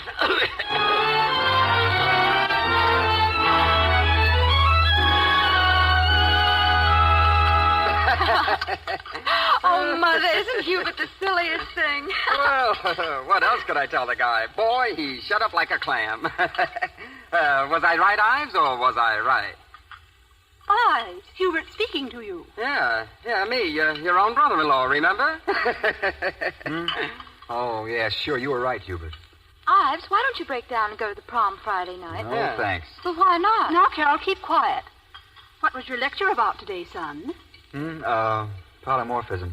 Polywhoism? Say, did you knock him in the aisles, kid? I knocked him cold. Oh, by the way, Ives, I see in the paper that a friend of ours has returned from Paris. I don't even remember what Julie Weir looks like. Ives, where are you going? Just down to the creek, Mother. If I can find that old net of mine, I'll see if I can pick up some specimens. Excuse me. Ives, be careful. Yes, Mother, I'll be careful. I knew it. He's still in love with me. This isn't a river, darling. It's just a nice little creek. When I was a little girl like you, I used to play here. And this path goes right by it, just like a sidewalk. Yes, darling. Would you like to wade in it? Oh, Mommy, yes. Did you used to wade in it? Many, many times. Look, Mommy, there's a man. He has a net like they catch butterflies with. That's a fishing net, darling. If you're very quiet, maybe you'll let us watch him. I'll be quiet, Mommy. He's awful skinny, isn't it? Joan, you mustn't... What's the matter, Mommy? Who is that man? Do you know him? Yes, Joan. Give me a hand. Hello, Ives. Julie. It's fine to see you. I've been catching whitefish for study. Oh, Aunt William's been telling me what good things you've been doing with your work. How's your mother, Ives, and Carol? She's married, I hear. Yes, they're fine, Julie. Thanks. Ives, this is Joan. How do you do, Miss Shaw? How do you do? Well, goodbye, Julie. Ives. Yes? This isn't nice of us. I know, Julie, but what do you want us to do? Nothing. Just be a little civilized? Would that be asking too much? I don't know, Julie. Oh, come now, Ives. After all, we must have liked something about each other once. There must be plenty of things for us to talk and laugh about. Yes, plenty of things. Ives, you look like a statue. What are you staring at? Oh, all the things a statue stares at. Windy, cold streets. Strangers walking by. Julie, what's the use of our talking? It's no good. Goodbye, Julie. Goodbye, Ives. Mommy, I don't like him. Who is he, Mommy? Oh, just someone I used to know.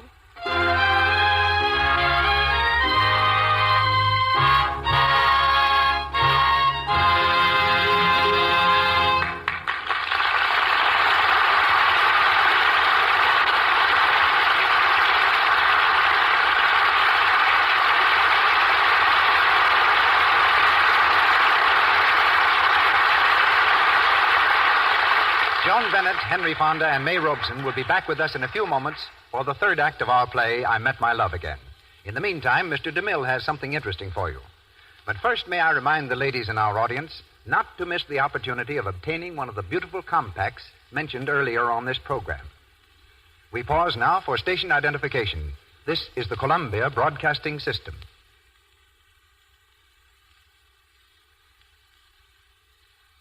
Before beginning the third act of I Met My Love Again, starring Joan Bennett and Henry Fonda with May Robeson, we bring you another personality from backstage Hollywood as we place this brief intermission in the capable hands of Jimmy Starr.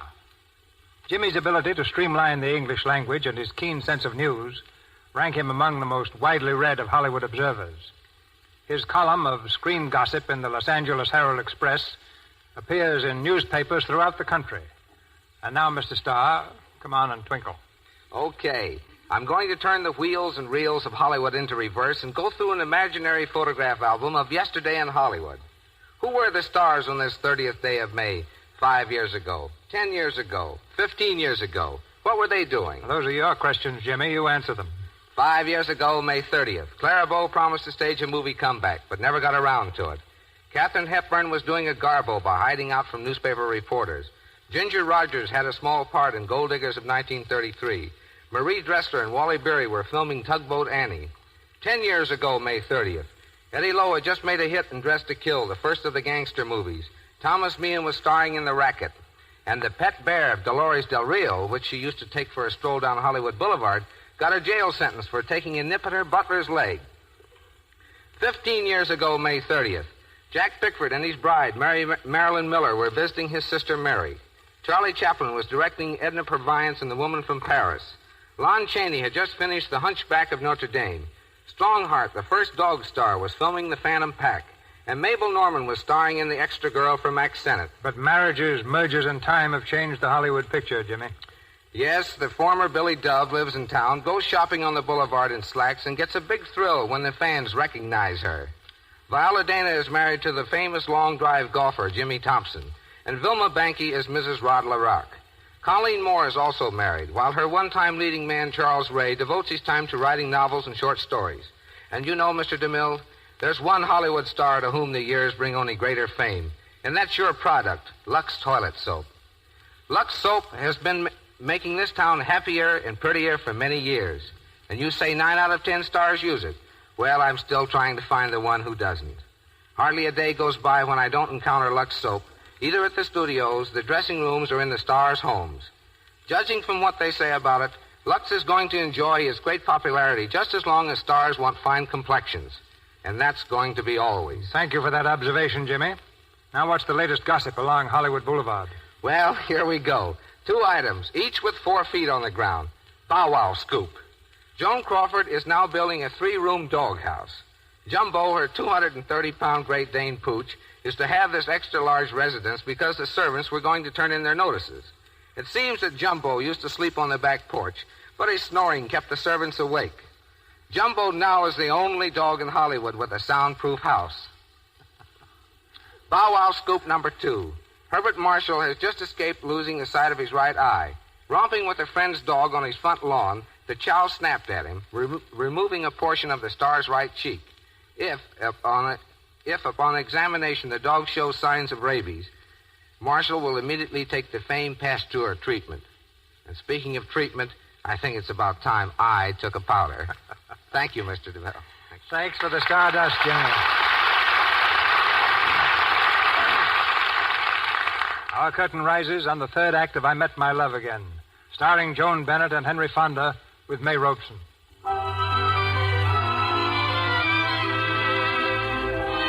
A week has passed since Julie returned to Lynnborough. And although she and Ives continue to be the town's favorite topic of discussion, they haven't seen each other since their meeting at the creek. It's about 4 o'clock in the afternoon. At the edge of the college campus, Brenda Lane is waiting for Ives beside his car. Well, Miss Lane. I thought perhaps you wouldn't mind driving me home. My car's broken down. Honestly. You expect me to believe that? Please, Professor Towner. What have I done to make you so rude to me? I'm sorry. Get in.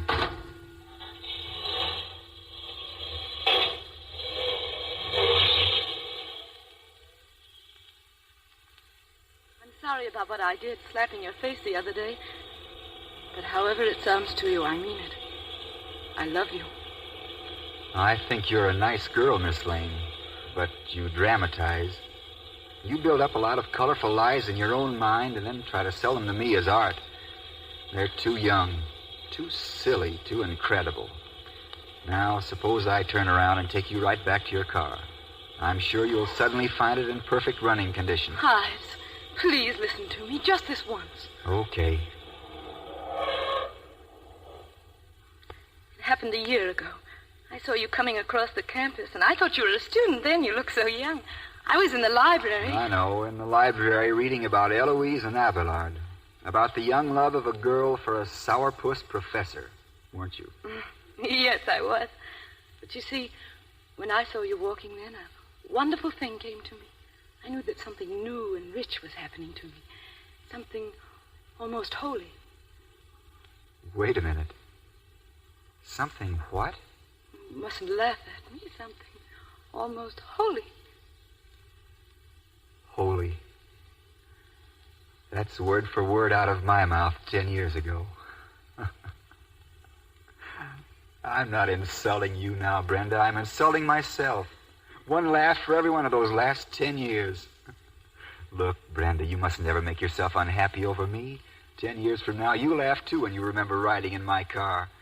If I'd only managed to laugh 10 years ago, come on, snap out of it. Forget your sad young love and be happy now, because that's what I'm going to do. All right, but... But what?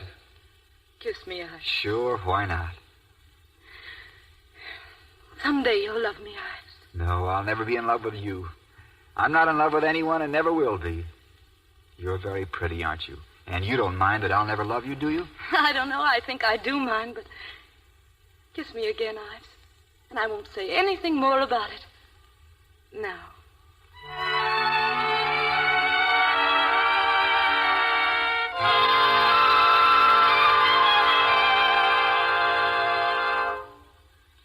If you'd stop listening to those cheap small-town gossipers, Julie Weir, and listen to me for a moment... It's not just gossip, Aunt William. What they're saying about me is true. I guess when I came back here, maybe in the back of my mind was a silly hope that I could be young again, that even Ives and I might like each other again. Aunt William, I'm going back to New York tomorrow. Oh, Julie, you're an impulsive fool. No, Aunt William. I'm just being a wise, sane, unexciting matron. I'm just being the person I suddenly realize I am. Mommy, am I going to New York with you? Joni, where did you come from? Oh, Mommy, it's so nice here. Oh, Julie, be reasonable. Honest, Mommy, we can have a lot of fun here without ever seeing that nasty tall man. We're going to New York, darling, and that's all we're going to say about it. Hello? Agatha? Who's that on the telephone? It's not for you. It's for Miss Julie. It's Ives Towner. Ives? Hello, Ives. Oh, I'm fine, thank you. Oh, I'm sorry, too, Ives. I wasn't very nice about it. The prom? You're going to the prom? Oh, yes, Ives. Oh, I'd love it. Yes, at 9 Friday. Yes, good night, Ives. And thank you. Aunt William. Now, let me see. I think there's a train leaving for New York. Oh, what's the last thing on earth you'd expect me to be doing of a Friday night? I'm going to a dance with Ives Towner. Glory, glory, it's 1928 again.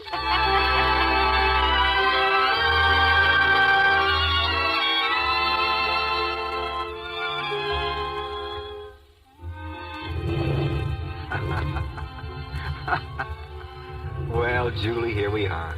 Yes, Ives. Sort of remarkable. It's going to rain tonight. Hadn't we better get into the dance? It's so funny. Won't you let me in on it? Of course. You asked me the other day to be civilized, didn't you? Well, Julie, I just learned to be, and I'm sort of proud of it. Ives, did you ask me out to show me you could be civilized? I've just found my sense of humor. You don't mind? No, I don't mind.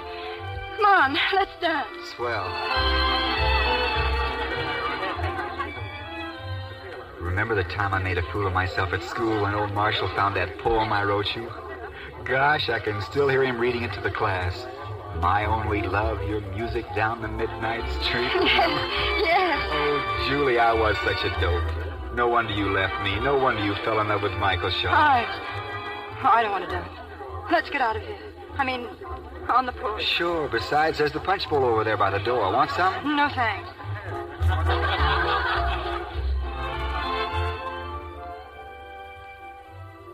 A porch, a spring night, and us. Let it rain. Who cares? Michael Shaw. It's all right, Julie. I'm not jealous. I could have killed him once. But now I'd shake his hand. I know why you loved him, because he was gay and slippery and wild.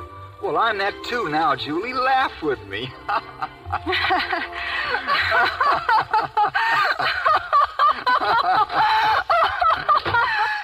Please, there's someone. Hello, Ives. Oh, hello.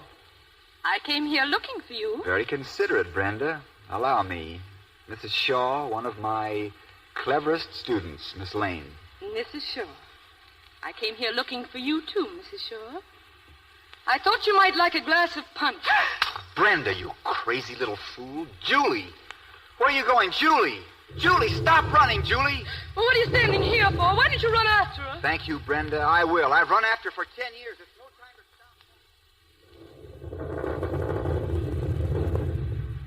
Julie! Oh, let me alone, Ives, please. Is that rain on your face or tears? Oh, Julie, I'm sorry, Julie. Oh, it's your laugh, Ives. I can't stand your laugh. It's such an easy way out, Julie. Oh, I know I'm different from what you thought I'd be, but I'm still Julie Weir. And I guess I'm still Ives Towner, but what good is that going to do us? None. I still love you. Julie, darling. Don't cry, darling. We're starting now, this instant, you and I. We're wet enough to do anything. Come on, let's run for it. Julie, What did you say? I said I love you!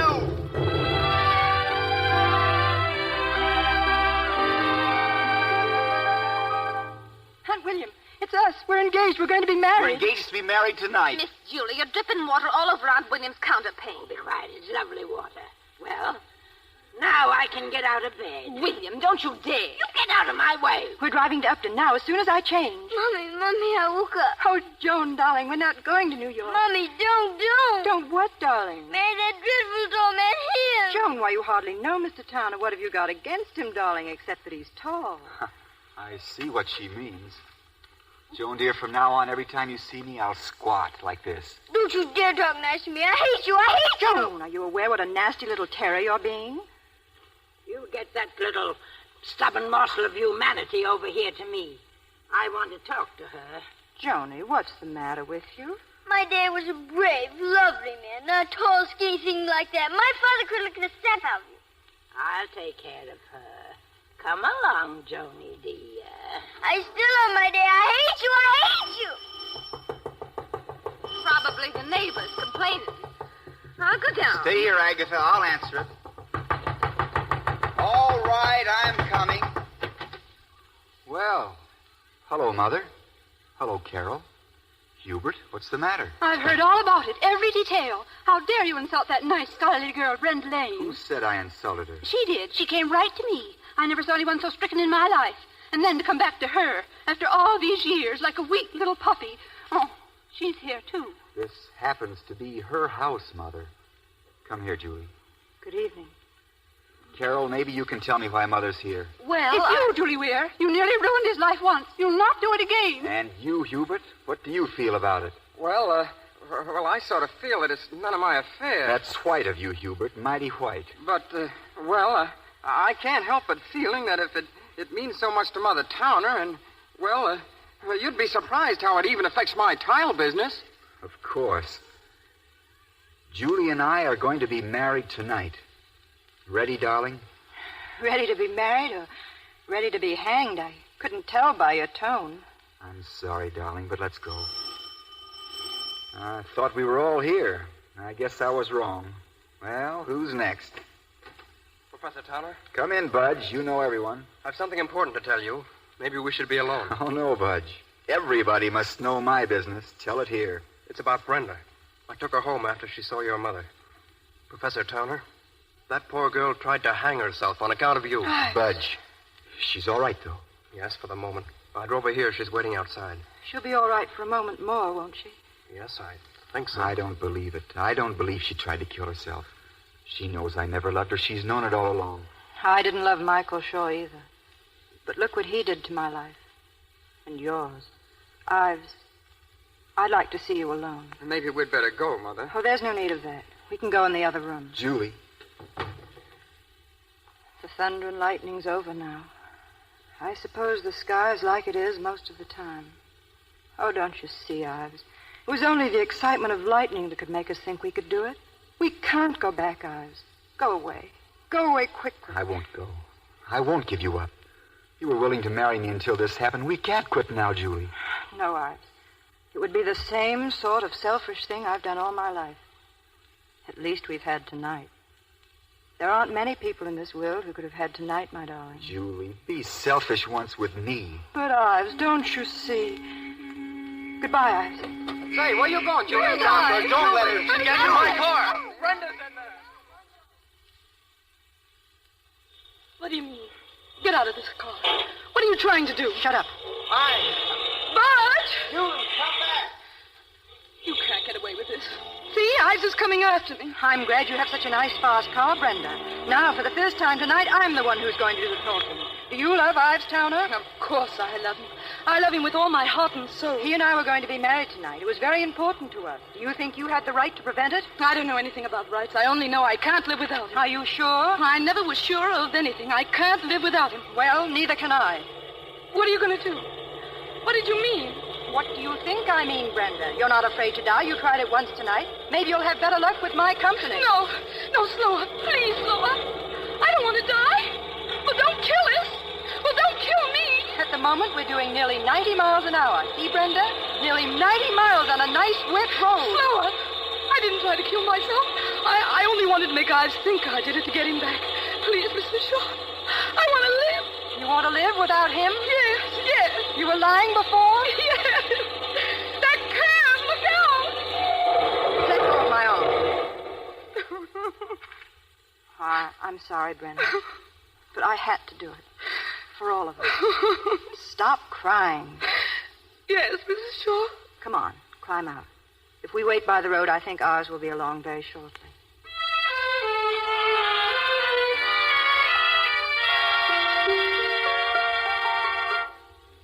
5 o'clock, Aunt William. Is it? In the morning. Ain't you going to bed at all? Oh, don't worry about me, Agatha. Where's Miss Julie? She ain't in her room. Oh, and don't worry about her either. Oh, go to bed, Agatha. That's where I was till Joan woke me. Seems she's changed her mind about liking Ives Towner. Yes, we had a long talk, Joan and I. Guess you could talk a body into most anything. I'm always willing to try. Oh, go to bed, Agatha. Can I get you a cup of tea or something? No. I think I'll sit here and watch the sun come up. Watch the sun come up? Well, if that ain't silly.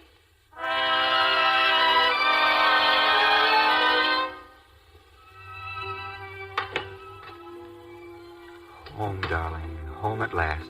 Mr. and Mrs. Ives Towner. Let's go upstairs and tell Aunt William. She's asleep. You're crazy. Not Aunt William. She never sleeps. Betcha. Shh, quiet. Oh, Julie, we don't need thunder and lightning now. No, darling. Don't put on the light. You'll wake her. If she's asleep. I told you. I can't believe it. After waiting all this time. 10 years. Good night, Aunt William. God bless you. And please, God, let me grow old like her. Come on, darling.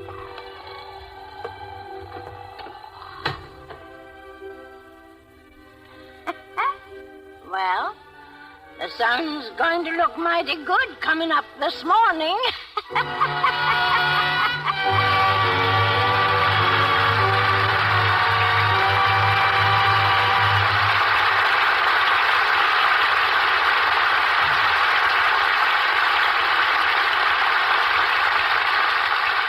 So ends our play, I Met My Love Again. Tonight's stars, who meet us now for a curtain call, are busy these days at Paramount Studio. But if you could catch them between scenes, you'd find Miss Bennett designing furniture for her new home, while Henry Fonda is looking... looking for a farm on which to raise turkeys, continuing Grandpa Fonda's activities of some 300 years back. What's wrong with raising turkeys, sir? Well, nothing, Henry. Nothing. A turkey's a very noble bird. Back in 1782, it came pretty close to becoming the national emblem, with men like Benjamin Franklin rooting for the turkey over the American eagle. And what happened? Well, they compromised by putting the eagle on the coat of arms and the turkey on the Thanksgiving table. Now that you've pointed the conversation towards Henry's ancestors, what can you say about his contemporary, good old Anthony DeMille? Well, if you look on the New York police blotter for 1689, Joan, you'll encounter a little item which relates that Anthony DeMille was arrested for striking the sheriff. Nice people. Even 300 years ago, DeMille was making a spectacle. Was he hanged? No. Oh. No, in 1691, 2 years later, he was elected sheriff. What did he leave you, Mr. DeMille? His badge? No, but I have his original will. It seems Anthony had 2 sons. To his favorite, he left 2 barrels of mackerel. What did the favorite son do for a living? Train seals? What did the black sheep of the family get? A can of sardines? No, Grandpa didn't like the other boy. So he gave him what he considered the least of his possessions. The will reads, that parcel of ground lying between Beaver Street and the river. Today, that takes in about half of lower New York City. All of which undoubtedly gave rise to the ejaculation so current in the 17th century. Holy mackerel. What about your Grandpa, Joan? Do you mean old Beelzebub Bennett, the whirling dervish of Edinburgh? I don't know, do I? Probably, because he left an old piece of parchment on which he wrote in Sanskrit, if you want to get anywhere in Hollywood, keep your complexion on the upbeat by using Lux toilet soap. Ain't it the truth? No, it isn't the truth. Not about old Beelzebub Bennett. But it's very true that Lux soap is about the best care a girl can give her complexion. I know because I use it constantly, and I'm really grateful to the sponsors of this program for giving us such a splendid product. Thank you, Mr. DeMille, and good night to you all. Good night, C.B. Good night, Joan. Good night, Henry. In a moment, Mr. DeMille will return to tell you of the news about next week's performance. But first, may I remind you, ladies in the audience, that every one of you may have one of these truly beautiful double compacts. The top is designed in a stunning horseshoe pattern, finished in gleaming black enamel with bands in gold effect. The bottom is richly tooled in a harmonizing design and contains a full compact-size clear vision mirror with space for loose powder and with neutral shade rouge ready for use. Why, this very modern compact will remind you of a piece of fine old antique jewelry. It is so very lovely. Send only your 3 Lux toilet soap wrappers with 25 cents in coin folded into them and a slip of paper with your name and address printed on it to Lux Toilet Soap, Box Number 1, New York City, and you will receive this truly beautiful compact promptly. Compacts very similar, but not our exclusive design, are sold in many shops for $1. Of course, there is no advertising whatsoever on the compact in any way.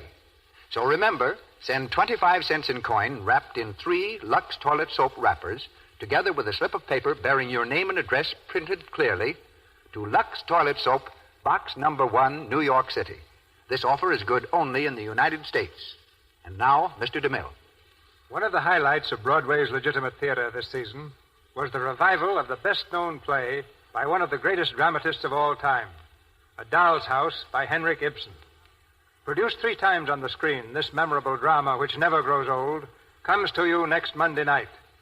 The story of a young wife whose courage and sacrifice saved the life of her husband, a husband who places his pride above her love.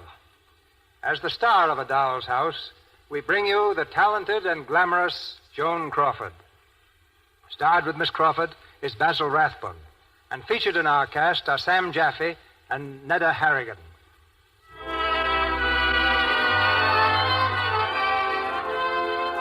Our sponsors, the makers of Lux Toilet Soap, join me in inviting you to be with us again next Monday night when the Lux Radio Theater presents Joan Crawford and Basil Rathbone in A Doll's House with Sam Jaffe and Nedda Harrigan. This is Cecil B. DeMille saying good night to you from Hollywood.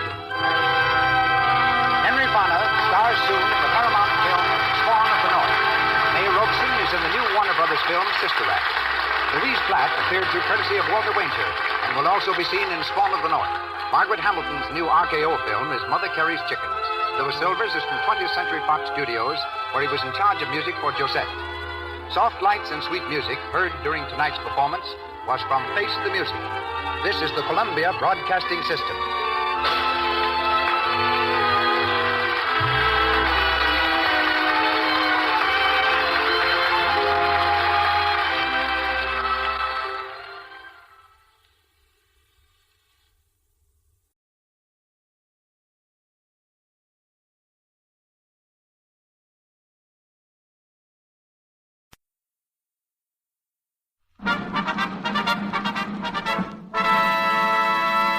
From Hollywood, California, the Lux Radio Theater presents Don Ameche, Joan Bennett, and Claire Trevor in Bordertown.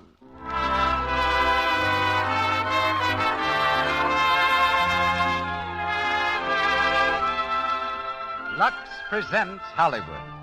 Bordertown is the drama of a man's desperate search for power and position, and of the part two women play in his life. Filmed by Warner Brothers, Bordertown stars Don Ameche, Joan Bennett, and Claire Trevor. H.B. Kaltenborn, celebrated commentator, is our special guest. Louis Silvers directs our music. But before Mr. DeMille introduces our stars, here's a piece of news. Listen to it coming over the telegraph wires. Lux Radio Theater, Hollywood. Fashion news. Scouts report biggest Luxable year ever. Stores feature Luxables. Women wear them in town, country, and at the world's fairs. And that's good news for women because Luxable clothes are not only smarter than ever, they're thrifty. Lux Flakes cut down cleaning bills. With Lux, you can keep fresh and dainty at almost no cost. And Lux, you know, cleanses so safely that clothes stay smart-looking longer. You can depend on the famous Lux promise, if it's safe in water, it's safe in Lux. And here's the producer of the Lux Radio Theater. Ladies and gentlemen, your host, Mr. Cecil B. DeMille.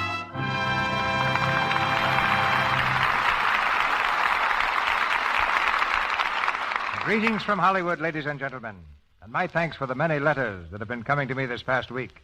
You may remember that last Monday I answered a woman's question as to how she could show her appreciation of the Lux Radio Theater. My reply was, buy the products behind the Lux Radio Theater, Lux Flakes and Lux Toilet Soap. Many of your letters since then have told me of your loyalty and continuing purchases of these products. Both for their own sake and for the sake of the entertainment, they make it possible to bring you each Monday night. Thank you for this friendly response. Some 200 miles southeast of Los Angeles, just over the Mexican line, is the border town of our play. In such towns, you'll find many men and women who've chosen to forget the past. One of these men, who fled the world he had known to start life again in a border town, is the subject of our play, which brings a brilliant trio to us. Don Ameche, Joan Bennett, and Claire Trevor. No other group of stars more perfectly illustrates the manner in which the entire country has contributed to Hollywood. Wisconsin sent us Don Ameche, who started out to study law and became an actor when the leading man in a stock company broke an arm. Don's new 20th Century Fox picture is Hollywood Cavalcade. And recently, for the third successive year, he won the poll conducted by Radio Guide magazine for the best radio actor. This is the same poll in which the Lux Radio Theater was named the best dramatic program. And tonight in Bordertown, we also have the actress who received top honors, Claire Trevor. Miss Trevor's a New York City girl who just completed the Universal picture I Stole a Million, and tonight plays Mary Rourke. It's hard to say what part of the country Joan Bennett really came from, because the Bennett family seldom paused long in any one place. We do know, however, that she was born in New Jersey and inherited her dramatic ability from so many generations of actors that certain humorous historians have asserted that the Bennetts invented the theater. She's here from the Hal Roach studio, where she's starring in The Housekeeper's Daughter, and will now be heard as Dale Elwell, while Don Ameche is Johnny Ramirez. We head southward for an exciting dramatic adventure as the Lux Radio Theater presents Bordertown, starring Don Ameche, Joan Bennett, and Claire Trevor.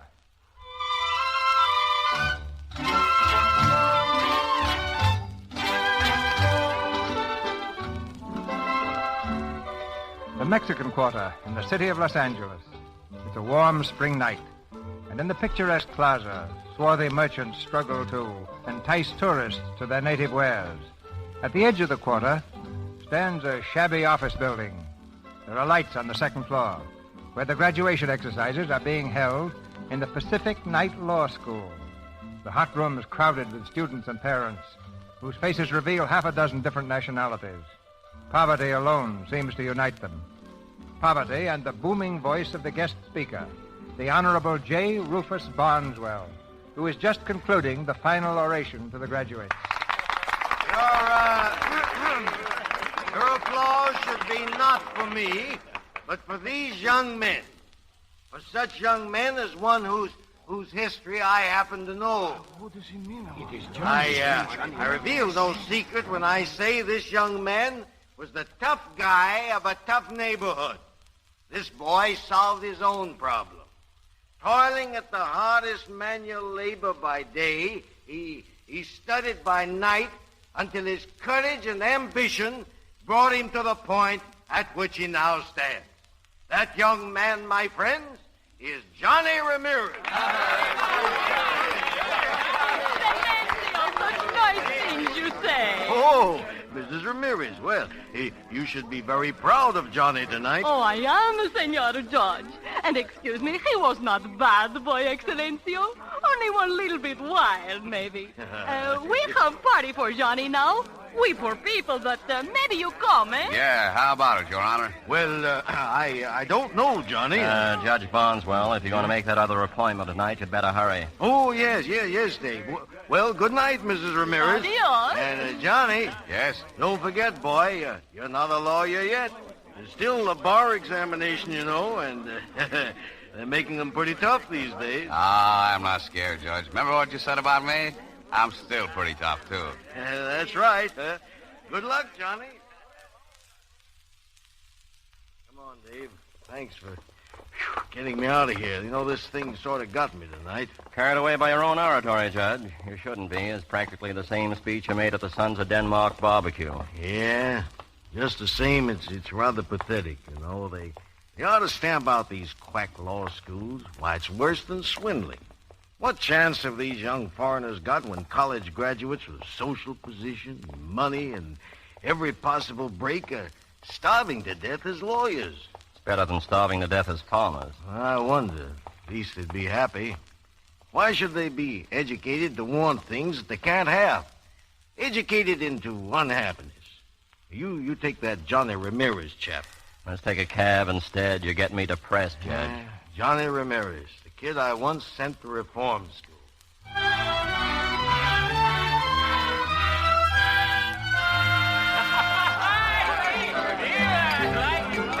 everybody! Quiet! The padre has something to tell us. A toast to Johnny Ramirez, no? Long life and success and happiness to our young lawyer and host. Johnny will make a speech if he wants to make a speech, eh, Johnny? Well, Mamacita, maybe I do. Thanks, everybody, and all I've got to say is this. There was a lot of talk at graduation tonight about hard work and study. Sure, it was hard. But look at Abraham Lincoln. He worked hard, didn't he? And he studied nights, too, just like me. Sure, all right. I did, just like Lincoln. Oh, no. And I'm going to keep on being like Lincoln, too. Oh, no, Johnny. What? What's the matter with that? Not with whiskers, Johnny. Oh, no whiskers, Mamacita, I promise.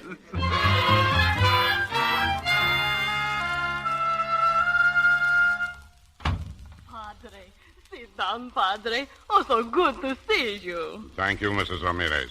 Where is Johnny? My fine lawyer, what you think he do? Come, you look. There is Juanito out in the dirt, planting onions. Out in the dirt, planting onions. Hey, you lawyer Sometimes man. I think that's where he belongs. Oh, you lawyer man, Juanito. The padre comes to see you and you plant onions. Padre? Oh, excuse me. I'll be right in. No, I'll be right out. That is good work, Johnny. I should not interrupt. Well, here is my case.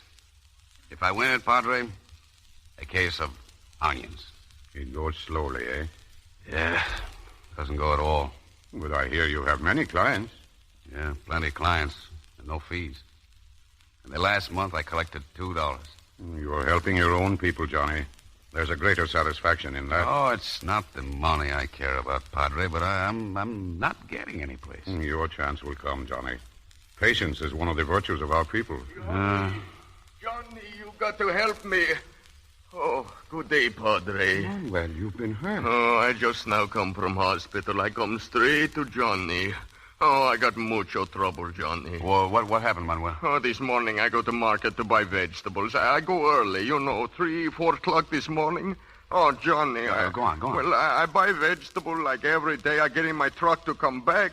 All of a sudden, big, shiny car come around the corner fast like anything, and she's way on the wrong side of street, Johnny. Well, did it stop? Oh, that's it, Johnny. We both stopped. Bang.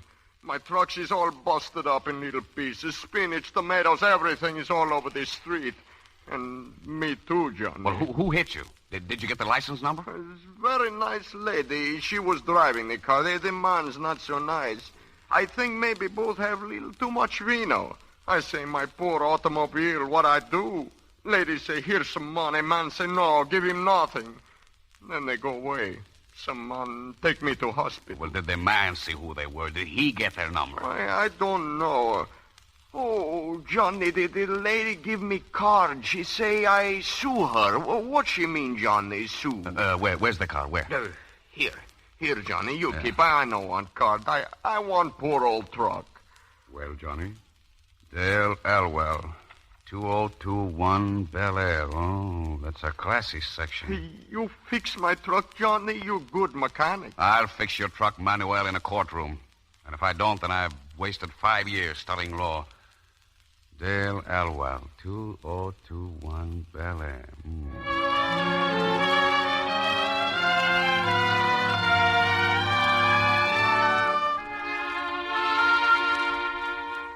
Well, Father, you wanted to see me? You think you can spare me a moment, Dale? Yes. Oh, one of those moments.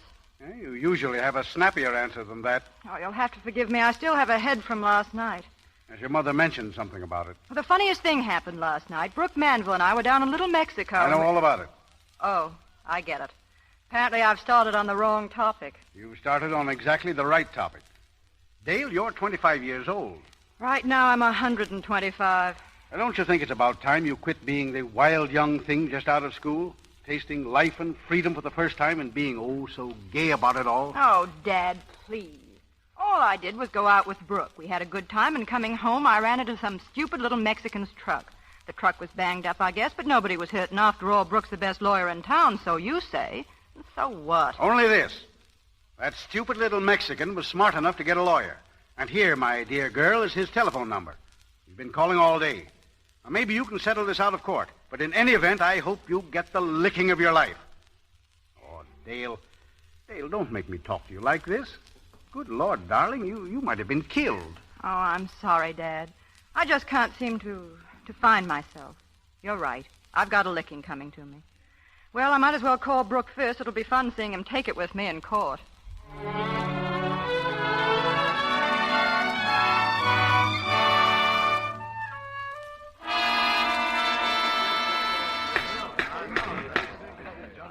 You may continue, Mr. Ramirez. And not only that, Your Honor, but I have also found out that the defendant, Miss Dale Elwell, has had so many automobile accidents that no insurance company will accept her as a risk. I object, Your Honor. Objection sustained, Mr. Manville. Well, can't I state... Mr. Ramirez, the court realizes what the counsel is trying to do.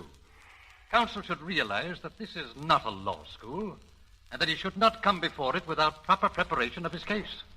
Okay, Your Honor, then I'll move on to another point. At the time of this accident, the defendant had been drinking. In fact, she was probably I object. The allegation so presumptuously advanced by my learned opponent is no part of the complaint. Objection sustained. How can I present my case when he keeps objecting? I object. For 2 hours, you've been objecting to everything I've had to say. Is that your way of being a lawyer, squawking I object like a parrot? I object, if Your Honor, please. Objection sustained. Don't you want to hear the truth? Don't you want to see justice done? Don't you realize that this poor old man's truck was wrecked? His living taken away by a spoiled dame who thinks she can get away with murder just because her old man is rich. What is more important to this court? A lot of legal technicalities or the truth? This court is interested in the truth. But permit me to point out, Mr. Ramirez, that in failing to prepare your case properly, you have failed in your duty to your client. Not only that, but you have been in contempt of court, for which I fine you $25. The court dismisses the case before it because of insufficient evidence. The court will open again at 2 o'clock this afternoon. Clear the courtroom, please. Well, Dale, that's that. You're a free woman again. Thank your lucky stars for a good lawyer. And a bad one. Oh, look at him. I feel rather sorry for him, Brooke. He tried so hard. I know. It's tough at that. But there's hundreds of them. They go to some half-baked law school, work like dogs, and when they get through... Wait here a minute, Brooke. Oh, Mr. Ramirez, What do you want? perhaps you won't believe it, but I'd like to help your client get his truck fixed. We didn't come here for pity. Oh, that's not it. You convinced me, you see, even if the judge was stubborn. So please let me... Here, this should cover everything. Oh, that's swell of you after I couldn't make you do it. Just a minute, Dale. Don't be a fool. If you give him money, you admit responsibility, and you can still bring criminal charges. Would you do that? Of course not. Promise? Sure. As your attorney, Dale, I won't permit it. Don't worry, Brooke. He just said he wouldn't. Dale, what good's a promise from a cheap shyster? He'll be blackmailing you for the rest of your... Listen, you beat me in one kind of fight, but not in this kind. Hey, what do you think you are? Go ahead. Grab that man. Mandel, are you hurt? No, I'm not hurt. Ramirez, this is the last time you'll appear in court except as a defendant. Officer. Yes, sir?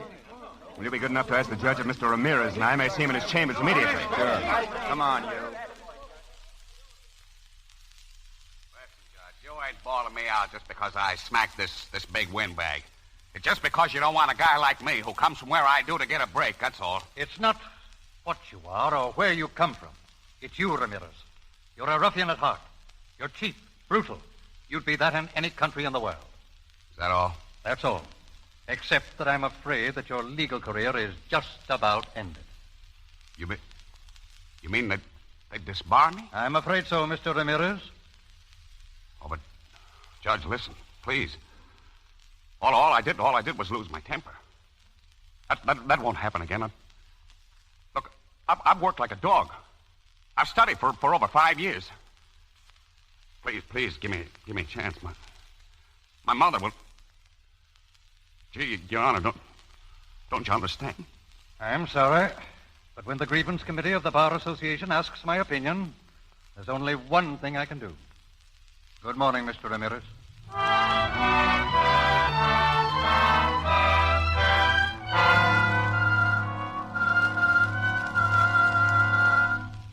Why must you leave, Johnny? Why must you go away from your friends? I've been disbarred, Padre. Disbarred? Yeah. I got a letter today. It'll look nice hanging next to my diploma. And I just came to say goodbye. Oh, I'm sorry for you, Johnny. Where are you going? Oh, I don't know. Down around the border, I guess. Juanito, perhaps you've sought to get ahead in the wrong direction. You mean trying to be a lawyer? I mean putting gain and glory and false ambition above peace of spirit. You're just trying to tell me in a nice way to go back to digging ditches or being a farm laborer like my father. Your father was a good man, Johnny. And you're a good man, Padre, a good man. But I'm only a man. And I'm going to take from the world what I want from the world. Patience, Johnny. You may get another chance. You betcha I'll have another chance. But I'll make that chance myself. I'm going to have power, money. You wait. No, Johnny, no. He thought he could insult me, treat me like a servant, that guy Manville. Not because he's a great lawyer, and I'm not, but because his old man's got $1 million bankroll. Don't you see, Padre? Money is what made the difference. And I'm going to get money.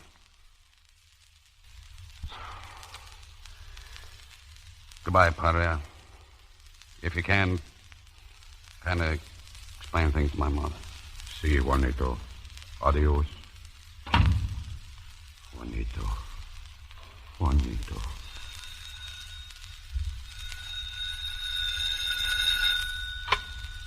Hello? Si, I am the Padre. Who, please? Miss Elwell? No, senorita. Johnny just left. No, I do not know where you could find him. He is going away. No, he did not say, only maybe to the border. Si, senorita. It is too bad. More than you think it is too bad.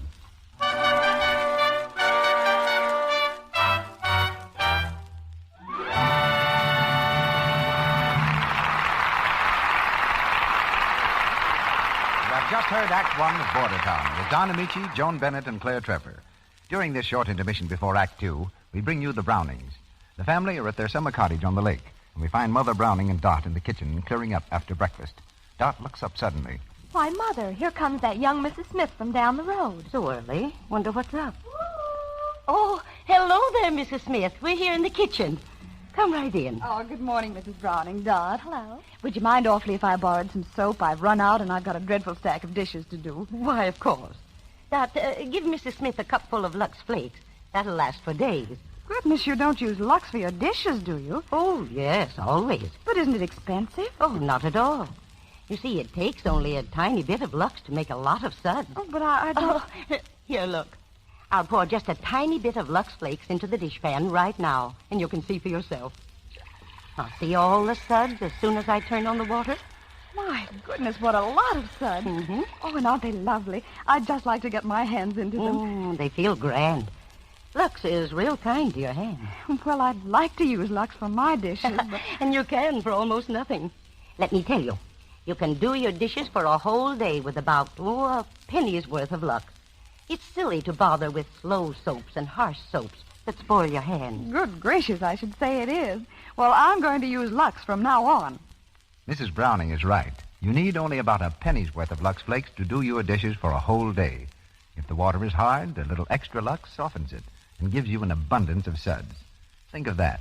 A penny a day for your dishes. And think what you're getting. Lux works fast, and it's kind to your hands. Every woman wants pretty hands.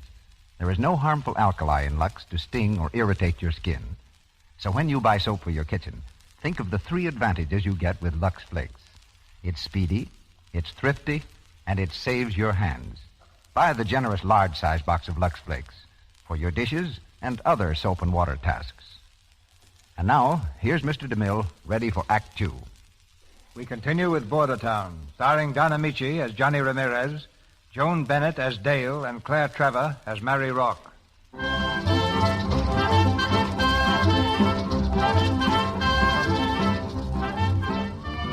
A little Mexican town just across the border. It's a busy night at the Silver Slipper, a gambling palace now enjoying a sudden wave of popularity. At one of the tables sits Charlie Rourke, the fat and jovial owner of the club. His shrewd eyes survey the crowd, then pause on the figure of his new bouncer, Johnny Ramirez. Look at that Johnny work, would you?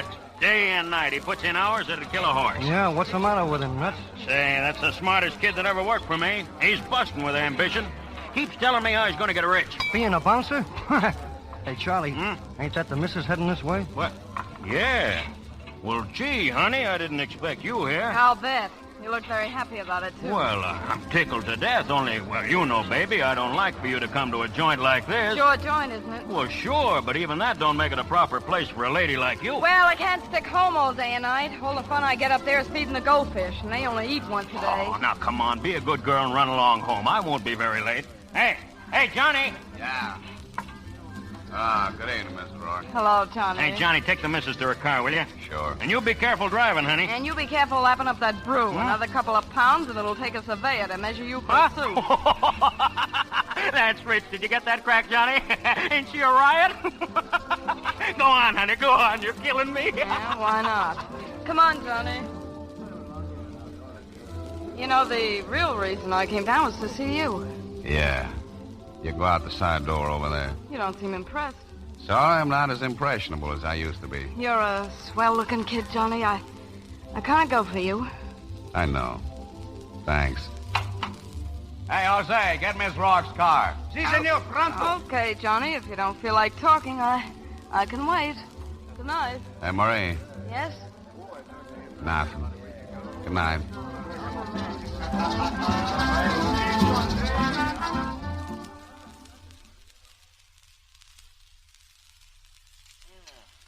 Everybody out, Johnny?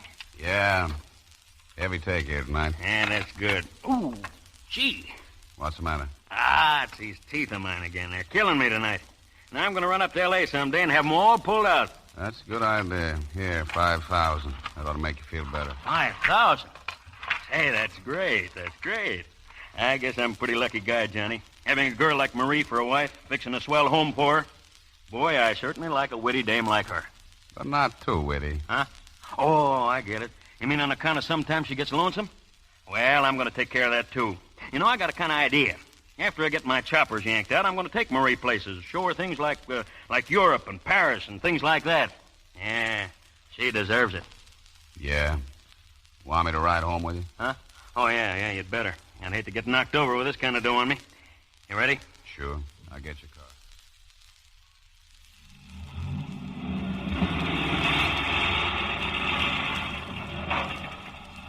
I'll open the garage door for you, Charlie. Open what door? Say, you don't know nothing, Johnny. Watch this. Say, the doors open themselves. Automatic garage, huh? Yeah, it's the latest gag. You see those posts on each side of the driveway? Yeah? That's what they call an electric eye. It opens and closes the door just like it got paid for it. When you walk out of the garage, you pass this here electric eye and it shuts the door again. That must have cost quite a chunk, huh? Well, sure. Sure it did. But nothing's too good for Charlie Rourke's wife, see? Nothing. Yeah, Charlie, that's right. Oh, come on in, Johnny. Say hello to the little woman, huh? Hiya, baby. You waiting up, huh? Yeah, surprised again? Oh, Johnny, check this door in the safe, will you? Okay. Say, honey, as long as you're up and Johnny's here, I'll throw you a mess of flapjacks, huh? And boy, can I make them. Can I, Marie? Boy, can you make flapjacks. What a dame. What a dame. Stick around, Johnny. Yeah, stick around, Johnny. You'll probably be here for hours. Bought a lot of new furniture, Uh-huh. Pretty swell. Oh, it's not so bad. Why not drop over some afternoon for cocktails? Thanks, but I don't drink. Oh, no bad habits at all. None I can't handle. I wonder. How have you been since I saw you last? You mean tonight? Mm-hmm. I'm just the same. I'm just the same, too. Maybe a little more so. Listen, baby. Now get this straight. I go for you. I go for you plenty. But Charlie... Oh, Charlie. Being the faithful employee, huh? It ain't because Charlie's my pal. Being pals don't count when there's a dame. Wouldn't I be a prize chump to take a chance of losing my job just when I'm getting ahead, putting aside some dough? So it's money, eh? I'm glad you told me. You bet it's money. And it's going to be a lot of money and all that goes with it. Before I'm through, I'll pile up a roll that'll make 'em put out the carpet for me in any bank. And if you think I'm going to risk all that, baby, just to hold hands with some good-looking doll, you're crazy. I think I like your eyes best, Johnny, when you're mad like this. Good night, Miss Roy. Like a drink first? Remember, I don't drink. Oh, you seem to be in a big hurry to get out, Johnny. You're not very complimentary. Mrs. Rourke, that's the best compliment I could pay you. Good night.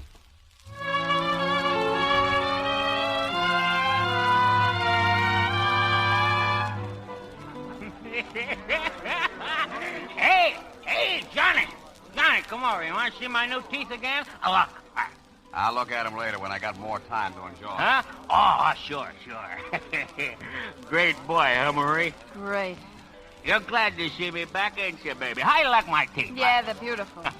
Beautiful, that's right. Hey, Johnny! Johnny, send over a couple of gallons of champagne, will you? We're celebrating tonight on account of my new choppers, huh? Oh, I'm tired. I'm sleepy. You glad to see me, baby? Yeah, baby. Oh, all right. Guess maybe I don't want no more to drink. Oh, I feel awful. Oh! You fat, stupid lug. Johnny!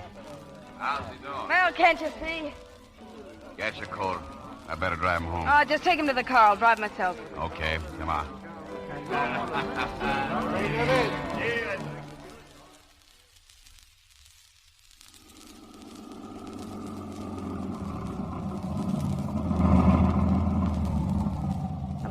Come on, get up and walk. I can't carry in the house. Huh?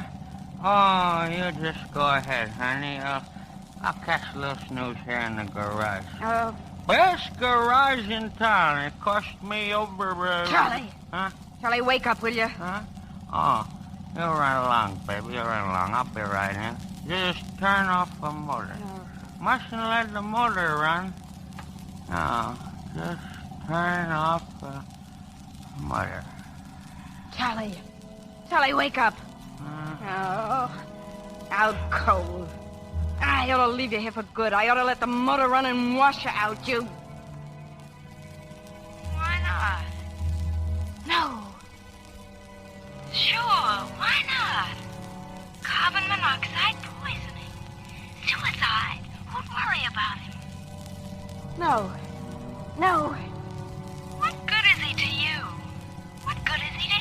about it. Go on. Just walk out and leave him.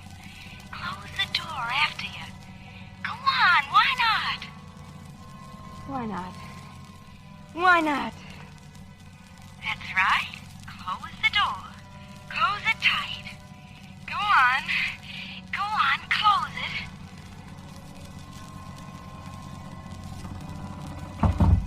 Now, go in the house.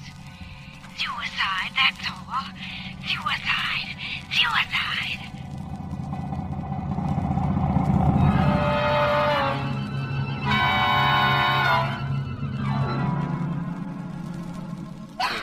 And then I went in, and I found him in the car. Oh, it's awful. He wanted so much to live. He had everything to live for. Try to be calm, please, Mrs. Rock. I'm not questioning you. This is just a formality the police must observe. Well, it's all been so sudden and terrible. He'd been drinking, you There are see. sufficient witnesses to that fact? Yeah, naturally I couldn't get such a heavy man out of the car. Besides, it had happened before, him drinking, I mean. But other times he woke up when he got sober and came into the house. But this time... Mrs. Rock, please This try time to... he must have woke up still drunk and started the car. And... It's all quite evident. Accidental death, of course, by carbon monoxide poisoning. We won't trouble you any further, Mrs. Rock. Thank you. Thank you.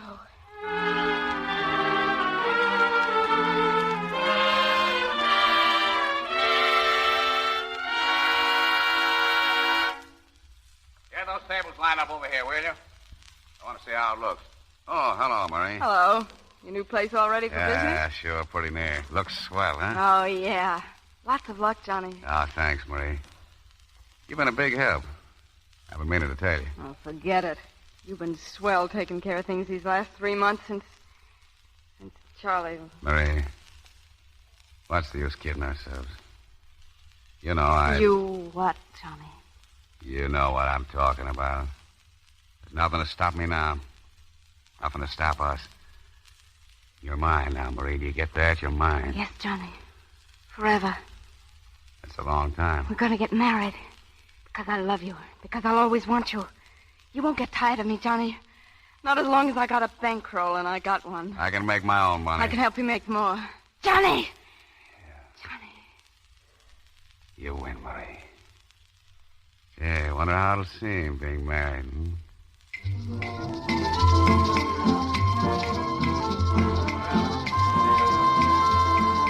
A beautiful place you've got here, Johnny. Glad you like it, Mr. Johnson. Marvelous orchestra, Mr. Ramirez. The name is Johnny, thanks. Makes the old Silver Slipper look pretty sick. Yeah, well, that old place is pretty good to me. What's this I hear about you and Marie getting married? Oh, maybe, a little later. Hey, Johnny, there's a party out in the foyer. They say they want a table. Tell them to come down next week. Oh, they look the class. A big party.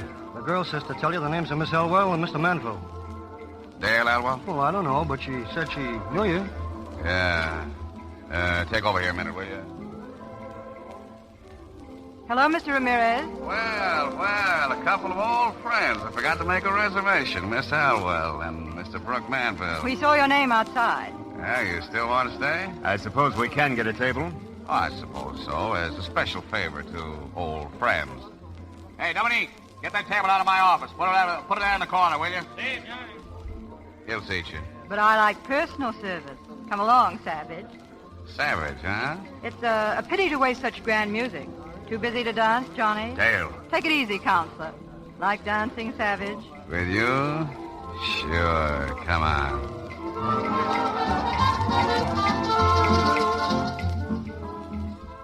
You dance this well with everybody? Well, we just try to please the customers. Oh, so I'm just another customer to you. Oh, no. You know, the last time I saw you, I took a poke at your boyfriend. That threw me into this business where I'm making plenty of dough. And now I see you on the opening night of my place. What you are is good luck. Better not lose track of me, then. Nah, I'm not going to. No more. Hey, Johnny. Yeah, what? Mrs. Walker's here. She's pretty mad. Okay. Miss Elwell, I got something to attend to. Excuse me, will you? If you promise me another dance. Ain't she afraid you'll make his honor jealous? Not a bit. I'll be back. Dale, come and sit down, will you? Amusing, isn't it? That type of thug may not be so amusing if he gets serious. I imagine he could be a little dangerous. If he couldn't, he's going to be an awful disappointment to me. Hello, Marie. I thought you were going to call for me. What's the idea? Keep me waiting for 2 hours. Well, if you want the truth, I've been so busy with everything, I forgot. Oh, so you forgot. You didn't forget to make a play for that dame. I saw you dancing. Yeah? Well, stay around, baby. You'll see me dancing some more right now. Johnny! Hang around, Marie. I'll see you later.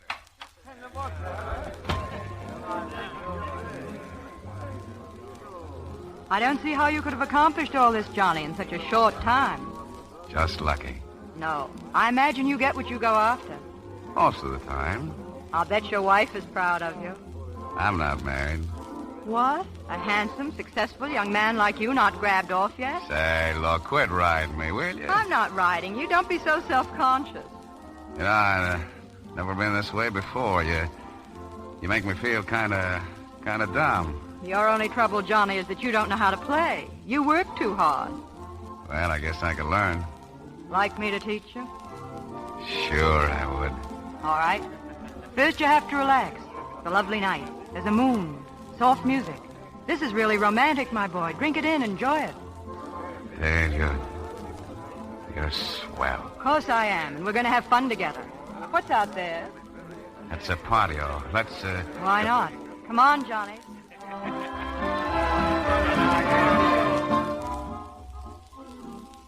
See? You're improving already. Now, don't you feel nice and calm? No. Stoop down a little, and I'll tell you a secret. Neither do I. Dale, I... Take it easy. We've got company. We got... Oh, hello, Marie. Meet Miss Alwell. This is Mrs. Rourke. How do you do, Miss Elwell? So please, Mrs. Rourke. Lovely patio, isn't it? Yeah, I'm glad you like it. Johnny and I planned it for so long. We're really tickled to death with everything. Oh, we? Marie, What's the matter, Johnny? Haven't you told Miss Elwell? Yeah, you see, Johnny and I have been sort of, partners for a long time. He does most of the work, and I put up most of the money. That seems fair enough. Yeah, it's worked out very pleasantly so far, in every way. That reminds me, Marie, I've got some business to talk over with you right now. Oh, I didn't mean to break up your little chat. Come on, in the office. What are you trying to do, make a sap out of me? You do all right without my help. Sneaking down there and spying on All me. right, so I'm spying on you. One look at her and one look at you, and I've got the whole setup. Calling in when I'm talking to a lady. Look what wants to talk to ladies. Looks what thinks he's a gentleman. You're a barroom bouncer, and you'll always be one. All right, Marie. That's enough. If it wasn't for me, you'd still be rolling the drunk side of the Silver Slipper. I made you rich. I put those swell clothes on your back. And now, just because you got your neck washed, you think you're a gent. Well, nobody can make you that. You're riffraff, you and I. You belong with me, and you'll stay with me. Get that, you'll stay with me. No, I won't, Marie. I found out what I want, and I'm taking it. She hasn't I'm any moving right up. to you. You belong to me. And I'm holding on to you. I did a lot of things to get you, Johnny. I even committed murder. You what? Sure, I killed him. I killed him to get you. You killed Johnny? Why, it makes me sick to even look at you. Johnny, where are you going? I want to get away from you, that's all. I don't care where I go, just so I don't have to see or look at you. You're rotten. Johnny! Get me the police station. You heard me. I said the police station. Hello, this is Mrs. Rourke speaking. Is the commissioner there? We'll tell him to wait. I'm coming right down. Yes, now. Just a minute, senor. I don't understand. He made me kill him. He said he'd kill me if I didn't. I was afraid of him. I had to do it. Johnny wanted the money he knew I'd get. Are you willing to sign a confession to the effect... Yes, I'll sign anything. To the effect that Johnny Ramirez forced you to kill your husband? Yes, I tell you, yes. Hernandez, see? Get Johnny Ramirez. Make out the warrant. Murder.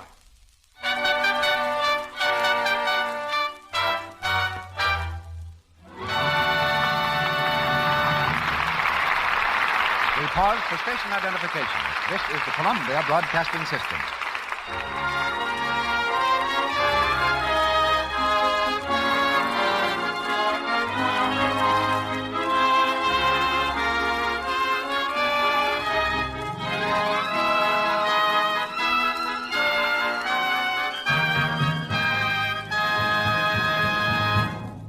That was Act Two of Bordertown, starring Don Ameche, Joan Bennett, and Claire Trevor. During this short intermission, we present an internationally famous guest. But first, I want to demonstrate something. I have here a metronome, the kind people use when they practice on the piano. Listen to it now. Now listen to it.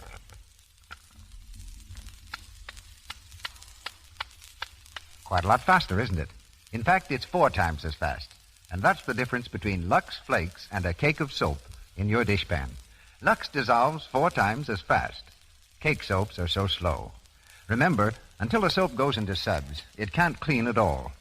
It seems foolish, doesn't it, to wash dishes such an old-fashioned way, especially when you can use Lux for all your dishwashing so inexpensively.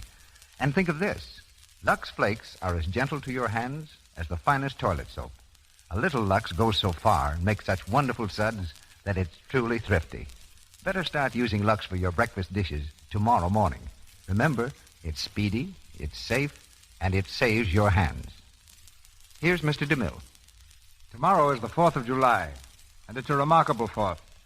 For it was just a few weeks ago that we welcomed joyfully the visit of the monarchs of that country of which we declared our independence 163 years ago. I've asked as our guest of the evening Mr. H.V. Kaltenborn, who during the last 10 eventful years has reported to the people of this continent the happenings of the world over the Columbia Network. 3 years ago, he was the first man to broadcast from a battlefield when he carried his microphone to a haystack in Spain and described the battle raging about him. Last September, his reporting of the European crisis became a journalistic classic. Because of Mr. Kaltenborn's worldwide experience and vision, he's particularly well qualified to bring home to us the significance of tomorrow's anniversary. The Lux Radio Theater welcomes H.V. Kaltenborn, speaking from New York City. Good evening, everybody.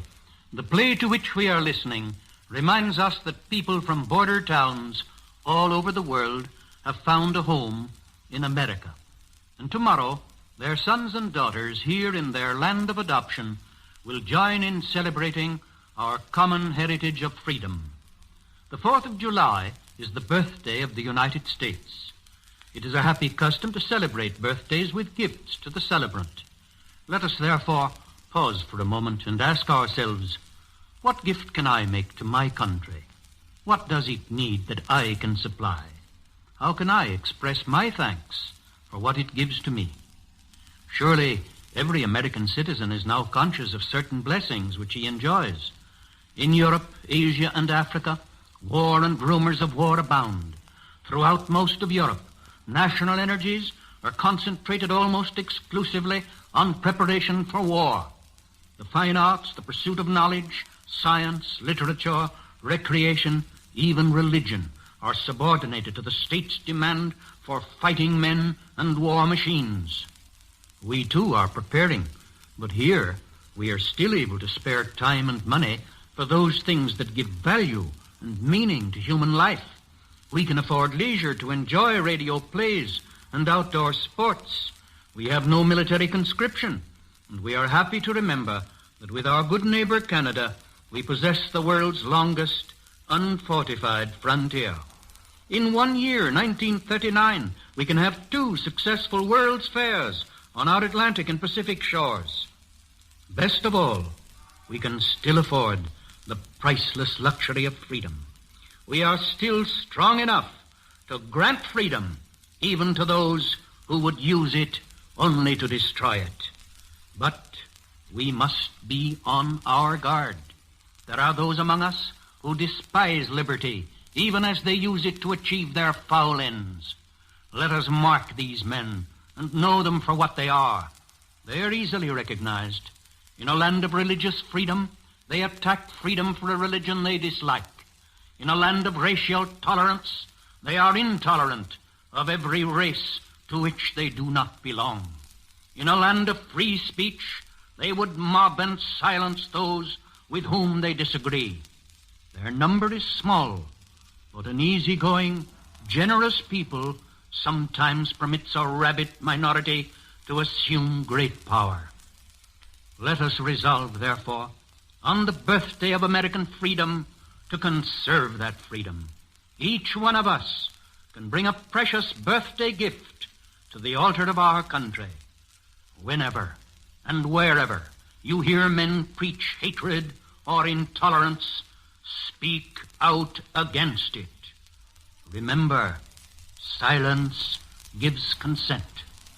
It is the right, nay, it is the duty of every American to speak out boldly for the ideals of human freedom whenever and wherever they are challenged.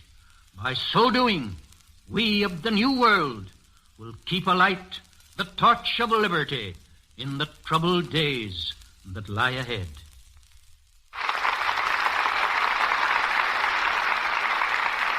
We will remember your words, Mr. Coltonborn, and our freedom here will never know a compromise. In Hollywood again, Don Ameche, Joan Bennett, and Claire Trevor continue in Act 3 of Bordertown.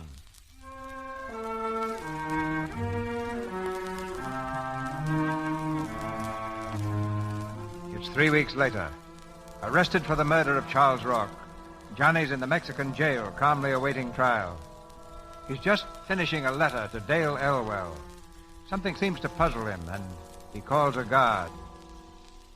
Hey, Pedro. See, Johnny? Is it okay to say yours sincerely when you're writing a letter to a lady? I don't write much letter, Johnny. You much smarter than I. I guess you're right. I say so, don't worry. I'll be out of this and up to see you pretty quick now. Yours sincerely. Nah, just Johnny, that's enough. Yeah, you ride fast, Johnny, all right. Here, mail this for me right away. Hey, Johnny, you got a visitor. Visitor? American girl? Dark, young, very beautiful? All I know is you got a visitor. Okay, come in. Juanito. Oh, mamacita. How'd you get down here? Oh, Johnny, you do not do this. No, I don't kill anybody, mamacita. You see? That's what I say. Sometimes he bad, but never my Juanito tell lie. Oh, I bet right now. That makes you cry and then gets your nose red. Tell me, how's the Padre and old Manuel? Oh, I haven't seen them in... Johnny, you no worry? Me worry about what? Oh, come on now. No more crying. I got a good lawyer. That's funny, huh? And when I get up at the trial and tell them... Put your honor. Quiet in the court. The prosecuting attorney will continue. And so, Your Honor, and gentlemen of the jury, the prosecution will prove that Ramirez, by reason of duress and threats, employed this woman, the wife of the murdered man, as ruthlessly as ever a man employed dagger or gun to commit for profit. A brutal, cold-blooded, preconceived murder. And now, with Your Honor's permission, I call my first witness, Mary Rourke. Mrs. Rourke, just how long before the death of Charles Rourke were you acquainted with the defendant, Johnny Ramirez? Well? 8 months. Where did you first meet him? Is there anything wrong? I repeat, Mrs. Rourke, where did you first meet the defendant? You will answer the question, please. He had so much to live for. I see him now. He's laughing at me. Every night I've seen him. He tells everybody what I did. No one will let me alone. They stare at me. No! I did it! I killed him! He was fat! Fat like a pig! Dead! Dead! The attorney for the gun. Your Honor, I move to dismiss this case on the ground that the sole witness for the prosecution, Marie Rourke, is obviously insane.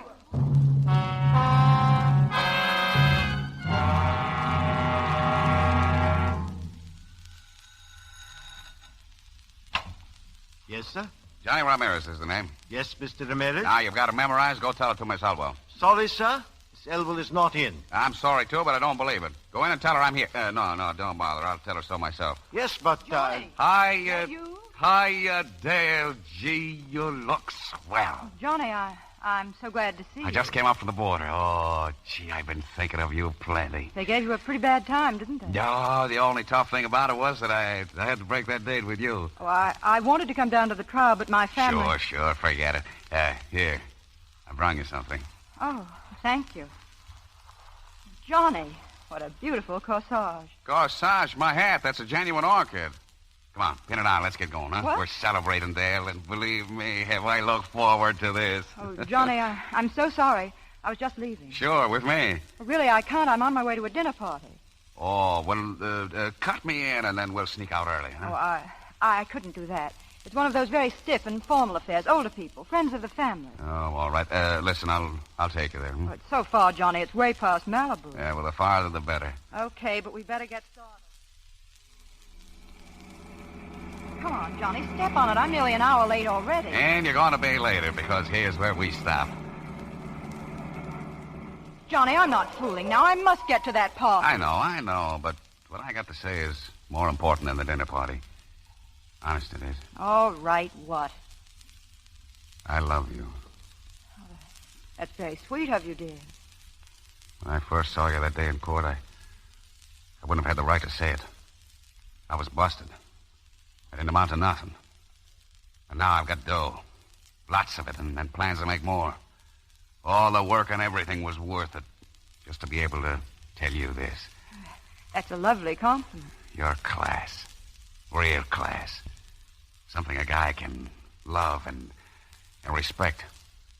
And I do, Dale. I want to marry you. Johnny, you're being romantic, and that's out of character. Listen, I'm serious. You can't be. Why, marriage isn't for us even to talk about. It's for me to talk about. I love you. I'm asking you to marry me. That's out of the question, Johnny. You must understand that. No, I don't understand. Why? Because you belong to a different tribe, Savage. A different tribe, huh? You mean... I mean there's such a thing as equality. Now, please, don't be annoying. Equality? Why didn't you say that the first time I kissed you? You treated me plenty like an equal then. You made a play for me, and because I thought you was decent and swell, I believed it meant you loved me. Let go of me, Johnny. Johnny! Oh, I can't hurt you. You can't feel nothing except some 10-cent thrill that gives you a kick. And after you have your kick, you think you can wash yourself up by saying you're better than other people. But I'm Johnny Ramirez, see, and that stuff don't go with me. Let go of me, you filthy brute. Let go. I'll let go, but Dale, come back. Come back here. Come back. Dale, I won't hurt you. There's a car coming. For God's sakes, look out! Dale!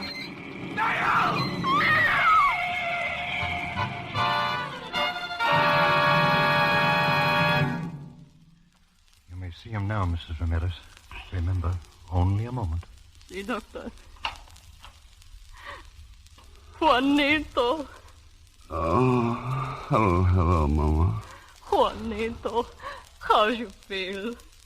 Not so good. How is she, Dale, the girl? Oh, she's fine, gracias. She wasn't hurt. No, she says you saved her. You always cry when you see me, Mama. That is no good. Oh, I cannot speak so good, Johnny. My eyes speak for me. I've been a pretty bad son, Mama. Oh, no, Juanito, no. You're scared I'm going to die, huh? No. You forget what the judge said when they made me a lawyer. The toughest kid in the neighborhood. I'm pretty tough yet, Mama. Pretty tough. Mrs. Ramirez, I think... See, I go now, Juanito.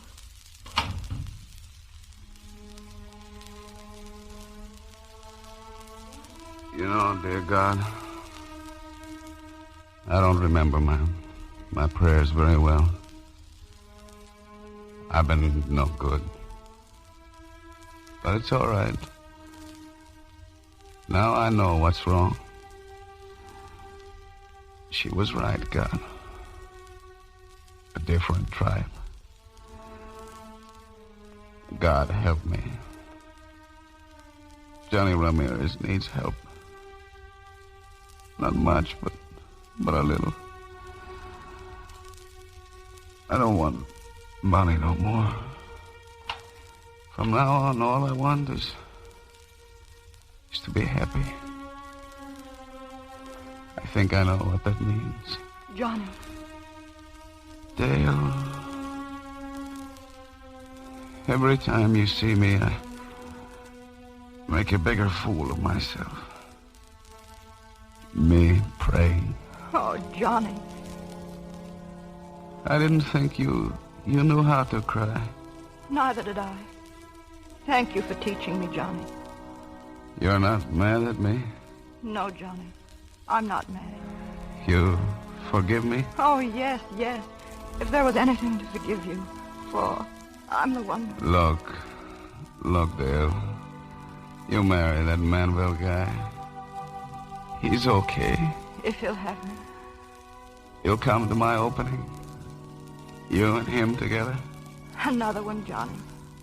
Oh, much better place, Dale. Much bigger, too. 500,000 acre. Yes, Johnny. You need new clothes for this one. Overalls. Overalls? Yes. My father was a farmer. He was a pretty good farmer. Maybe I'll be a pretty good farmer, too. You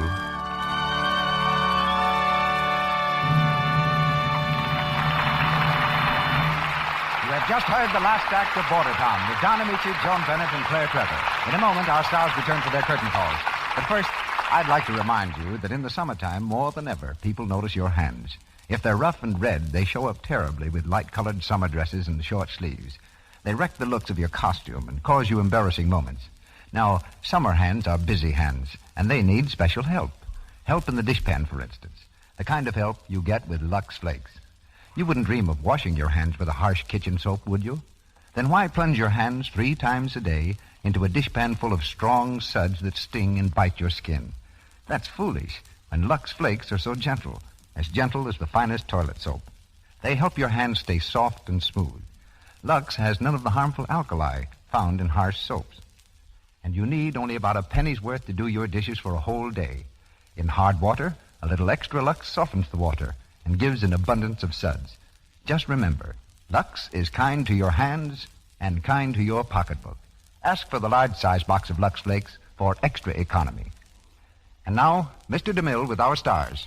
We ended our play with Johnny Ramirez crossing the border from the land of disillusion into the valley of truth. And I want to ask Don Ameche, Joan Bennett, and Claire Trevor, just what moral do you draw from Bordertown? Well, this, Mr. DeMille. You can't be happy unless you found the thing you really want to do for a living. That goes for cowboys, farmers, and chemists.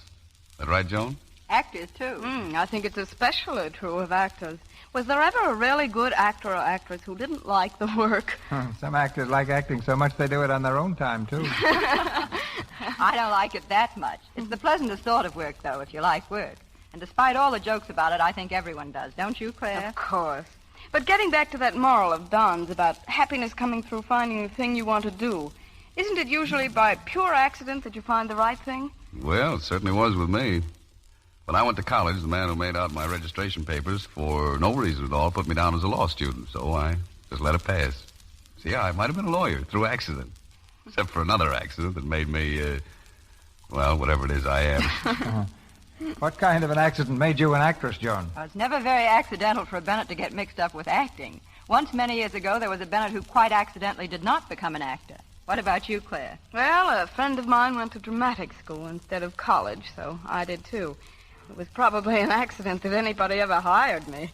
Well, that takes care of us all except Mr. DeMille. Well, it was just 26 years ago this summer that I had lunch in New York with 2 young men who, like myself, were almost broke. Their names were Jesse Lasky and Sam Goldwyn. We added up what money we had and decided to make a motion picture. And we made it, about a stone's throw from this stage. And as I understand it, that was the accident that started Hollywood. Well, C.V., it's been a very pleasant evening. Thanks a lot. Yes, thank you. Good night. Be careful crossing the street. Don Ameche appeared through courtesy of Chase and Sandberg. Louis Silvers is from 20th Century Fox Studio, where he directed music for Second Fiddle. Claire Trevor stars in the radio series Big Town. Her next picture is RKO's Allegheny Frontier. The superb artist who gave such unforgettable performances in Mutiny on the Bounty and The Private Life of Henry VIII stars on this stage a week from tonight, Mr. Charles Lawton. He's going to repeat for us one of his greatest characterizations, the title role in Ruggles of Red Gap. This gusty American classic is the romance comedy of a gentleman's gentleman, of his bewildered journey to the Wild West and his ultimate conquest of the town of Red Gap. And with Mr. Lawton, you'll hear 2 other stars from the original picture cast, Mr. Charles Ruggles and Miss Zazu Pitts. Our sponsors, the makers of Lux Flakes, join me in inviting you to be with us again next Monday night when the Lux Radio Theater presents Charles Lawton in Ruggles of Red Gap with Zazu Pitts and Charles Ruggles. This is Cecil B. DeMille saying good night to you from Hollywood. This is the Columbia Broadcasting System.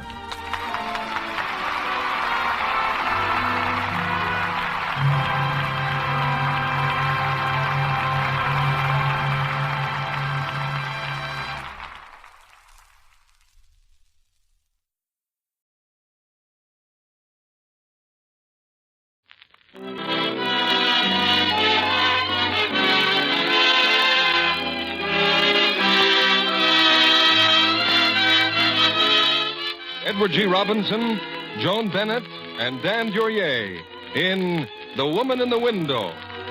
Ladies and gentlemen, your guest producer, Mr. Mark Hellinger.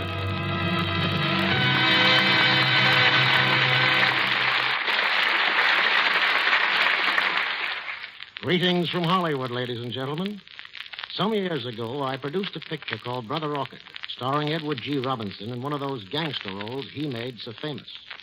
During the making of that film, Eddie expressed to me an ultimate desire to put down his revolver and interpret characters of more variety and scope. Well, he has such a role tonight. He's the quiet and scholarly professor in the unusual drama, The Woman in the Window, from International Studios, producers of Tomorrow is Forever. Not for very long, however, does he lead the calm, scholastic life, because we throw across his path a strange but fascinating woman, then add a homicidal maniac who precipitates a murder, and bring you a most exciting melodrama, one of Hollywood's greatest successes of 1945. Co-starred in our cast, from one of the theater's oldest, most respected families, is Joan Bennett. Also, Dan Duryea, who has hurried west from his native New York City to be with us in tonight's play. Now, from coast to coast, the curtain rises on The Woman in the Window, starring Edward G. Robinson as Professor Wanley, Joan Bennett as Alice Reed, and Dan Duryea as Height.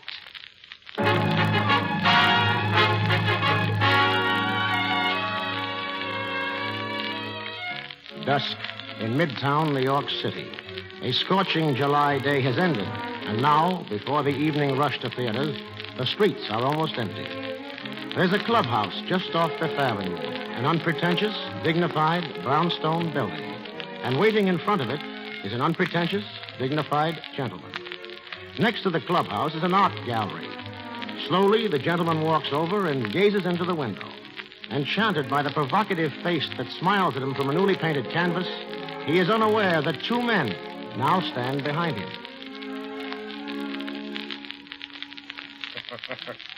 Just look at him. Richard Wanley, associate professor of applied psychology, bowled over by a picture of a pretty girl.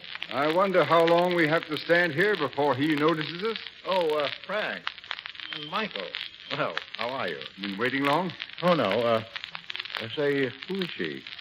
The girl of the portrait. We haven't the faintest idea. But she's definitely our dream girl, of course. We noticed her last night. Well, it's an extraordinary painting. And the model probably is an extraordinary woman. Well, how about dinner? I'm starved. Good. Family get off all right, Richard? Yes, this afternoon, and I'm lonesome already. Now, to tell the truth, Richard, you're thrilled over the prospect. Well, who wouldn't be? A whole month of bachelorhood? No, I repeat, gentlemen, I miss my wife and I miss my children. Club and have dinner.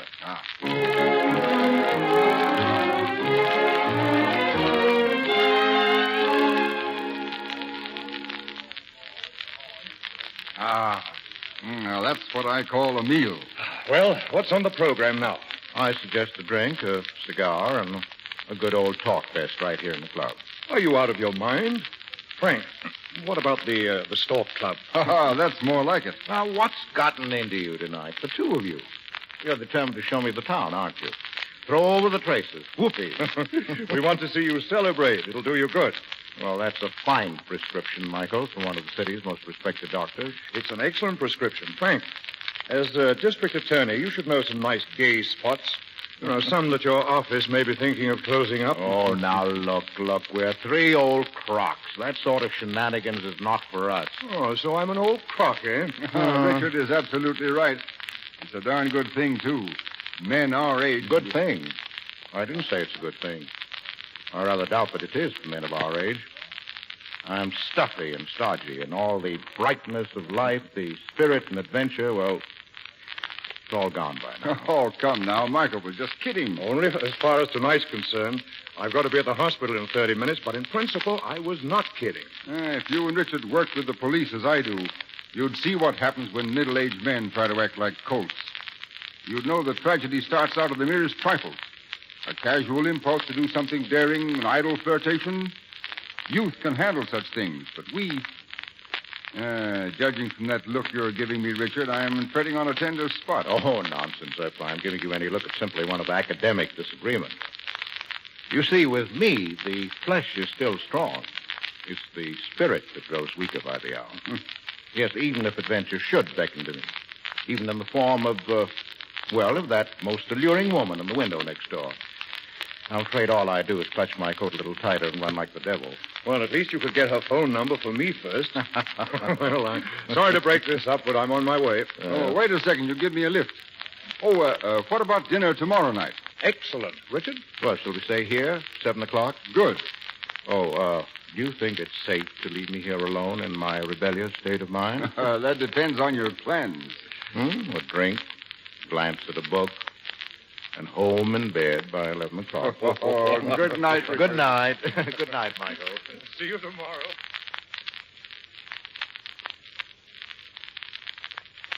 Charles. Yes, sir? Charles, I'd like scotch and soda. I'm going to read here for a while. Will you be sure to remind me when it's 10:30? Yes, sir. You know, these absent-minded professors, sometimes I lose all track of time. I'll remind you, sir. 10:30.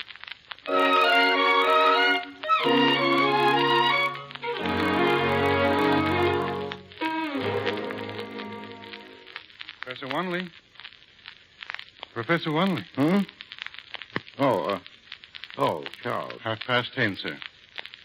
I didn't fall asleep. I'm afraid you did, sir. Well, I better be getting on home. Shall I get your car, sir? No. I parked just next door in front of that art gallery. Well, good night, Professor. Good night, Charles.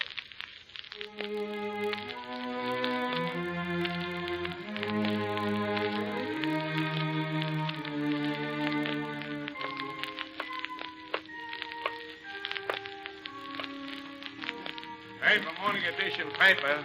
Paper, mister? No, thanks. Say, that dame in the picture, some tomato. Yeah, some tomato.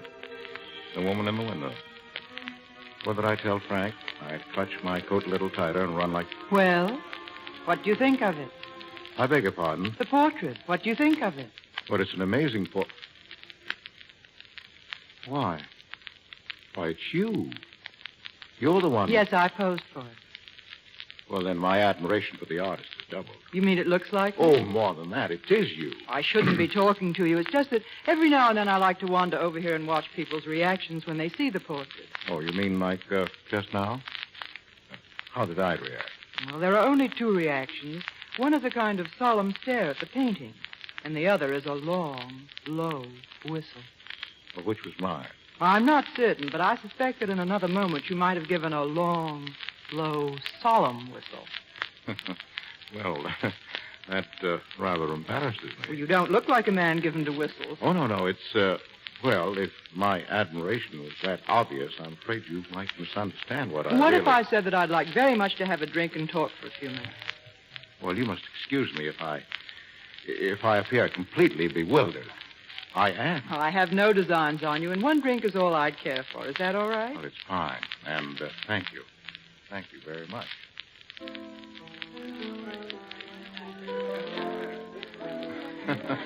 Well, what's so funny? Well, I was just thinking of a couple of my friends.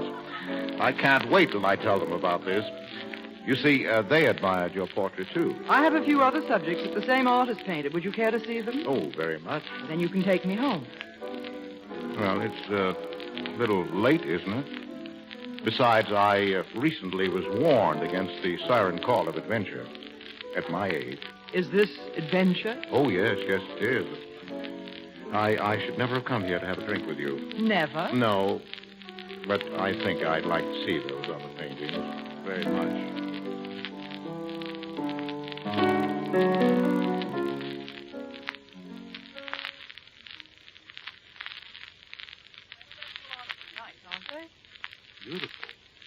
never seen finer composition and shading. Well, I have a bottle of wine inside. Let's have a drink before you go. This is much too pleasant to break up. I should say no. But I haven't the slightest intention. I'll be right back. Talk too tight? Well, it's the wire around the top of the bottle. Do you have something I can cut the wire with? Well, how about these scissors? Oh, fine. That your dog? Why, yes, it's... Who? I don't know. It couldn't be. Oh, it's probably someone trying to locate somebody else in the building. That's what happens when you live on the ground floor.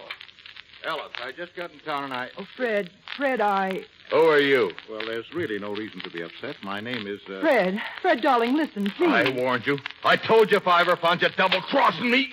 Here, stop that, you fool. Stop hitting her. And you. I'll kill you. You, for heaven's sakes, man. You don't know what you're doing. Go on. Talk. Fred, you're choking him. You'll kill him. Fred, stop. Stop. I'll kill you, too, you no good little... Here are the scissors. Give me the scissors. Hurry. Get away from here, Alice. Stop. You. Please, hurry. Here. What are you... Oh, no, don't.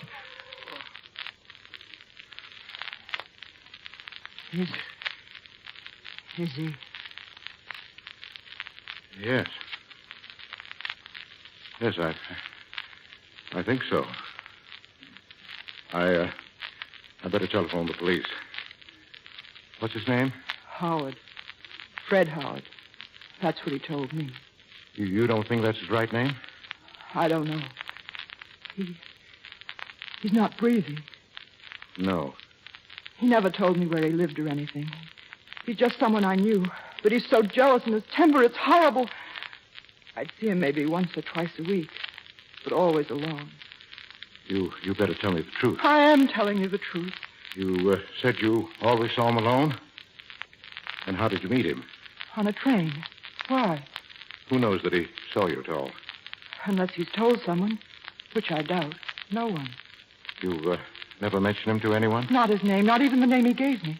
You think there's something we can do? I'll do anything. I don't want to go to jail. Please try to keep calm. Let's think this out. He was trying to kill me. There's no question about that.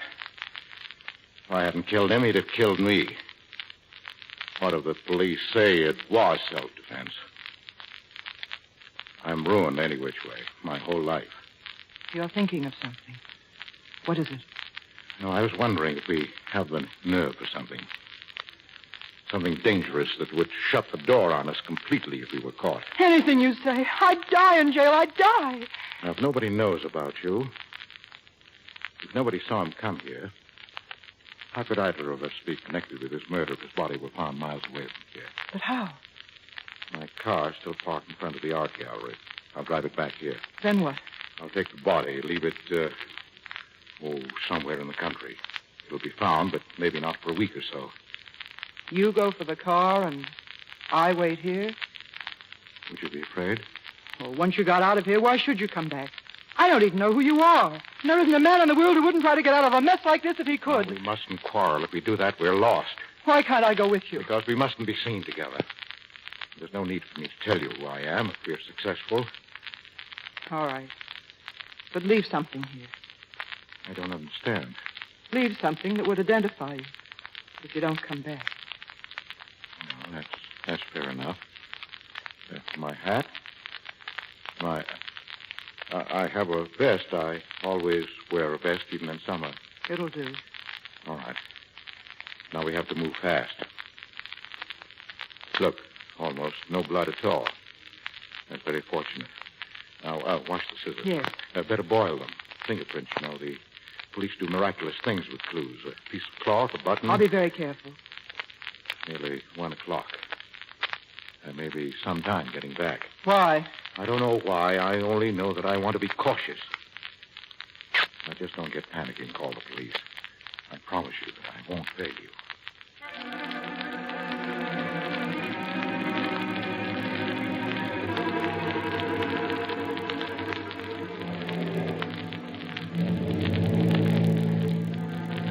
Quarter of 2. I've got to hurry.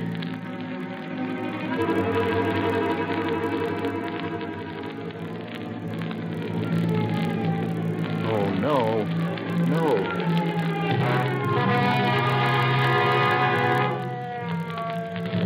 Pull over, mister. Yes, officer. What's the matter with you? Why, nothing. Let's see your license. Yes, sir. What are you sweating for? Am I? Oh. Nice and cool now. Oh, yes. Name's Wanley, huh? Got any other identification? Well, I have a pencil. My initials are engraved on it here in my vest box. Oh, yes, sir. Left my vest home. How about a letter? Here, it's from the president of Gotham College. Let's see it. Professor, huh? Associate professor.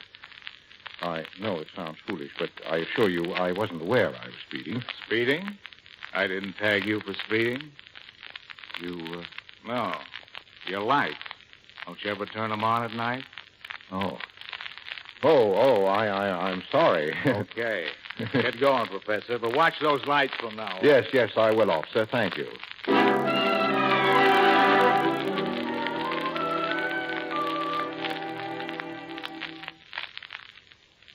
I thought you'd never get back.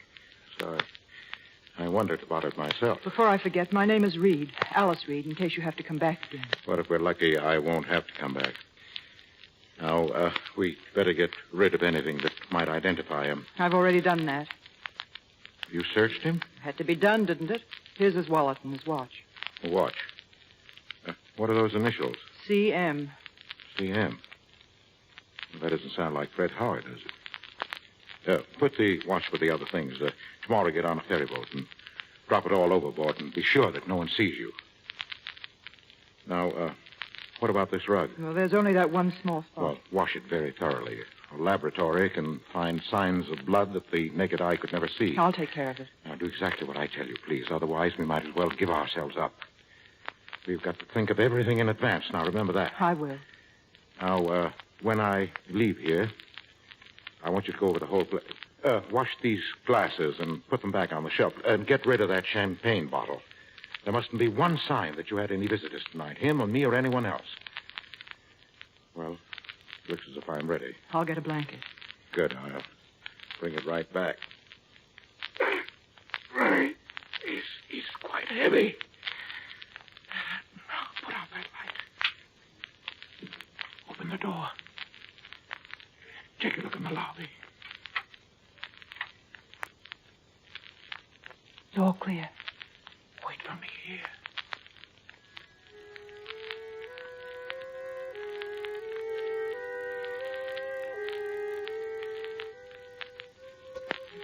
Miss Reed, I've got to hurry now. You forgot something.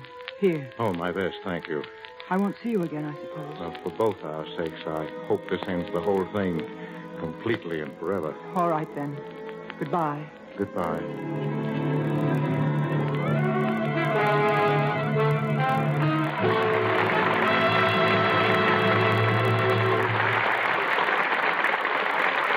In just a moment, Mark Hellinger will present Act Two of The Woman in the Window, starring Edward G. Robinson, Joan Bennett, and Dan Duryea.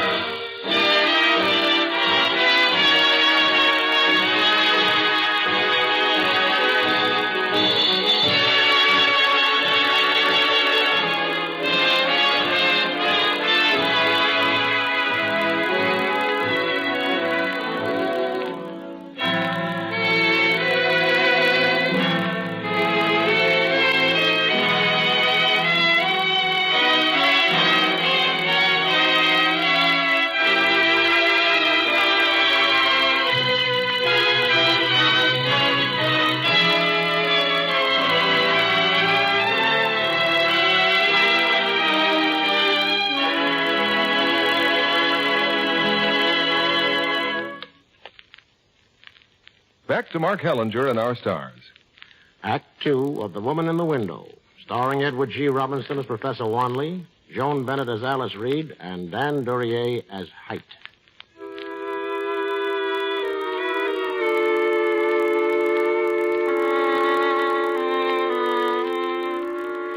In a remote section of Westchester County, the body of a man sprawls grotesquely in a clump of underbrush, just beyond a barbed wire fence. The ground is wet, for it rained hard last night, but still visible on the barbed wire is a drop of blood.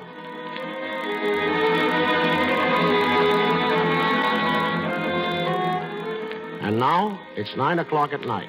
Professor Richard Wanley has just finished dinner with his friend, Dr. Barkstain. Quite unnoticed, beneath the sleeve of Wanley's coat is a fresh, clean, white bandage. A cut from barbed wire can leave a nasty wound. Well, Richard, heard yet from Grace and the kids? Yes, I had a wire this morning. Arrived safe. Uneventful trip, all fine. No doubt you proceeded to spoil them with an immediate answer. Well, I wrote Grace this afternoon. I told her I'm lonelier than I ever have been. You look positively wistful. Well, doggone it, I do miss her. I wonder what's keeping Frank. He didn't say? Only that he was phoning from the police commissioner's office. He sounded excited. Well, here he is now. Frank. Oh, hello, Michael. Richard. Hello. Sorry I missed dinner. Well, count for yourself. Claude Mazard has disappeared. What do you mean, disappeared? Mazard left Washington yesterday afternoon. He arrived at Penn Station last night and vanished completely. Mazard, the financier? Yes. The police are waiting for him until midnight. If he doesn't show up, we're giving it to the newspapers. Then watch the fireworks. The stock market? And how? What did he look like? I mean, what sort of fellow was he? A perfect nuisance. I knew him. He used to be a patient of mine. Oh? I didn't know that. Nerves, blood pressure, the most ungovernable temper I've ever seen. Well, just because a man doesn't show up for a day, why assume he's been murdered? I didn't say he was murdered. Well, what Yes, Charles. Telephone for you, sir. Oh, thanks. Be right back. Excuse me. I don't know why I said Mazard was murdered, but Frank's whole manner, it seemed to indicate violence of some kind. Frank suspects it, too. His head's up like a bird dog's. Oh. He's on the scent of something.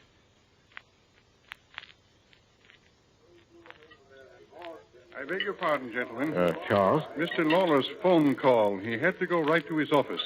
He said you would understand. Well. Michael, I've rather a bad headache. If you don't mind, I think I'll run on home. Well, I'm rather tuckered myself. You want something for that head? No. It's just the heat. Some nerve of Frank leaving us high and dry about Mazard. Well, maybe he'll know more about it tomorrow. I'll give him a call in the morning. Yes, well, he'll probably be busy. Nonsense. I'll see that we meet Frank tomorrow and get the whole sordid story. Can I call you at home? Home? Oh, yes. I'll be home all day.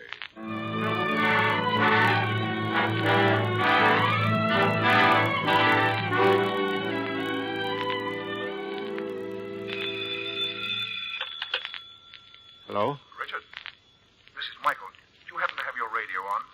No. Why? Well, turn it on. There's a news broadcast. They found Claude Mazard's body up in Westchester. Oh? Some kids taking a hike in the woods. And you were right. He was murdered. Well, I guess we won't be seeing Frank then. He'll be all tied up. We certainly will see him. We're meeting him at 6 at the club again. By the way, how's that head of yours? Oh, better, thanks. Good. Well, I'll see you in a little while. Yes, thanks for calling, Michael.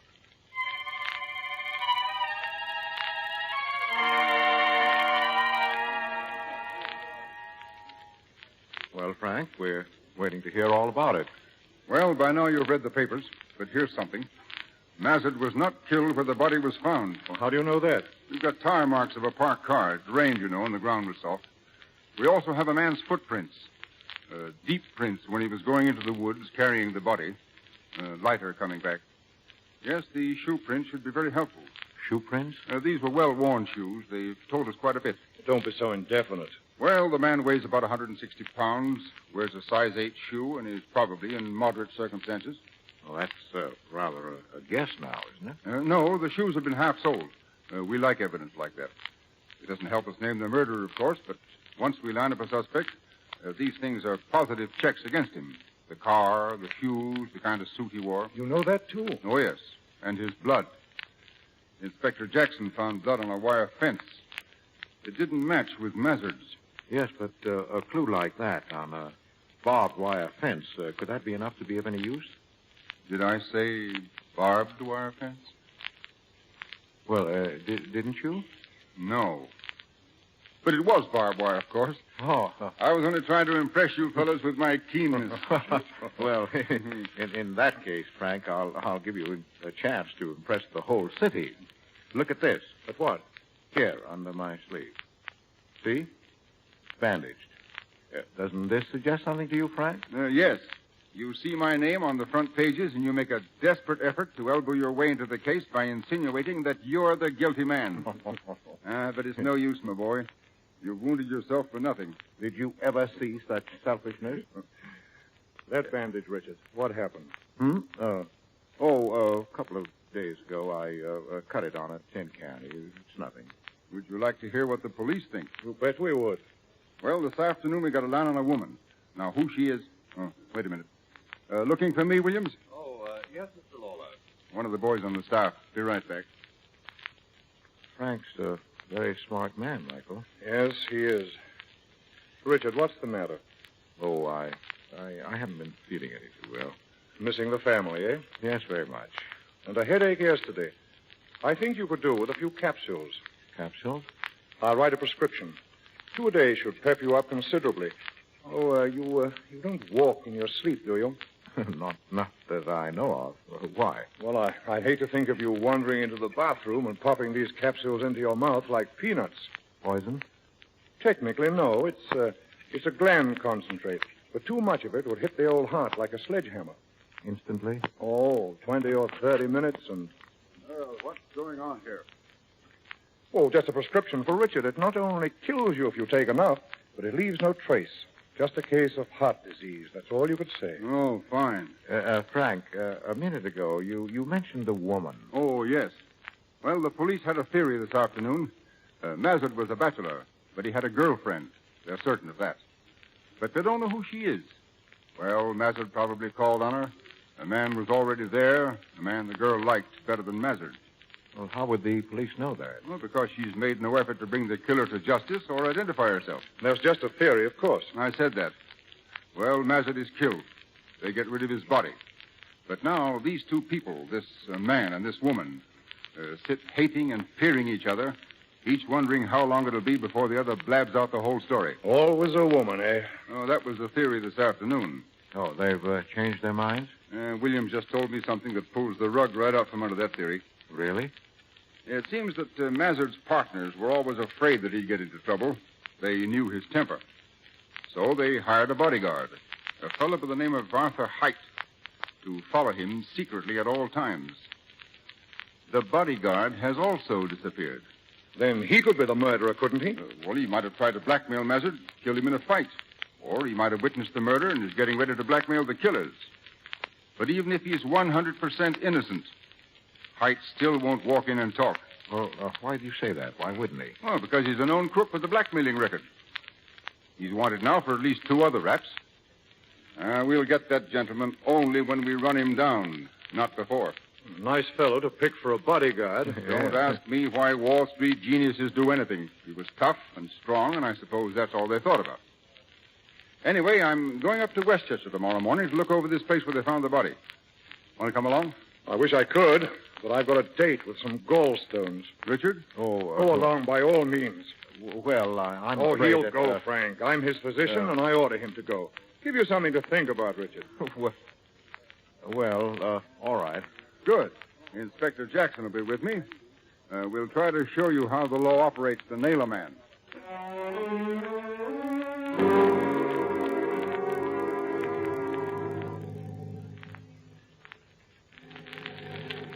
How much further, Inspector? Just a half mile or so. Well, I must say this is quite an adventure for me. Richard, that hand of yours seems to be bothering you. Let me see. Oh, throbs a little, nothing serious. What's the matter with your hand, Professor Wendley? Well, I I was opening a can the other night, and the can opener slipped. Oh. But all around the bandage, that rash there. Oh. Why, that's poison ivy, isn't it? Oh, as a matter of fact, it is. The day after I cut it, I played golf. Looked for a lost ball and got into some poison ivy. Nasty stuff. Oh, Mr. Lawler. Yes? We picked up that woman this morning. Good. What's she got to say? We'll know in a few minutes. They've got her at the scene now. Woman? That theory you were telling me about, Frank. Yes. Before we talk to her, Inspector, I'd like to do some looking around. Okay. Well, here we are. That's the place down there where you see those houses.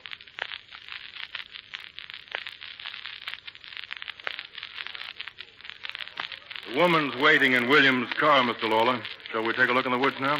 Yes. I want to point out to the professor just what you've learned. Oh, please. I really wouldn't want to It's a interfere. pleasure. Well, back there is where the car was parked. We know it had Goodrich tires, 716, about 20,000 miles.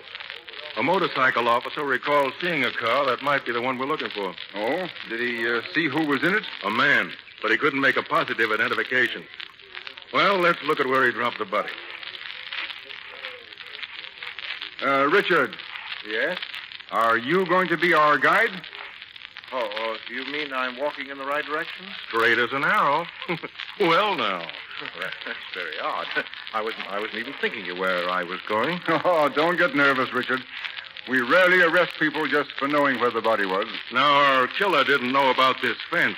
He couldn't go any farther, so he just dumped the body over here. You see? Yes. He tore his coat, probably the sleeve, when he lifted the body over. We found a couple of shreds of woolen fiber.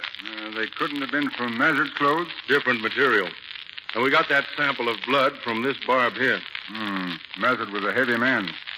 The murderer certainly didn't pick himself an easy job. Oh, especially at night. Well, yes, it might have been at night. I rather figure it at along about daybreak. Well, I thought the newspaper said night. We can go back now. Oh, say, what are those boards doing over there? The men put them there yesterday. They found some poison ivy. Poison ivy? Richard, looks as if you'd better do some more explaining. Well, closing in on me, huh? If you'd only confess, Professor, we could wrap this whole case up before lunch. Oh, no, not me. You're going to have to work for this one, Inspector. Just wait till he sees the woman. He'll break down completely. Well, if you don't mind, I'll skip that part. Oh? I've been having headaches for the last few days. If it's all right, I'll just rest a while in your car. Oh, sorry, Richard. Sure. I'll wait in a few minutes.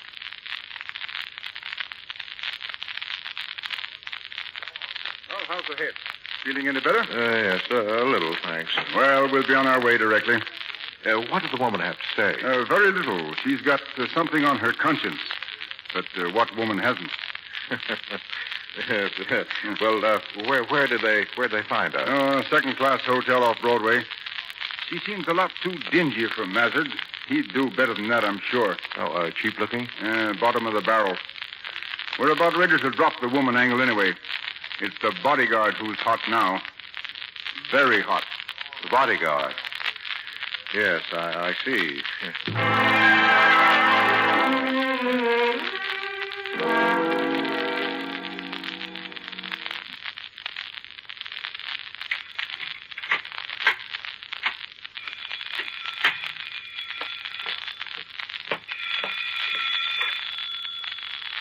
Hello? Professor Wanley? Yes? This is Alice Reed. Miss Reed, how did you know my phone number? How did you know my name? Have you seen the early editions? No. Your picture's in the paper. Congratulations. Will you please tell me what you're talking about? Well, wait a second. I'll read it to you. Here it is. Dr. George F. Reynolds, president of Gotham College, yesterday announced the promotion of Richard Wanley to head of the Department of Psychology. Oh, yes, of course. I wasn't expecting it until 4. Did I frighten you? A bit. Everything all right? I suppose so, isn't it? You've heard nothing from anyone? Have you? No, not so far. Oh, I'm not worrying now. I'm sure we're out of this. I hope so. And I'm not going to bother you, believe me. Oh, it's quite all right. I'm rather glad I heard from you. Well, there goes my buzzer. I'd better hang up. Yes, well, good night, and thank you. Thank you. Bye. Coming. Who is it? Open up, Miss Reed. Who is it? My name is Height. Arthur Height. I want to have a little talk about our friend, Mr. Mazid. I don't know you, and I don't know your friend, Mr. Mazid, so beat it. You don't want me to get tough, do you? I don't care how tough you get. You're not coming in here. I'm not kidding, lady. Open the door or I go to the cops. Come in. Thanks, Miss Reed. Now say what you've got to say and get out of here. Sure. In case you didn't hear, there's a reward of $10,000 for information leading to the arrest of the murderer of Claude Mazid. You didn't come here to tell me that. Look, sister, if you're going to say you never heard of Mazid, save your breath. I've tailed him here a dozen times. He's been here, but not under that name. I never knew who he was until I saw the papers, so you're the one who's wasting your breath. I don't think I am. Honestly. I know nothing whatever about the death of Mr. Mazid. Nothing? Okay. Then you won't mind a bit if I just take a look around in here. Sit down and relax, honey. This may take me quite a little while.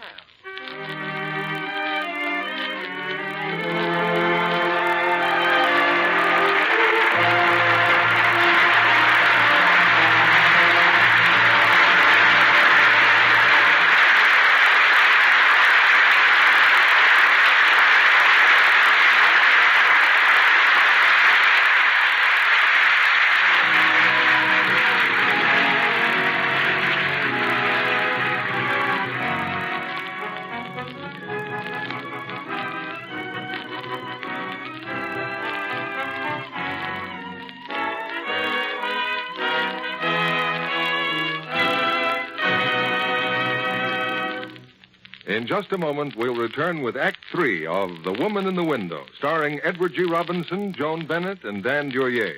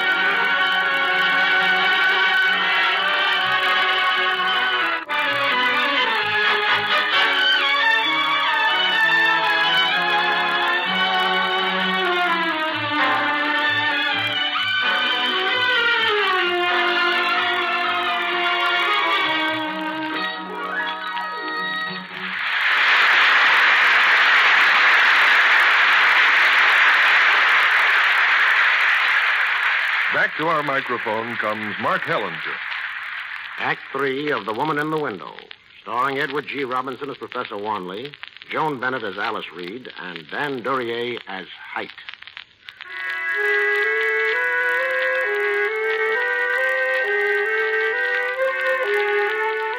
For nearly an hour, Alice Reed has stood helplessly by, watching her visitor search her apartment with frightening thoroughness. Her pounding heart is calmer now, for it's apparent that the bodyguard of the murdered man has discovered very little. Now that you've ransacked my rooms, Mr. Height, suppose you tell me what you're looking for. I wouldn't know that, Miss Reed, till I find it. But I'd be glad to settle for a trace of blood, or a photograph, or even a confession. Confession? I can't understand it. Everything here's been wiped so clean. Pretty good housekeeper, I guess. Thanks. Yes, sir, not a fingerprint anywhere. Not even where you'd think they'd be naturally. Oh, I picked up these scissors inside. Are these the ones he was stabbed with? They've been cleaned off real good, but I think I'll take them along. Anything else? As a matter of fact, there is. This, Miss Reed, this gold pencil. Oh. I found it in your dressing room. The pencil's engraved R.W. Now, that doesn't stand for Alice Reed. And it doesn't stand for Claude Mazard either. Whose is it, baby? What's his first name? R for Robert? Or Ralph, maybe? Oh, I'm getting warm, all right. There's no question about that in my mind. All right, what do you want? Well, the way I figure it, you just don't want the police nosing around here. Is that right? Who does? Well, that's what I mean. Well, there's a $10,000 reward out for just the sort of information I got. But the way I see it, if I got $5,000 from you, I'd be perfectly satisfied. Are you crazy? I haven't got $5,000. Go on, go to the police and tell them whatever you like. You don't want me to do anything like that, Miss Reed. Mr. Mazard was a rich man. You can't tell me you didn't get something out of him. Don't forget, you'll be a lot better off dealing with me than the homicide squad. I have a pin and bracelet. They must be worth at least $1,000. Take them and get out of here. No, ma'am. Nothing like that. Nothing but cash. $5,000. Cash. You know you're just bluffing. If you can get a $10,000 reward, why should you be satisfied with my $5,000? Suppose I tell you to whistle for it. Do you want to take a chance on that? You see, honey, you killed Mazard, you and some guy.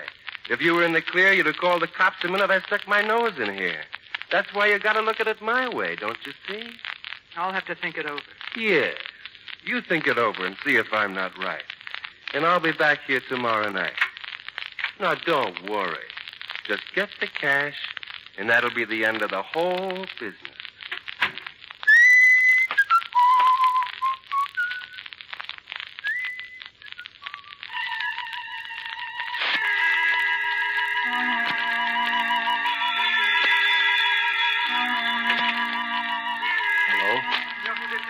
Yes, what's the matter? I've got to see you. Don't ask any questions now. Can you meet me?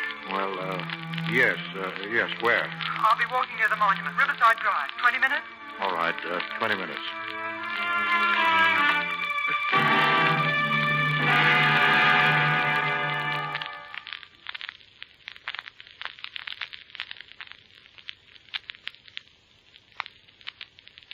Then he left, but he said he'll be back tomorrow night. Well, we'd better not talk anymore here. You may be noticed. What do we do, walk? Yes. You're sure you've told me everything? Oh, there's something else. The night it happened, you forgot to take something out of your vest.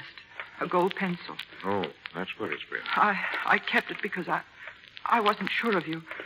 I wanted something just in case. I found the pencil? Yes. You're angry with me? Well, it's done now. It doesn't matter. I don't expect you to pay all the money. I have a little, and I can raise some more on some jewelry. Well, you're very fair, Alice. Very generous. It'll be worth it to get rid of him. But it won't get rid of him. If you pay him once, it'll go on as long as we live. But if we don't, he'll set the police on us. Well, that's blackmail. You pay or the blow falls. So what can we do? Well, let's not talk anymore now. Meet me here tomorrow morning at 10 o'clock. You think you can figure out something? Alice, there are only 3 ways to deal with a blackmailer. You can pay him off and pay him and pay him until you're bled white. Or you can call the police and take the consequences. Or you can kill him. Just 3 ways. Are you going home now? Yes, but on my way, I'm stopping at a drugstore. There's a prescription I want to get filled.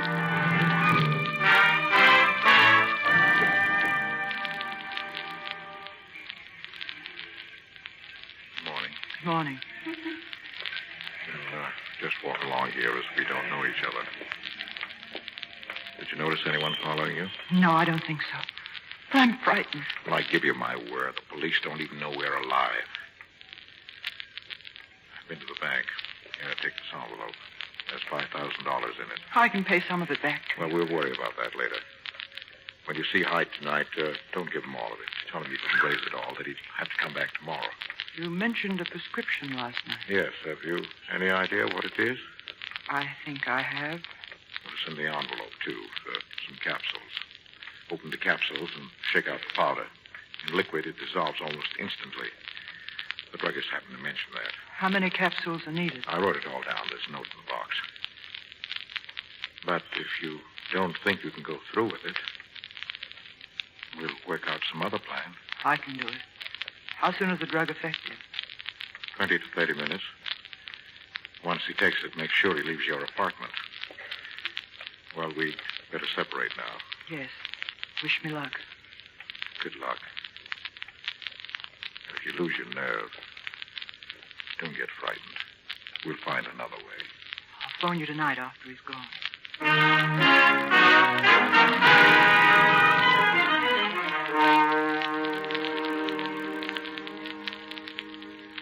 Come in, Mr. Height. Thanks. Hey, you're all dolled up. Is that get up for my benefit? I'm glad if you like it, of course. That Mazard knew how to pick 'em all right. Okay, where's the dough? Well, $5,000 is a lot of money. Yeah. Now, I haven't been able to raise it all yet, but I will tomorrow. How much have you got? 2,900. That's about what I guessed. What do you mean? 2,900. That's the kind of a figure I'd say if I had some other idea in mind.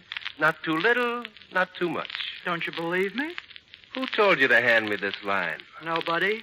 Nobody, huh? Is it all right? Here, it's in this envelope. Yeah. You know, you're pretty cute. Is it all right? I'll take it. What else can I do?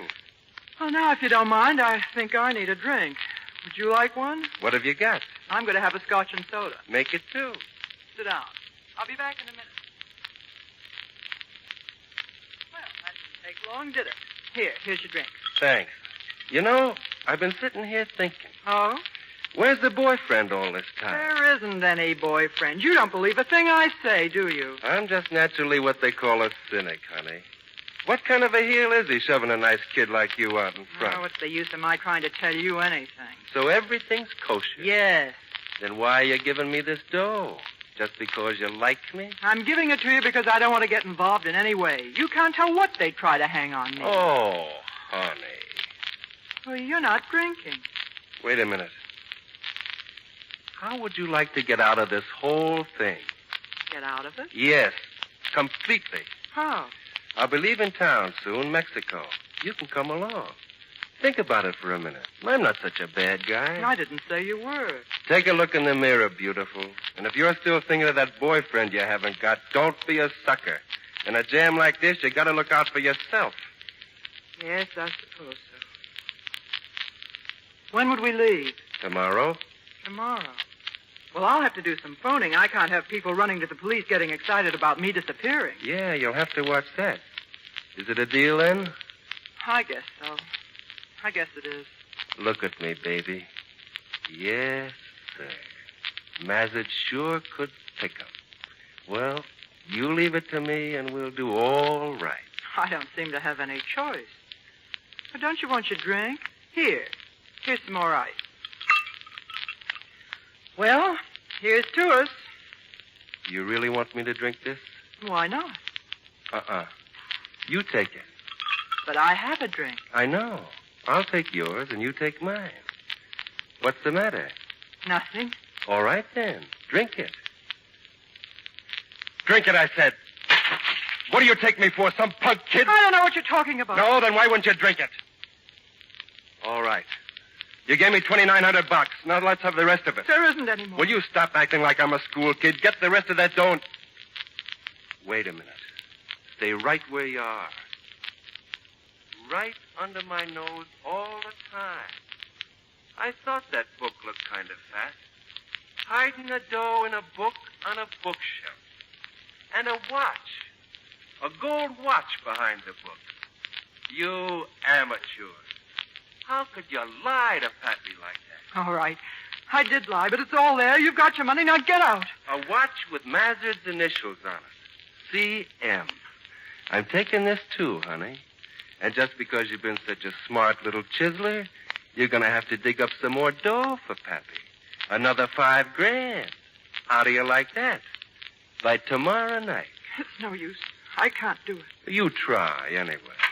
And I'll be around tomorrow night again just to see what luck you had.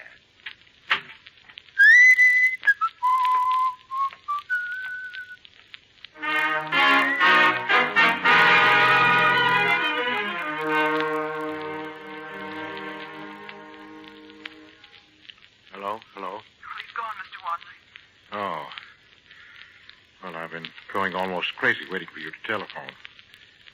You know those capsules I gave you?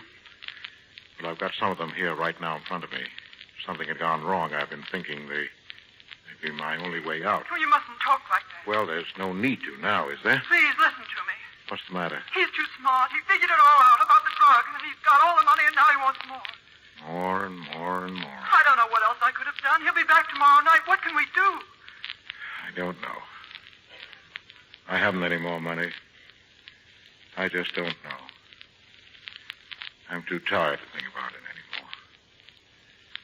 Too tired. Hello? Hello?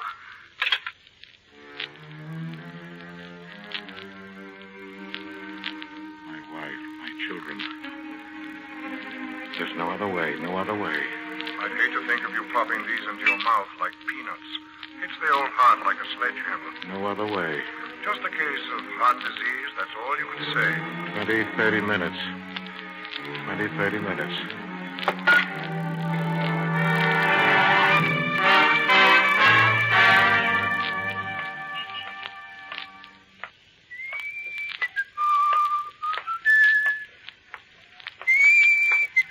Just a second, mister. I said just a second. You talking to me? Yeah. I'm from police headquarters. What were you doing in that apartment house? Detective, huh? Mind if I ask to see your badge? What's the matter? Don't you believe? Was that him, Mackenzie? Yeah, he's ducking back at the building there. I see him. Stay where you are, Trooper. There's no sense shooting. You better drop that gun. I said stay where you are. Sorry, but I'm coming after you.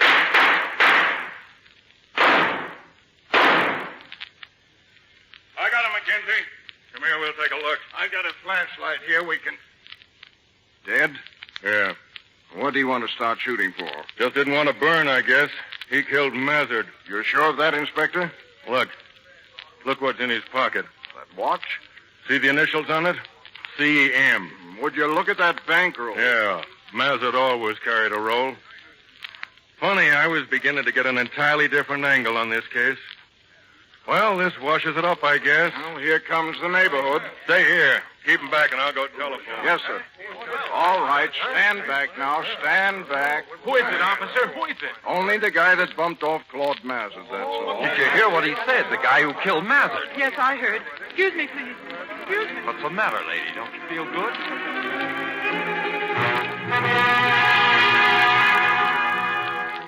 Operator. Number, please. Operator, I've been trying to dial Morningside 85354, and there's no answer. But I know there's someone there. I know it. Morningside 85354. Yes, will you check it, please, and see if the line's out of order? Oh, please, it's very important. One moment, please. I'll call a number.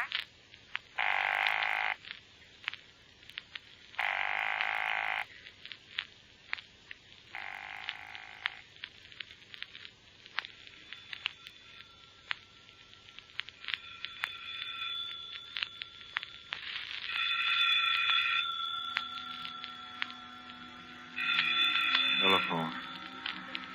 Answer. Telephone. I can't move. My lip ring. Make no difference. A few minutes more. Be free.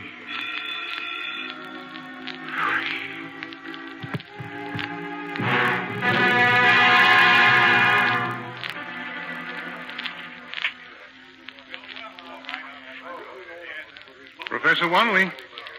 Professor Wanley, sir. What? Who is it? You wanted me to remind you when it was 10:30, sir. Oh. You must have fallen asleep. Asleep? I've been asleep? Yes, sir. A dream. It was all a dream. Sir? Charles, I can't tell you how happy I am to see you again. Well, thank you, sir. Well, I'll get my hat and run along on home. Oh, this pencil, sir. I think this is your pencil, isn't it? Yes. Where was it? In the dining room. You must have left it there when you signed the dinner check. Well, it wouldn't do to lose this, Charles. My wife gave it to me as a going-away present. She went away this afternoon. Thank you, Charles. Good night. Pleasant dreams.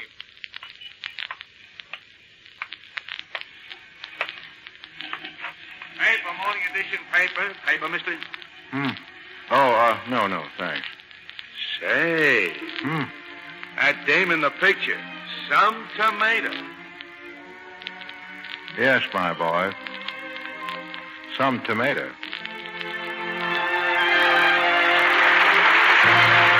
This is the Armed Forces Radio Service.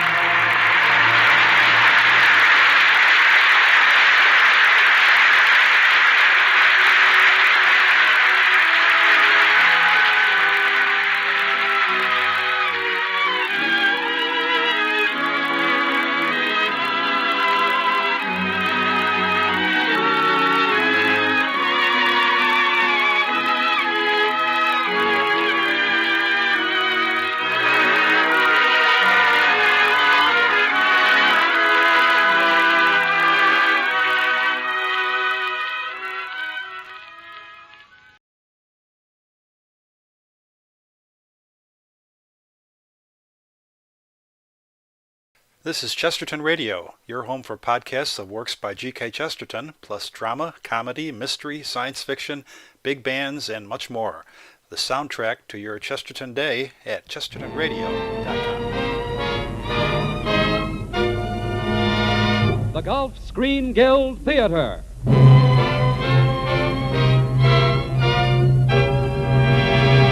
Your neighborhood good Gulf dealer and the Gulf Oil Companies welcome you to the Gulf Theater, the one place where you meet all your favorite stars.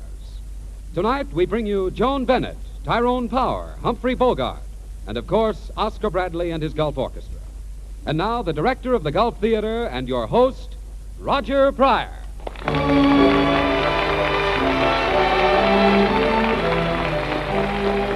Good evening, everyone. Tonight, I've taken advantage of my job as director of the Gulf Theater to bring you one of my favorite plays, Robert Sherwood's The Petrified Forest. 4 years ago, it played to packed houses on Broadway. And it was 4 years ago that Joan Bennett was making her first big hit in Private Worlds. Tyrone Power was an unknown youngster taking his first screen test in New York, and Humphrey Bogart was on Broadway. An outstanding success in the very play we're doing tonight. If you listen closely to tonight's play, you'll hear the same warning that audiences crowding into a New York theater heard 4 years ago. A warning of what has since happened to the world. When the author of that play, Robert Sherwood, the celebrated American dramatist, heard that we wanted to do The Petrified Forest here in the Gulf Theater, he gave us permission to present the play without cost, because he knows that the Gulf Theater is really the star's own theater. He knows that every cent that Gulf would ordinarily give to the stars who appear here is given instead to help meet the needs of the Motion Picture Relief Fund and to build a home for the less fortunate members of the industry. And now, on with the play. Lights! Music! Curtain!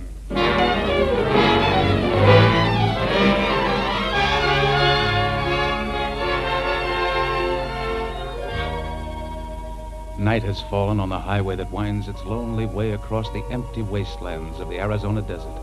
The wind sighs and moans through the sage and chaparral, driving the tumbleweed to flight like small gray ghosts. A coyote greets the rising moon and is answered on some far-off hill.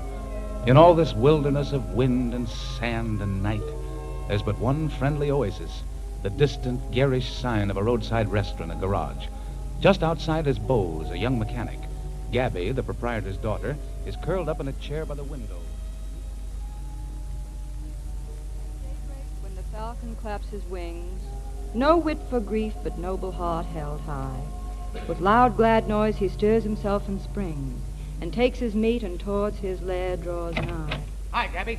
Oh, hello, Bose. How about a little kiss, honey? Oh, stop annoying me, will you? Can't you see I'm reading? Yeah, reading that pash poetry and listening to some sticky orchestra on the radio. That's all you ever do. What else is there to do in this godforsaken desert? Plenty say if you'd only pay a little attention to me, I could show you I'm things really that... not interested. Why don't you stay outside and take care of the garage? That's what Dad hired you for. Oh, now listen, honey, I'm not as terrible as you think. I'm just a big guy with a good heart and plenty of red blood, and I'm full of love, baby. Ah, gee, you're a beautiful kid. Ah, Bose, don't. Bose, look out. Someone's coming. Good evening. Good evening. What can we do for you? Can I order something to eat? Yeah, sure. There's a menu. Miss Maple will take your order. Thank you. I'm going out in the garage now, honey. But I'll be back. While you're at it, you might tell Graham to come in and get us supper. Okay, baby. Ready to order, sir? Oh, yes. I'll have this hamburger special and some beer. You'd better bring me a double portion. I'm quite hungry. Driven far? Yes, quite a long way. But for the last 10 miles, I've been walking. You mean you're just bumming along? Call it gypsying. You know, it's wonderful what progress you can make merely by power of the thumb. Where are you planning to go? That depends on where this road leads. It leads to the Petrified Forest. What's that? Oh, just a lot of dead old trees in the desert that have turned to stone. Sounds like a suitable place for me. Perhaps that's what I'm destined for. To be buried in the Petrified Forest. To become just another obsolete stump in the desert. It's an interesting idea. I'm ready for my supper, Gabby. Okay, Gramp, I'll tell Paula to fix it. You ought to be ready in a minute, sir. Thank you. Like to see the evening paper while you're waiting for your food? Oh, thanks. Got the whole story about that Duke Mantee massacre. Got his picture, too. 6 killed in Oklahoma City jailbreak as Duke Mantee escapes.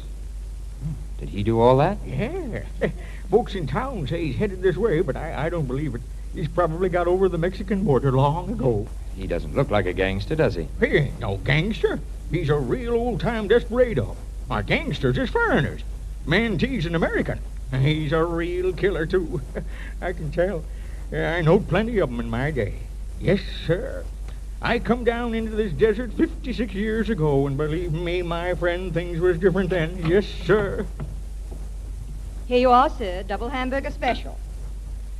Your supper's ready, Gramp. I'm ready for it. Well, I hope you enjoy your victuals, sir. Oh, thank you, sir. I hope you enjoy yours, sir. Yes, sir. Thank you, sir. Well, that's a charming old gentleman. Your grandfather? Yes. Say, you are hungry, aren't you? Well, you can go just so long without food, you know. Luck been bad? Yes. What do you do? Do? Yes, for a living. Oh, nothing. That is, nothing just now. I have been at times a writer. Thinking of trying your luck in Hollywood? No. I'm afraid I'm neither good nor active enough a writer for that. But I suppose you hope to get into the movies? Me? Oh, no. I thought every beautiful girl had her heart set on Hollywood. Oh, that's just it. It's too common. I want to go to Bourges. Where? Bourges in France. That's where my mother lives. Oh. Is she French? Oh, yes. That's where Dad met her. It was during the war. He brought her back here, and she stuck it out in this desert as long as she could. 4 years. Then she packed up and went back to Bourges. She writes to me. And on my last birthday, she sent me this book. It's the poems of Francis Villon. Ever read it? Yes. It's wonderful poetry. Mother wrote in it, "À ma chère petite Gabrielle." That means, to my dear little Gabrielle. She gave me that name. It's about the only French thing I've got. Gabrielle. It's a beautiful name. Wouldn't you know it'd get changed into Gabby by the ignorant dopes around here? So you share your mother's opinion of the desert. Uh-huh. But you can find solace in the poems of François Villon. Oh, yes. It takes the smell of hamburger out of my system. You know, that poetry's wonderful stuff. But that's the way the French people are. They can understand everything, like life and love and death, and they can enjoy it or laugh at it, depending on how they feel. It's plain to see you've never been to France. Take my word for it, Gabrielle. Stay here and avoid disappointment. What makes you think I'd be disappointed? I've been to France. I lived there for 8 years. What were you doing, writing books? No, planning to write books. You see, I was living on my wife's money. Oh. Oh, please don't think too ill of me. I once actually wrote a book. Was it successful? Not very, no. It cost the publisher quite a lot of money, and it also cost him his wife. You see, she divorced him and married me. She had faith in me. She saw in me a major artist, profound but inarticulate. She believed that all I needed was background, and she gave it to me, with southern exposure and a fine view of the Mediterranean. For 8 years I reclined there on the Riviera, on my background, and I waited for the major artist in me to step forth and say something of enduring importance. He preferred to remain inarticulate. And you've left your wife now? I left at her suggestion. She had taken up with a Brazilian painter, also a major artist. There was nothing for me to do but travel. What were you looking for? Well, that's rather hard to say. I suppose I've been looking for something to believe in. I've been hoping to find something that's worth living for and dying for. What have you found? Nothing so interesting as a fair young lady who reads Villon and longs to go to Bourges. Are you kidding me? No, Gabrielle. I've never kidded anybody outside of myself. You shouldn't talk that way. I bet you could do wonderful things if you'd only try. No, don't delude yourself. My trouble is incurable. I belong to a vanishing race. I'm one of the intellectuals. That means you've got brains. I can see you have. Yes. Brains without purpose. Noise without sound, shape without substance. Have you ever read The Hollow Men? It refers to the intellectuals who thought they'd conquered nature. And now, do you realize what it is that is causing world chaos? No. Well, I'm probably the only living person who can tell you. It's nature hitting back. She's fighting us with strange instruments called neuroses. She's deliberately afflicting mankind with the jitters. Nature is proving that she can't be beaten, not by the likes of us. She's taking the world away from the intellectuals and giving it back to the apes. Huh? Forgive me, Gabrielle, but I just can't tell you what a luxury it is to have someone to talk to. Incidentally, this beer is excellent. It's made in Phoenix. You know, you talk like an awful fool. I know it. No wonder your wife kicked you out. And no wonder she fell for you in the first place. That sounds alarmingly like a compliment. It is a compliment. What'd you say your name was? Alan Squire. I've been calling you Gabrielle, so You know, Alan, there's something about you that's very appealing. Appealing? Yes, that's been my downfall. I was just thinking, I'd like to go to France with you. Oh, no, Gabrielle. No, I could never retrace my footsteps. You mean you haven't enough money? Even that is an understatement. Oh, don't worry about that. I've got plenty of money coming to me. Gramp has $22,000 sold it away in Liberty bonds, and it's all willed to me. I guess we could travel pretty far on that, couldn't we? Too far. We could go to France, and you'd show me everything. All the cathedrals and the art, and explain everything. Of course, we'd have to wait maybe years. But, well, I could have Beau's fired and give you the job tending the garage. That's a startling proposal, Gabrielle. I hadn't expected to receive anything like that in this desert. Wouldn't you like to be loved by me, Alan? Yes, Gabrielle. I should like to be loved by you. You think I'm attractive? There are better words than that for what you are. Then why don't we at least make a start at you? Haven't got anything else to do. No. No, that's just it. You couldn't live very long with a man who had nothing else to do but worship you. That's a dull kind of love, Gabrielle. It's the kind of love that makes people old too soon. But I thank you for the suggestion. And now I think I'd better go. Well, I can't stop you. No, Gabrielle, you can't. But you can do me one great favor before I go. Would you mind very much if I kissed you goodbye? No, I wouldn't mind. You'd understand that it would be nothing more. I'd understand. It'd be just a kiss. That's all. That's absolutely all. Uh-huh. That's what's been going on in here, necking, huh? I've been watching you through the window. No, lay off him, Bose. Just because she's sweet and sweet, you thought you could get fresh, huh? Well, I got a good mind to take Bose, there's a car. Oh, well, lucky thing for you, mister. Come on, pay your check and get out. Well, that brings us to another embarrassment. I haven't any money. No money? Well, of all the nerve. So you thought you could pay with a kiss, did you? You thought if you just... Bose, don't. All right, folks. Put up your hands and get over there against that counter. Come on, be quick about it. This guy here means business. He's Duke Mantee, a world-famous killer, and he's hungry.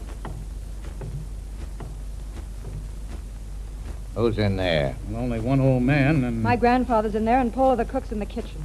Bring him in, Jackie. Okay, Duke. Now, it's like this, folks. Me and the boys are going to park in here for a couple hours. The cops ain't likely to catch up with us tonight, so we can all be quiet and peaceable and have a few beers together and listen to the music and not make any wrong moves. Because I may as well tell you folks that old Jackie there with a machine gun, he's feeling pretty nervous and jumpy, and he's got the itch between his fingers. So let's everybody stay where they are.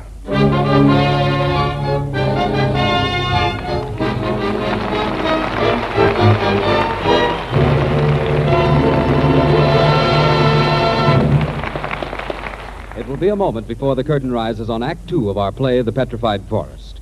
A moment in which we'd like to add our thoughts to those of the motorists in our audience who are giving a bit more attention to things like tire chains and heaters and windshield defrosters, and to the kind of gasoline they put in their tanks.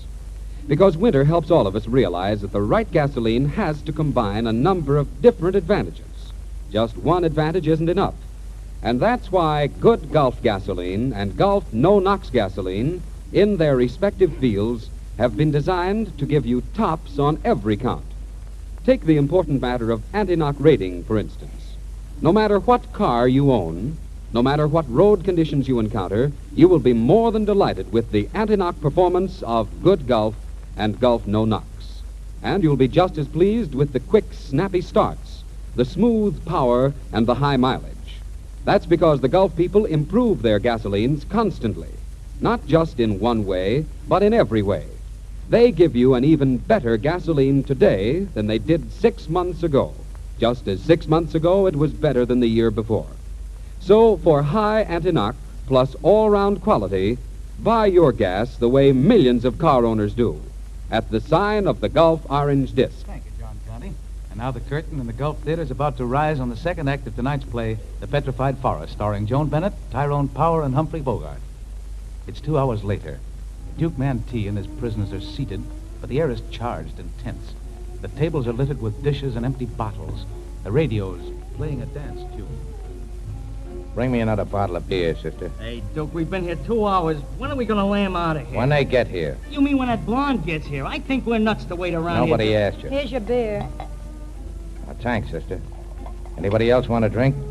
I think I'm about ready for another one, Gabrielle, if I may. Listen, panhandler, who told you could call her by her first name? Shut up, Bose. You think you own her just because she kissed you, huh? Well, let me tell you something, wise guy. She's pretty generous with her kisses. What do you think she was doing in my arms when you walked in, huh? Bose, that's a lie and you know it. Oh, you mustn't blame Bose for anything he says tonight, Gabrielle. He's under a terrific tension, just like the rest of us. Oh, the low, dirty, rotten... Oh, I didn't mean it, honey. I'm sorry. They got me absolutely crazy mad with those shotguns and machine guns staring me in the face. That's all it is, Gabrielle. You'd better have a drink, old man. I love you, Gabby. I love you, sweetheart. If I thought I'd done or said anything to hurt you, I'd go over and hang one on those dirty yellow rats. What was that, pal? Another crack like No, that? I'd be a little more tactful, Bose. Remember, these gentlemen here are your guests. Oh, honey, it doesn't make any difference to you what I'm trying to tell you. You don't know what it's like to be really crazy about somebody. I know better than you think. Well, how could you? Say, who were you ever crazy about? It's none of your business. But if you've got to know, it's him. What? You mean that panhandler? Did you ever see him before? No, but that doesn't matter. I love him. I don't think I'll ever love anybody else. Can I possibly be drunk? Well, I wouldn't doubt it, the way you've been hitting that bottle. When he started to leave, I felt as if something were being taken out of me, sort as if I were coming out of a dream. I caught on to myself, and I knew I was just another desert rat, and I'll never be anything else. I'd better get rid of all that girlish bunk that was in me, like thinking so much about going to France and art and amounting to something. I'd better make the best of what I can find right here and settle down and marry Bose. Oh, no, Gabrielle. You don't give a hoot about me. You never could, Alan. I can see that plain enough. Why kid myself that I'll ever be anything else but what I am? You mustn't talk that way, Gabrielle. Why not? Because you're the future. You're the renewal of vitality and courage and aspiration. It's essential to me that you don't ever forget that. Your youth and hope. There must be some way. Sit down, pal. Jackie, turn off that radio. Okay. What do you care whether I sit or stand? I got to think about my health, pal. If I had a machine gun, I wouldn't know what to do with it. I want to talk to him. It's important. Me? You can talk sitting down. I heard you doing it. Very well.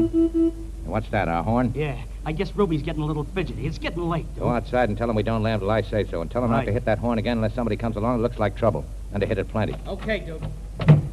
Well, my friend, what's on your mind? Those Liberty bonds of yours. What are you going to do with them? I'm going to leave them where they are. Yes. Leave them where they are. Your granddaughter is stifling and suffocating in this desert when a few of your thousands would give her the chance to claim her birthright. She'll get it when she needs it. When she has a family of her own to support. Probably a good-for-nothing unemployed husband. Is that the future you want her to have? You were a pioneer once, but what are you now? A mean old miser hanging onto that money as though it meant something. Why in heaven's name don't you die and do the world some good? He must be drunk. Yeah, drunk. Or just about the lowest grade heel I ever run across. What do you mean talking to an old man like that? I ought to put the lug on you.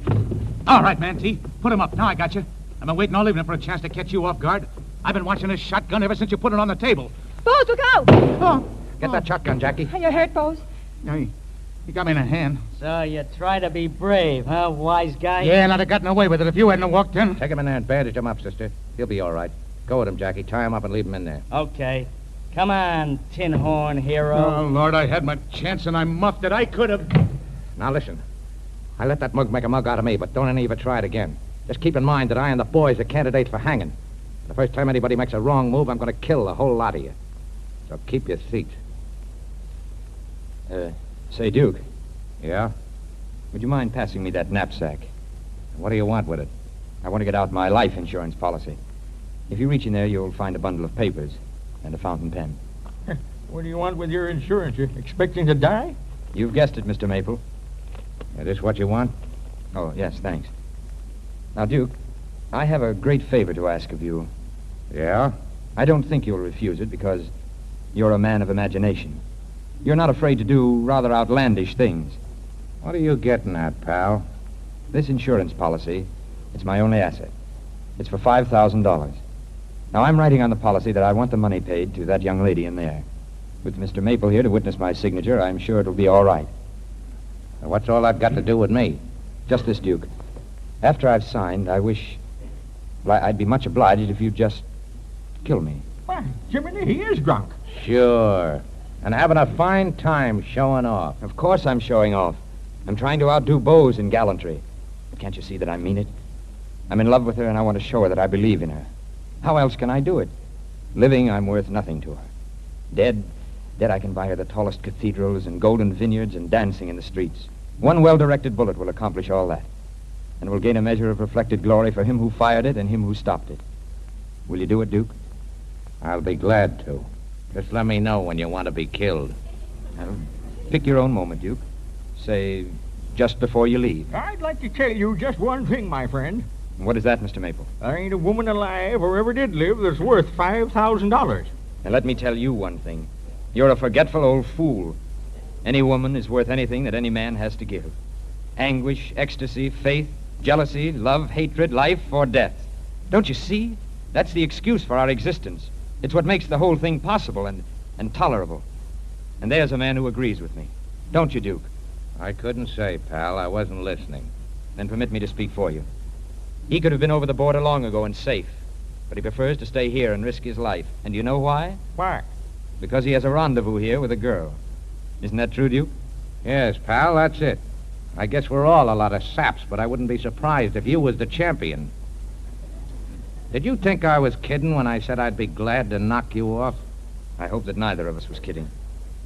You know, you gave me the idea, Duke, when you called me a low-grade heel. I take it back. You're all right, pal. You got good ideas. I'll try to fix it so that it won't hurt. You're all right, too, Duke. I'd like to meet you again someday. Maybe it'll be soon. Then you'd better come with me, Duke. I'm planning to be buried in the Petrified Forest. I've been evolving a theory about that would interest you. It's the graveyard of the civilization that's been shot from under us. It's the world of outmoded ideas. There are all so many dead stumps in the desert. That's where I belong. And so do you, Duke. For you're the last great apostle of rugged individualism, aren't you? I wouldn't know, pal. Oh, how's Bose, Gabrielle? He'll be all right. You tie him up, Jackie? Yeah. Say, Duke, something must have happened to him. Maybe they picked Doris up. It's after 10 o'clock. We'll give him a few more minutes. A few more minutes. I must talk to you, Gabrielle. You can wait until after they're gone. No, I can't wait. I have to tell you now that I love you. I tell you that solemnly and with all the heart that's left in me. Hey, Duke, are we waiting just to listen to this? Shut up. You've got to believe it, Gabrielle. And you've got to remember it. Because, you see, you're my only chance of survival. You'll remember a line in Villon that fits that. Something about, thus in your field, my seed of harvestry will thrive. I've provided barren soil for that seed. But you'll give it fertility and growth and fruition. And after I'm gone... Alan. Hey, get back there. Leave him alone. Alan, if you're going away, I'm going with you, wherever it is. Hey, Duke, it's the cops. 3 cars full of them. Maybe Doris squealed. I knew that dame would get us into trouble. Now, will you lamb out of here while we still got a chance? Ruby, get back to that car and get that motor running. Take that Tommy gun, get over by that window, Jackie. Switch out those lights, sister. Now, down on the floor, everybody. Come on fast. Close together in the middle. All right, Jackie, let him have it. Okay. Show me them pans. Oh, it's an inspiring moment, isn't it, Gabrielle? The United States of America versus Duke Mantee. It almost restores in me the will to live and love and conquer. You getting any of them, Duke? No, but we're forcing them over toward the shadow of that mesa on the other side of the house. They're only cover. Once we get enough of them over there, we'll lamb. Alan, when you get to France, what do you see first? Customs officers. But what's the first real sight you see? The fields and forests of Normandy, and then... What, Alan? The fields and forests of Normandy, and then Paris. Keep it up, Jackie. We got 'em moving over. Paris. That's the most marvelous place in the world for love, isn't it? All places are marvelous. Even here? Especially here, my darling. Alan, will you please kiss me? Okay, Jackie, we're pulling out. Good. Now, listen, folks, you've had a pleasant evening here, and I'd hate to spoil it with any killing at the finish. So you better stay right where you are for a while. Oh, wait a minute, Duke. You're not forgetting me. Alan, keep down. Duke, get out of that doorway, pal. Alan. Duke, you promised. Do you still want it? Well, it's no matter whether I want it or not. You've got to. Okay, pal. I'll be seeing you soon. Holy mackerel, he meant it. Alan, Gramp, go get Bose. He knows about first aid. It's all right, Gabrielle. It doesn't hurt. It'll be over in a minute. No, Alan, no. Bose, Gramp, somebody, come here quick. I had to come all this way to find a reason. Oh, if people only had enough nerve, they'd always find. Alan. Always find. What, Alan? What did you say? Alan! Oh.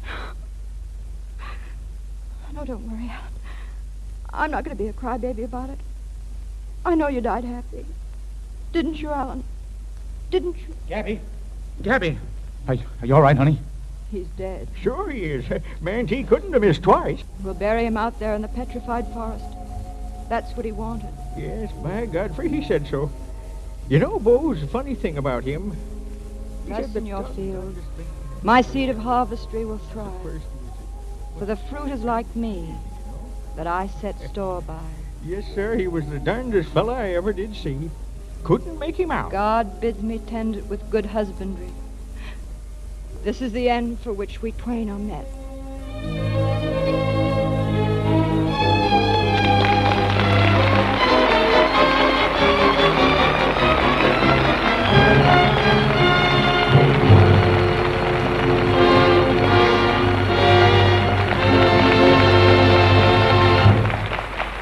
Thank you, Joan, Ty, and Humphrey, for a swell performance. And now, ladies and gentlemen, our stars are here before the curtain of the Gulf Theater, ready to take part in the Gulf Question Box.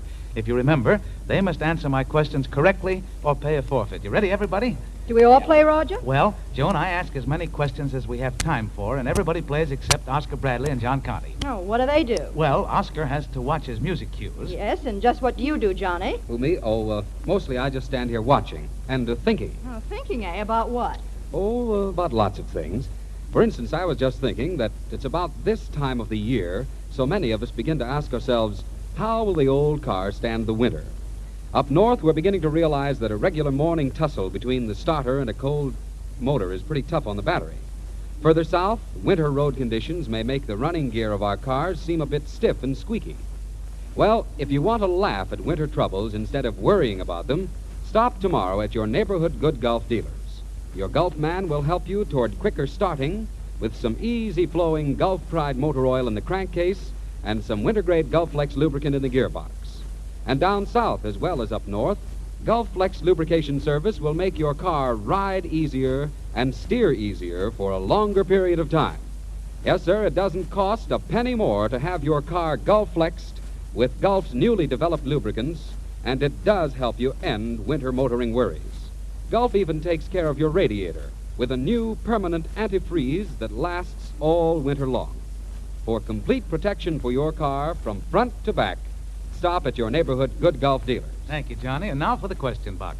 Our first question goes to Tyrone Power, now at work on the 20th Century Fox picture, Dance with the Devil. Ty, what star, famous for her portrayal of the young wife on the screen, was once known as the fastest girl acrobat in the country?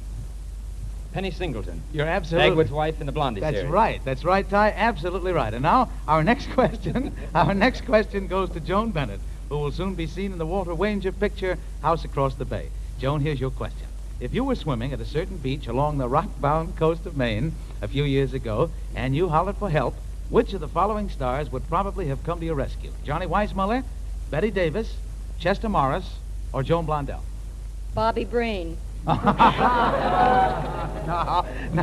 that's a pretty good guess, but I'm afraid it's not quite right. It was Betty Davis, who spent a summer as a lifeguard at a beach in Maine. And Betty Davis will be with us next Sunday in a most unusual play written by Arch Obler. And now, Joan, for your forfeit. I will name 3 motion pictures, and you have to give a sound effects preview of each. Now, don't look over there. They can't help you, honey. Of every one of them. First of all, Drums Along the Mohawk. A sound effects preview. Boom, boom, boom, boom. Mohawk. Well, that's a good starter. However, that's only one. Number 2 is Union Pacific. Union Pacific.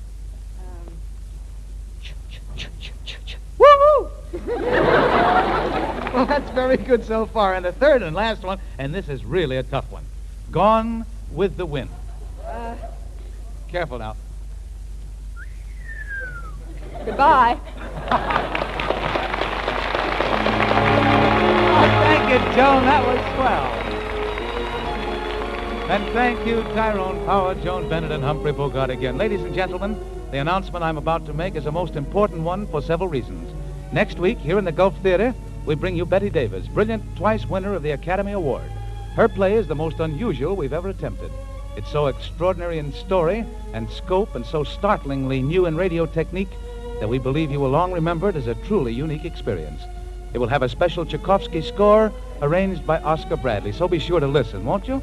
Good. Until then, this is Roger Pryor saying good night, everybody, for your neighborhood Good Gulf Theater. Humphrey Bogart is currently appearing in Warner Brothers' Invisible Stripes. The Gulf Screen Guild Theater originated at Earl Carroll's Columbia Square, Hollywood. This is the Columbia Broadcasting System.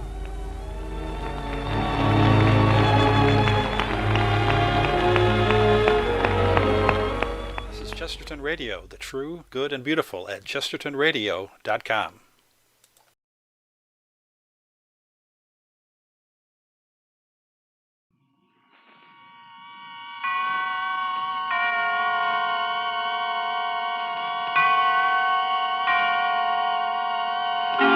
Suspense. Autolite and its 96,000 dealers present Miss Joan Bennett in Statement of Mary Blake, a suspense play produced and edited by William Spear. Harlow, where did you get those suspenders? Hap, my envious end man, those are Autolite Stay Full battery suspenders. What queer animals on them? Is that a camel? That Hap is a contented camel with a smile from hump to hump. He knows that Autolite Stay Full batteries are the batteries that need water only 3 times a year in normal car use. And that's because they have over 3 times more liquid reserve than batteries without Stay Full features. Wow, what's this dancing dervish doing? He's celebrating his release from camel watering. Just got a new Stay Full battery. This is gonna kill me. Do Autolite Stay Full batteries do handstands, too? No, on my suspenders they do, because Autolite Stay Full batteries give 70% longer average life than batteries without Stay Full features, according to recent tests based on SAE life cycle standards. And remember, too, Autolite Stay Full batteries need water only 3 times a year in normal car use. Anything else, Wilcox? Just one more thing. You're always right with Autolite. And now, with Statement of Mary Blake and the performance of Miss Joan Bennett, Autolite hopes once again to keep you in suspense.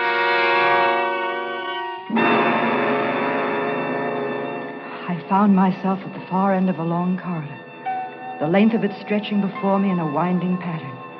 The walls of it are thick, impregnable cement. There were no windows, only a small opening high on the wall to my right. Through this, a single shaft of light fell into a pattern which told me there were iron bars on that one small window. At first, it seemed that I was alone in this place. I stood huddled and afraid, unable to move. Somehow, I had the feeling that soon I would not be alone. Then, faintly, from out of the darkness ahead of me, I heard him coming with slow, shuffling footsteps. The walk of a man who has not long been without his eyes. I saw his cane first. A slim thread of white in the blackness before me. I watched it, tapping up and down in a nervous rhythm. Tapping, coming closer, closer. I felt the muscles in my throat tighten in an effort to scream. But I made no sound at all, nor did I move. I just stood there and waited, and watched him come toward me. Then, in the next instant, his face was caught in the shaft of light, and I saw him very clearly. The searing marks of pain were there, and with them the lines born of brooding and evil. And I looked for a long time at that face, and I found myself wondering, if I could see behind those dark glasses, would I find in his sightless eyes any sign of repentance?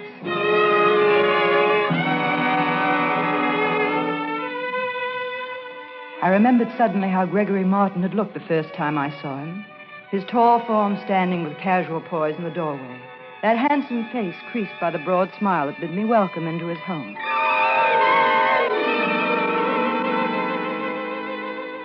Hello, Miss Blake. Come in, won't you? Thank you. Here, let me take your bag. Thanks. Mrs. Martin isn't here just now, so I'll show you your room. Oh? I think you'll find it very comfortable. In fact, I hope you'll enjoy your life here and your work with me. Oh, I'm sure I will. I'm a little overwhelmed to find myself actually about to work with the Dr. Gregory Martin. When you've gotten your things unpacked and had the chance to catch your breath a bit, perhaps you'll join me for coffee. Wonderful. Then I'll show you through my laboratory.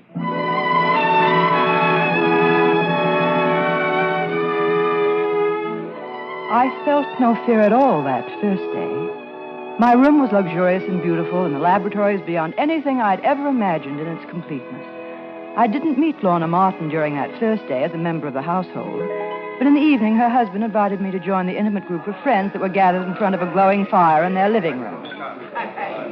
And how about you, Professor? Yes? Let me fill your glass.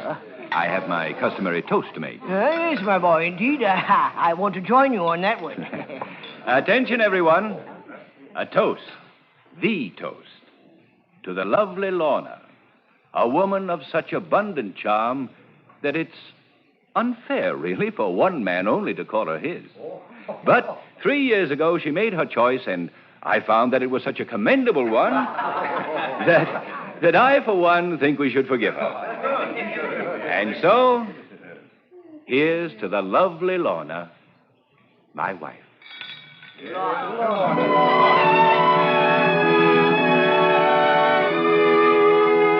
I joined in Dr. Martin's toast to his wife, and at the same time studied the faces of the people who were gathered in a semicircle around the room. There was a glint on the glass of one man's pince-nez that gave his face a weird, somewhat supernatural look. He was smiling broadly in the direction of Mrs. Martin, and his teeth in the light of the fire seemed to be made entirely of gold. I looked then at Lorna.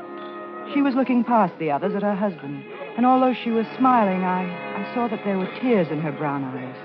Beneath her polish and exquisite breeding, she was insecure and afraid.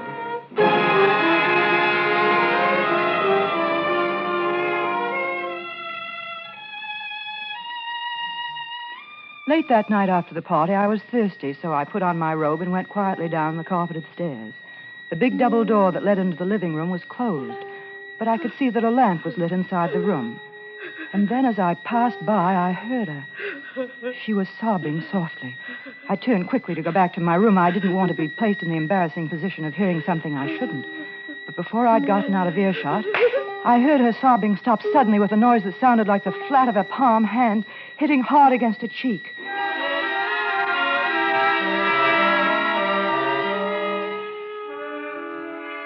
Next morning, I was working with Dr. Martin and loving every minute of it. We worked silently, swiftly, with no regard for anything outside of the task immediately at hand. That is, save for one little thing.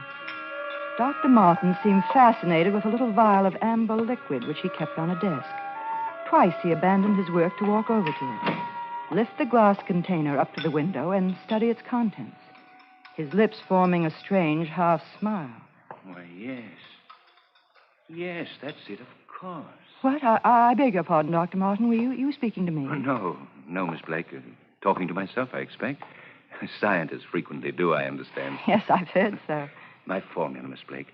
I just realized it's almost the color of her hair, isn't it? Lorna's, I mean. My wife has very pretty hair, don't you think? I think Mrs. Martin is a beautiful woman in many ways. Well, that's a rather generous opinion to form in so short a time, isn't it? Do you always analyze people so quickly and so flatteringly? How about me, for instance? Well, I don't think you're being fair, Doctor, but since you asked, I'd say you're a man of great charm and certainly a scientist of remarkable ability. I should be pleased, I suppose. However, it sounds like generalities. I think I'll have to see what I can do toward creating a more specific impression. Yes. Truly beautiful color, isn't it? I've never seen anything quite that shade of amber. What is it, Doctor? It's a mixture of my own. I'll let you in on it someday, soon. But meanwhile, I'd advise you to keep clear of it. I think I could safely claim it to be the fastest acting poison in existence. A new experiment, Doctor? The most exciting experiment to which a scientific mind can apply itself. And I have every confidence that I'll be able to work it out to a successful conclusion. Sounds challenging, Doctor. I hope I'll be allowed to work on it, too. I assure you, my dear Miss Blake, I wouldn't attempt this particular experiment without you.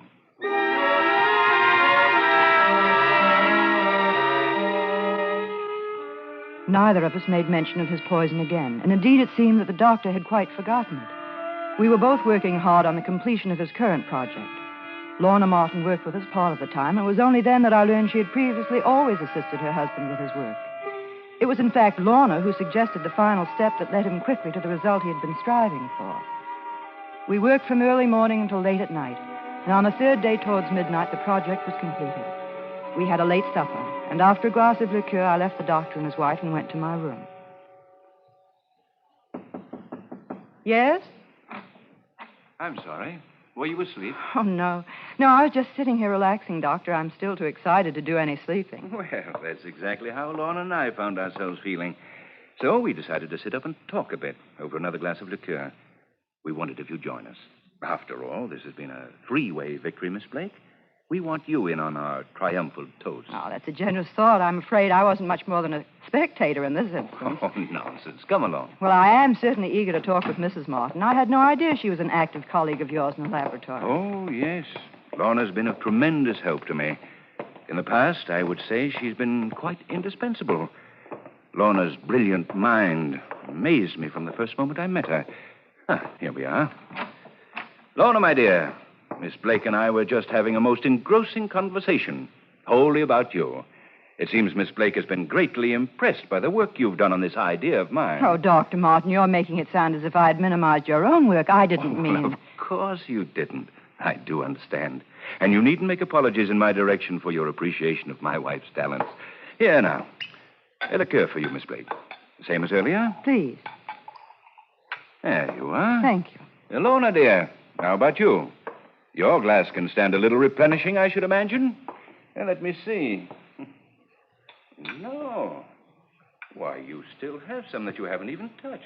In the few seconds that had passed since Dr. Martin and I had entered the room, 3 distinctly sharp and clear thoughts had crossed my mind in sudden, quick succession.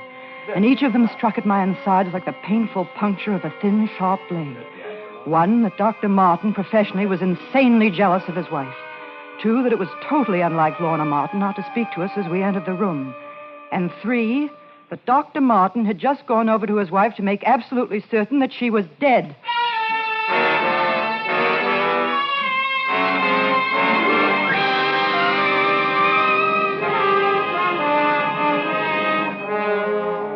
Autolite is bringing you Miss Joan Bennett in Statement of Mary Blake, tonight's production in radio's outstanding theater of thrills, Suspense.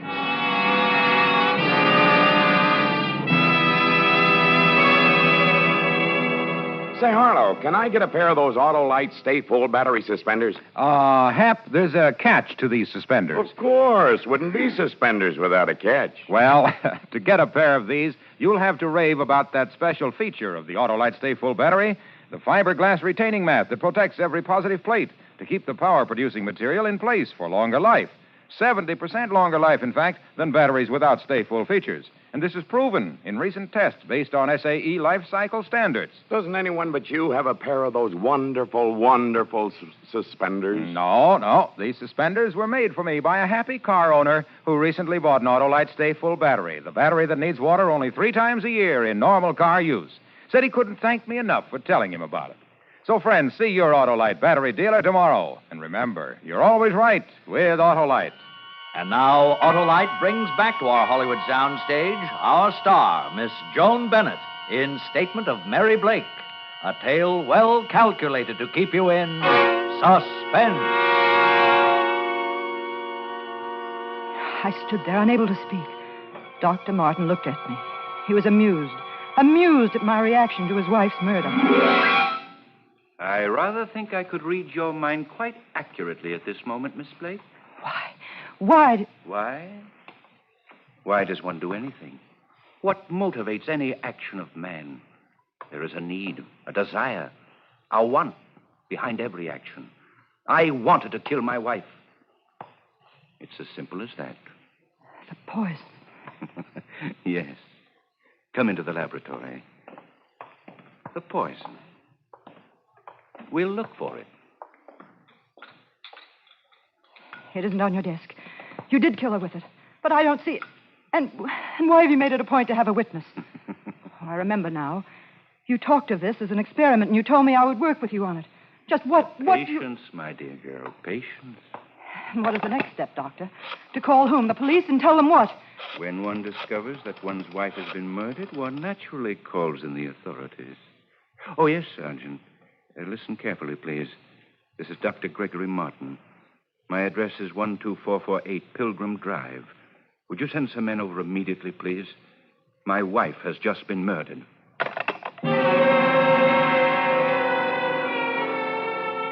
The complete realization of what he had done seemed to come upon me all at once. A sudden delayed shock that hit me with the impact of a hammer blow. I looked at him, and he seemed a total stranger. A maniac whose next move I could not predict. He was laughing, and while he laughed, I reached desperately behind me, closing my fingers tightly around the glass container I felt in. And I prayed that it contained something that would serve as an effective weapon against the murderer. With one quick movement, I flung it full in his laughing face. And I watched it eat away his skin like a sheet of tissue paper in a soaring flame.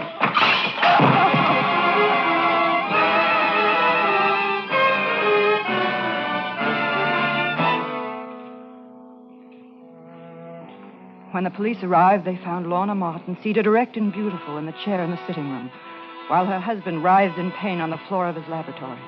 I was at Dr. Martin's desk, they said. I remember lifting my eyes to follow mutely the movements of the men who streamed into the room. Through the door, I could see them bending over the body of Lorna Martin, and I watched with a strange, detached curiosity as two interns administered temporary treatment to Dr. Martin's injuries. Then they took us away. The three of us. I don't remember much about it.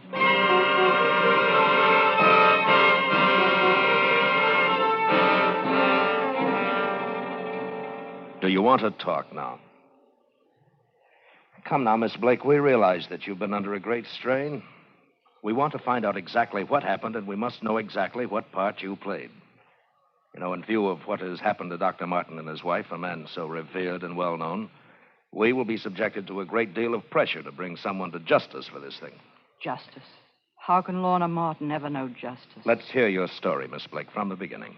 There were 3 people alone in that house when this happened. And of them, only you were able to speak. Now, let's hear what you have to say. How about it? All right. You'll talk on the stand.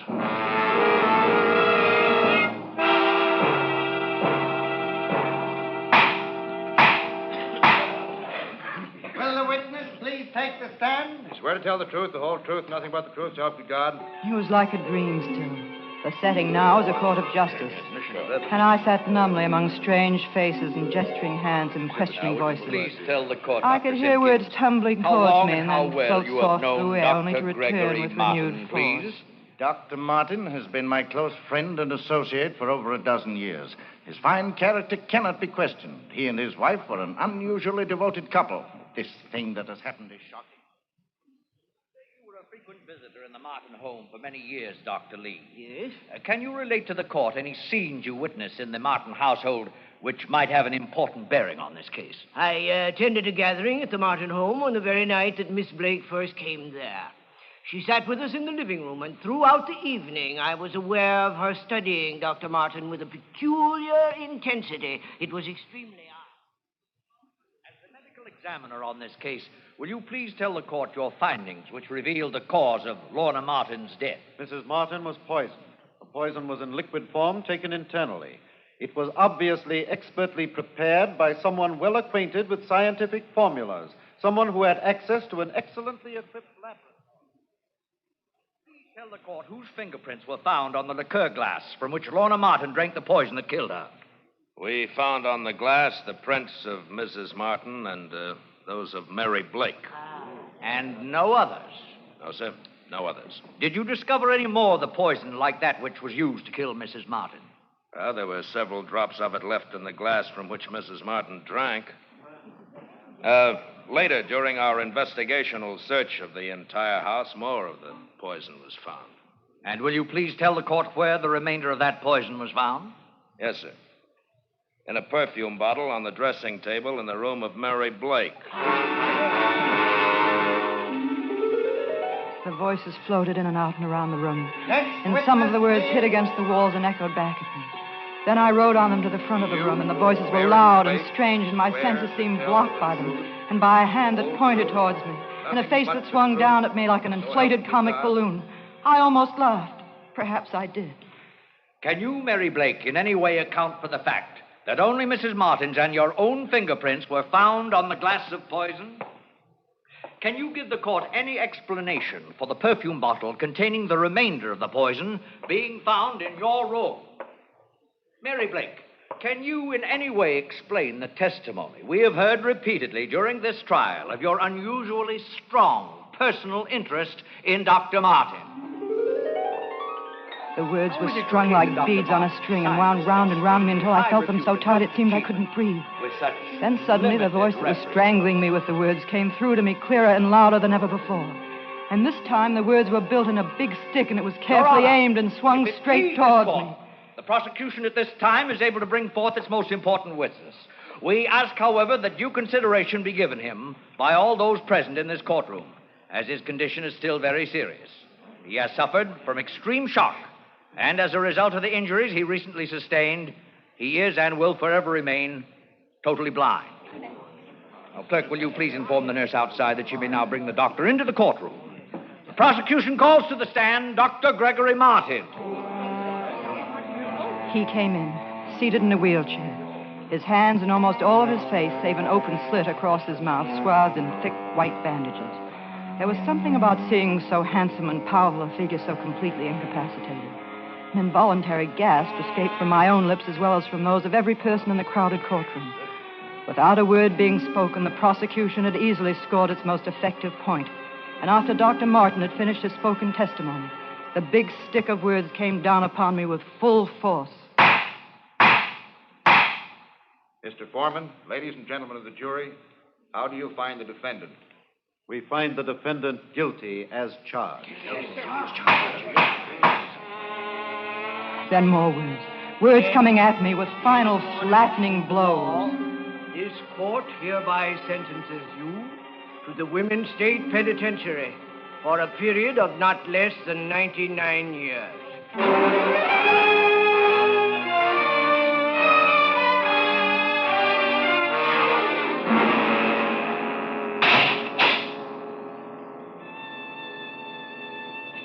I found myself at the far end of the long corridor, the length of it stretching before me in a winding pattern, the walls of it of thick, impregnable cement.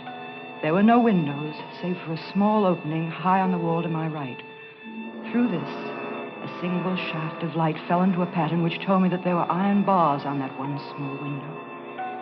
At first, it seemed that I was alone in this place. I stood huddled and afraid, unable to move. Somehow I had the feeling that soon I would not be alone. Then faintly, from out of the darkness ahead of me, I heard him coming with slow, shuffling footsteps. The walk of a man who has not long been without his eyes. I saw his cane first, a slim thread of white in the blackness before me. I watched it, tapping up and down in a nervous rhythm, tapping, coming closer, closer. I felt the muscles in my throat tighten in an effort to scream, but I made no sound at all, nor did I move. I just stood there and waited and watched him come toward me. Then, in the next instant, his face caught in the shaft of light, and I saw him very clearly. Mary Blake, wake up. Come on now, get hold before you rouse the whole block. Come on now. Oh, we can't have this every night.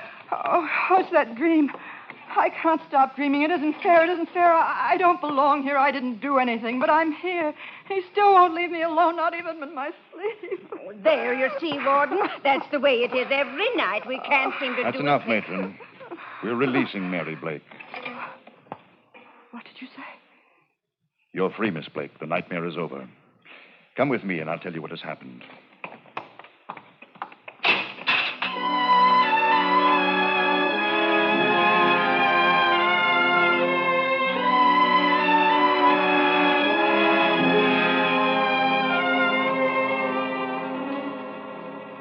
Miss Blake, the state has no way of returning these weeks of freedom it wrongly took from you, nor of erasing the shock and heartbreak you've been forced to suffer. We can only hope that it has not too deeply embittered you and hasn't totally destroyed your faith in the justice one customarily finds in our courtrooms. There seems to be a limit to bitterness, Warden. I find that what I feel now is not a release from injustice, but a release from fear. I know that he can never reach me again, even in my dreams. How can I be so sure of that? Well, it's another of the things that can't be accounted for rationally about this case. It leads one to wonder if some metaphysical force wasn't put to work in place of the erring machinery of justice.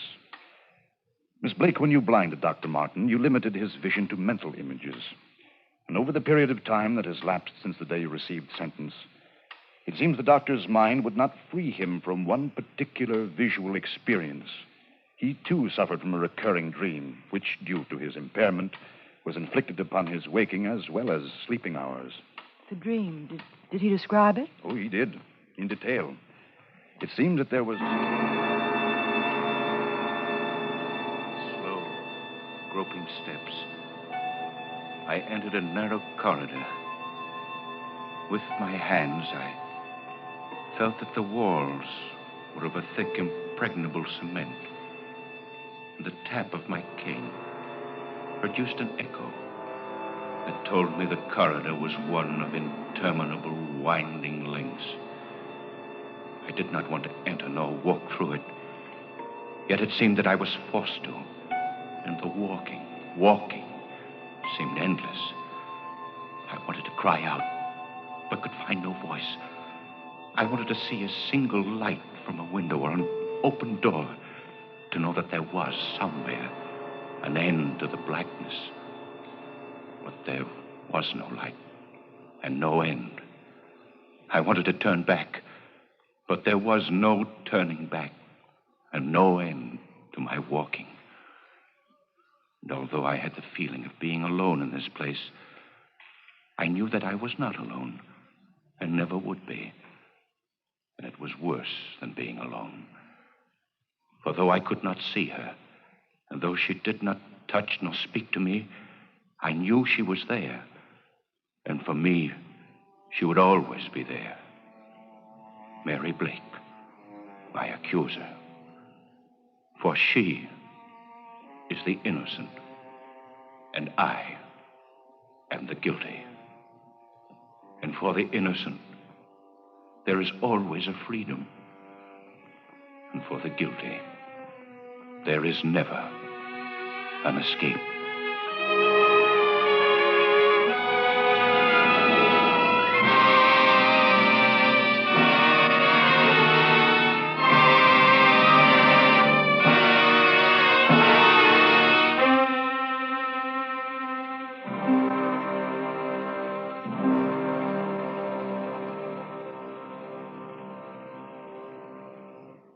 Suspense, presented by Autolite. Tonight's star, Miss Joan Bennett. Hello, I just ran out and bought an Autolite Stay Full battery. Now, do I get a pair of those wonderful suspenders? Well, Hap, you sway me. But let me say a word about the more than 400 products made by Autolite for cars, trucks, planes, and boats in 28 plants coast to coast. These include complete electrical systems used as original equipment on many makes of America's finest cars. Spark plugs, batteries, generators, coils, distributors, electric windshield wipers, starting motors, bullseye sealed beam headlights. All engineered to fit together perfectly, work together perfectly, because they're a perfect team. So, friends, don't accept electrical parts supposed to be as good. Ask for and insist on Autolite original factory parts at your neighborhood service station, car dealer, garage, or repair shop. Remember, from bumper to tail light, you're always right with Autolite.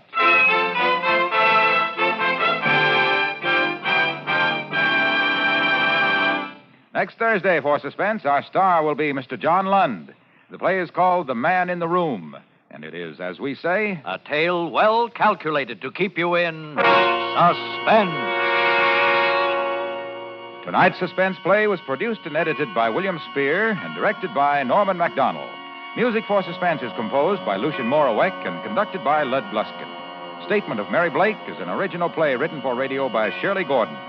Miss Joan Bennett will soon be seen in the MGM production, Father of the Bride. In the coming weeks, you will hear such stars as Claire Trevor and Charles Boyer. Don't forget, next Thursday, same time, Autolite will present Suspense, starring John Lund.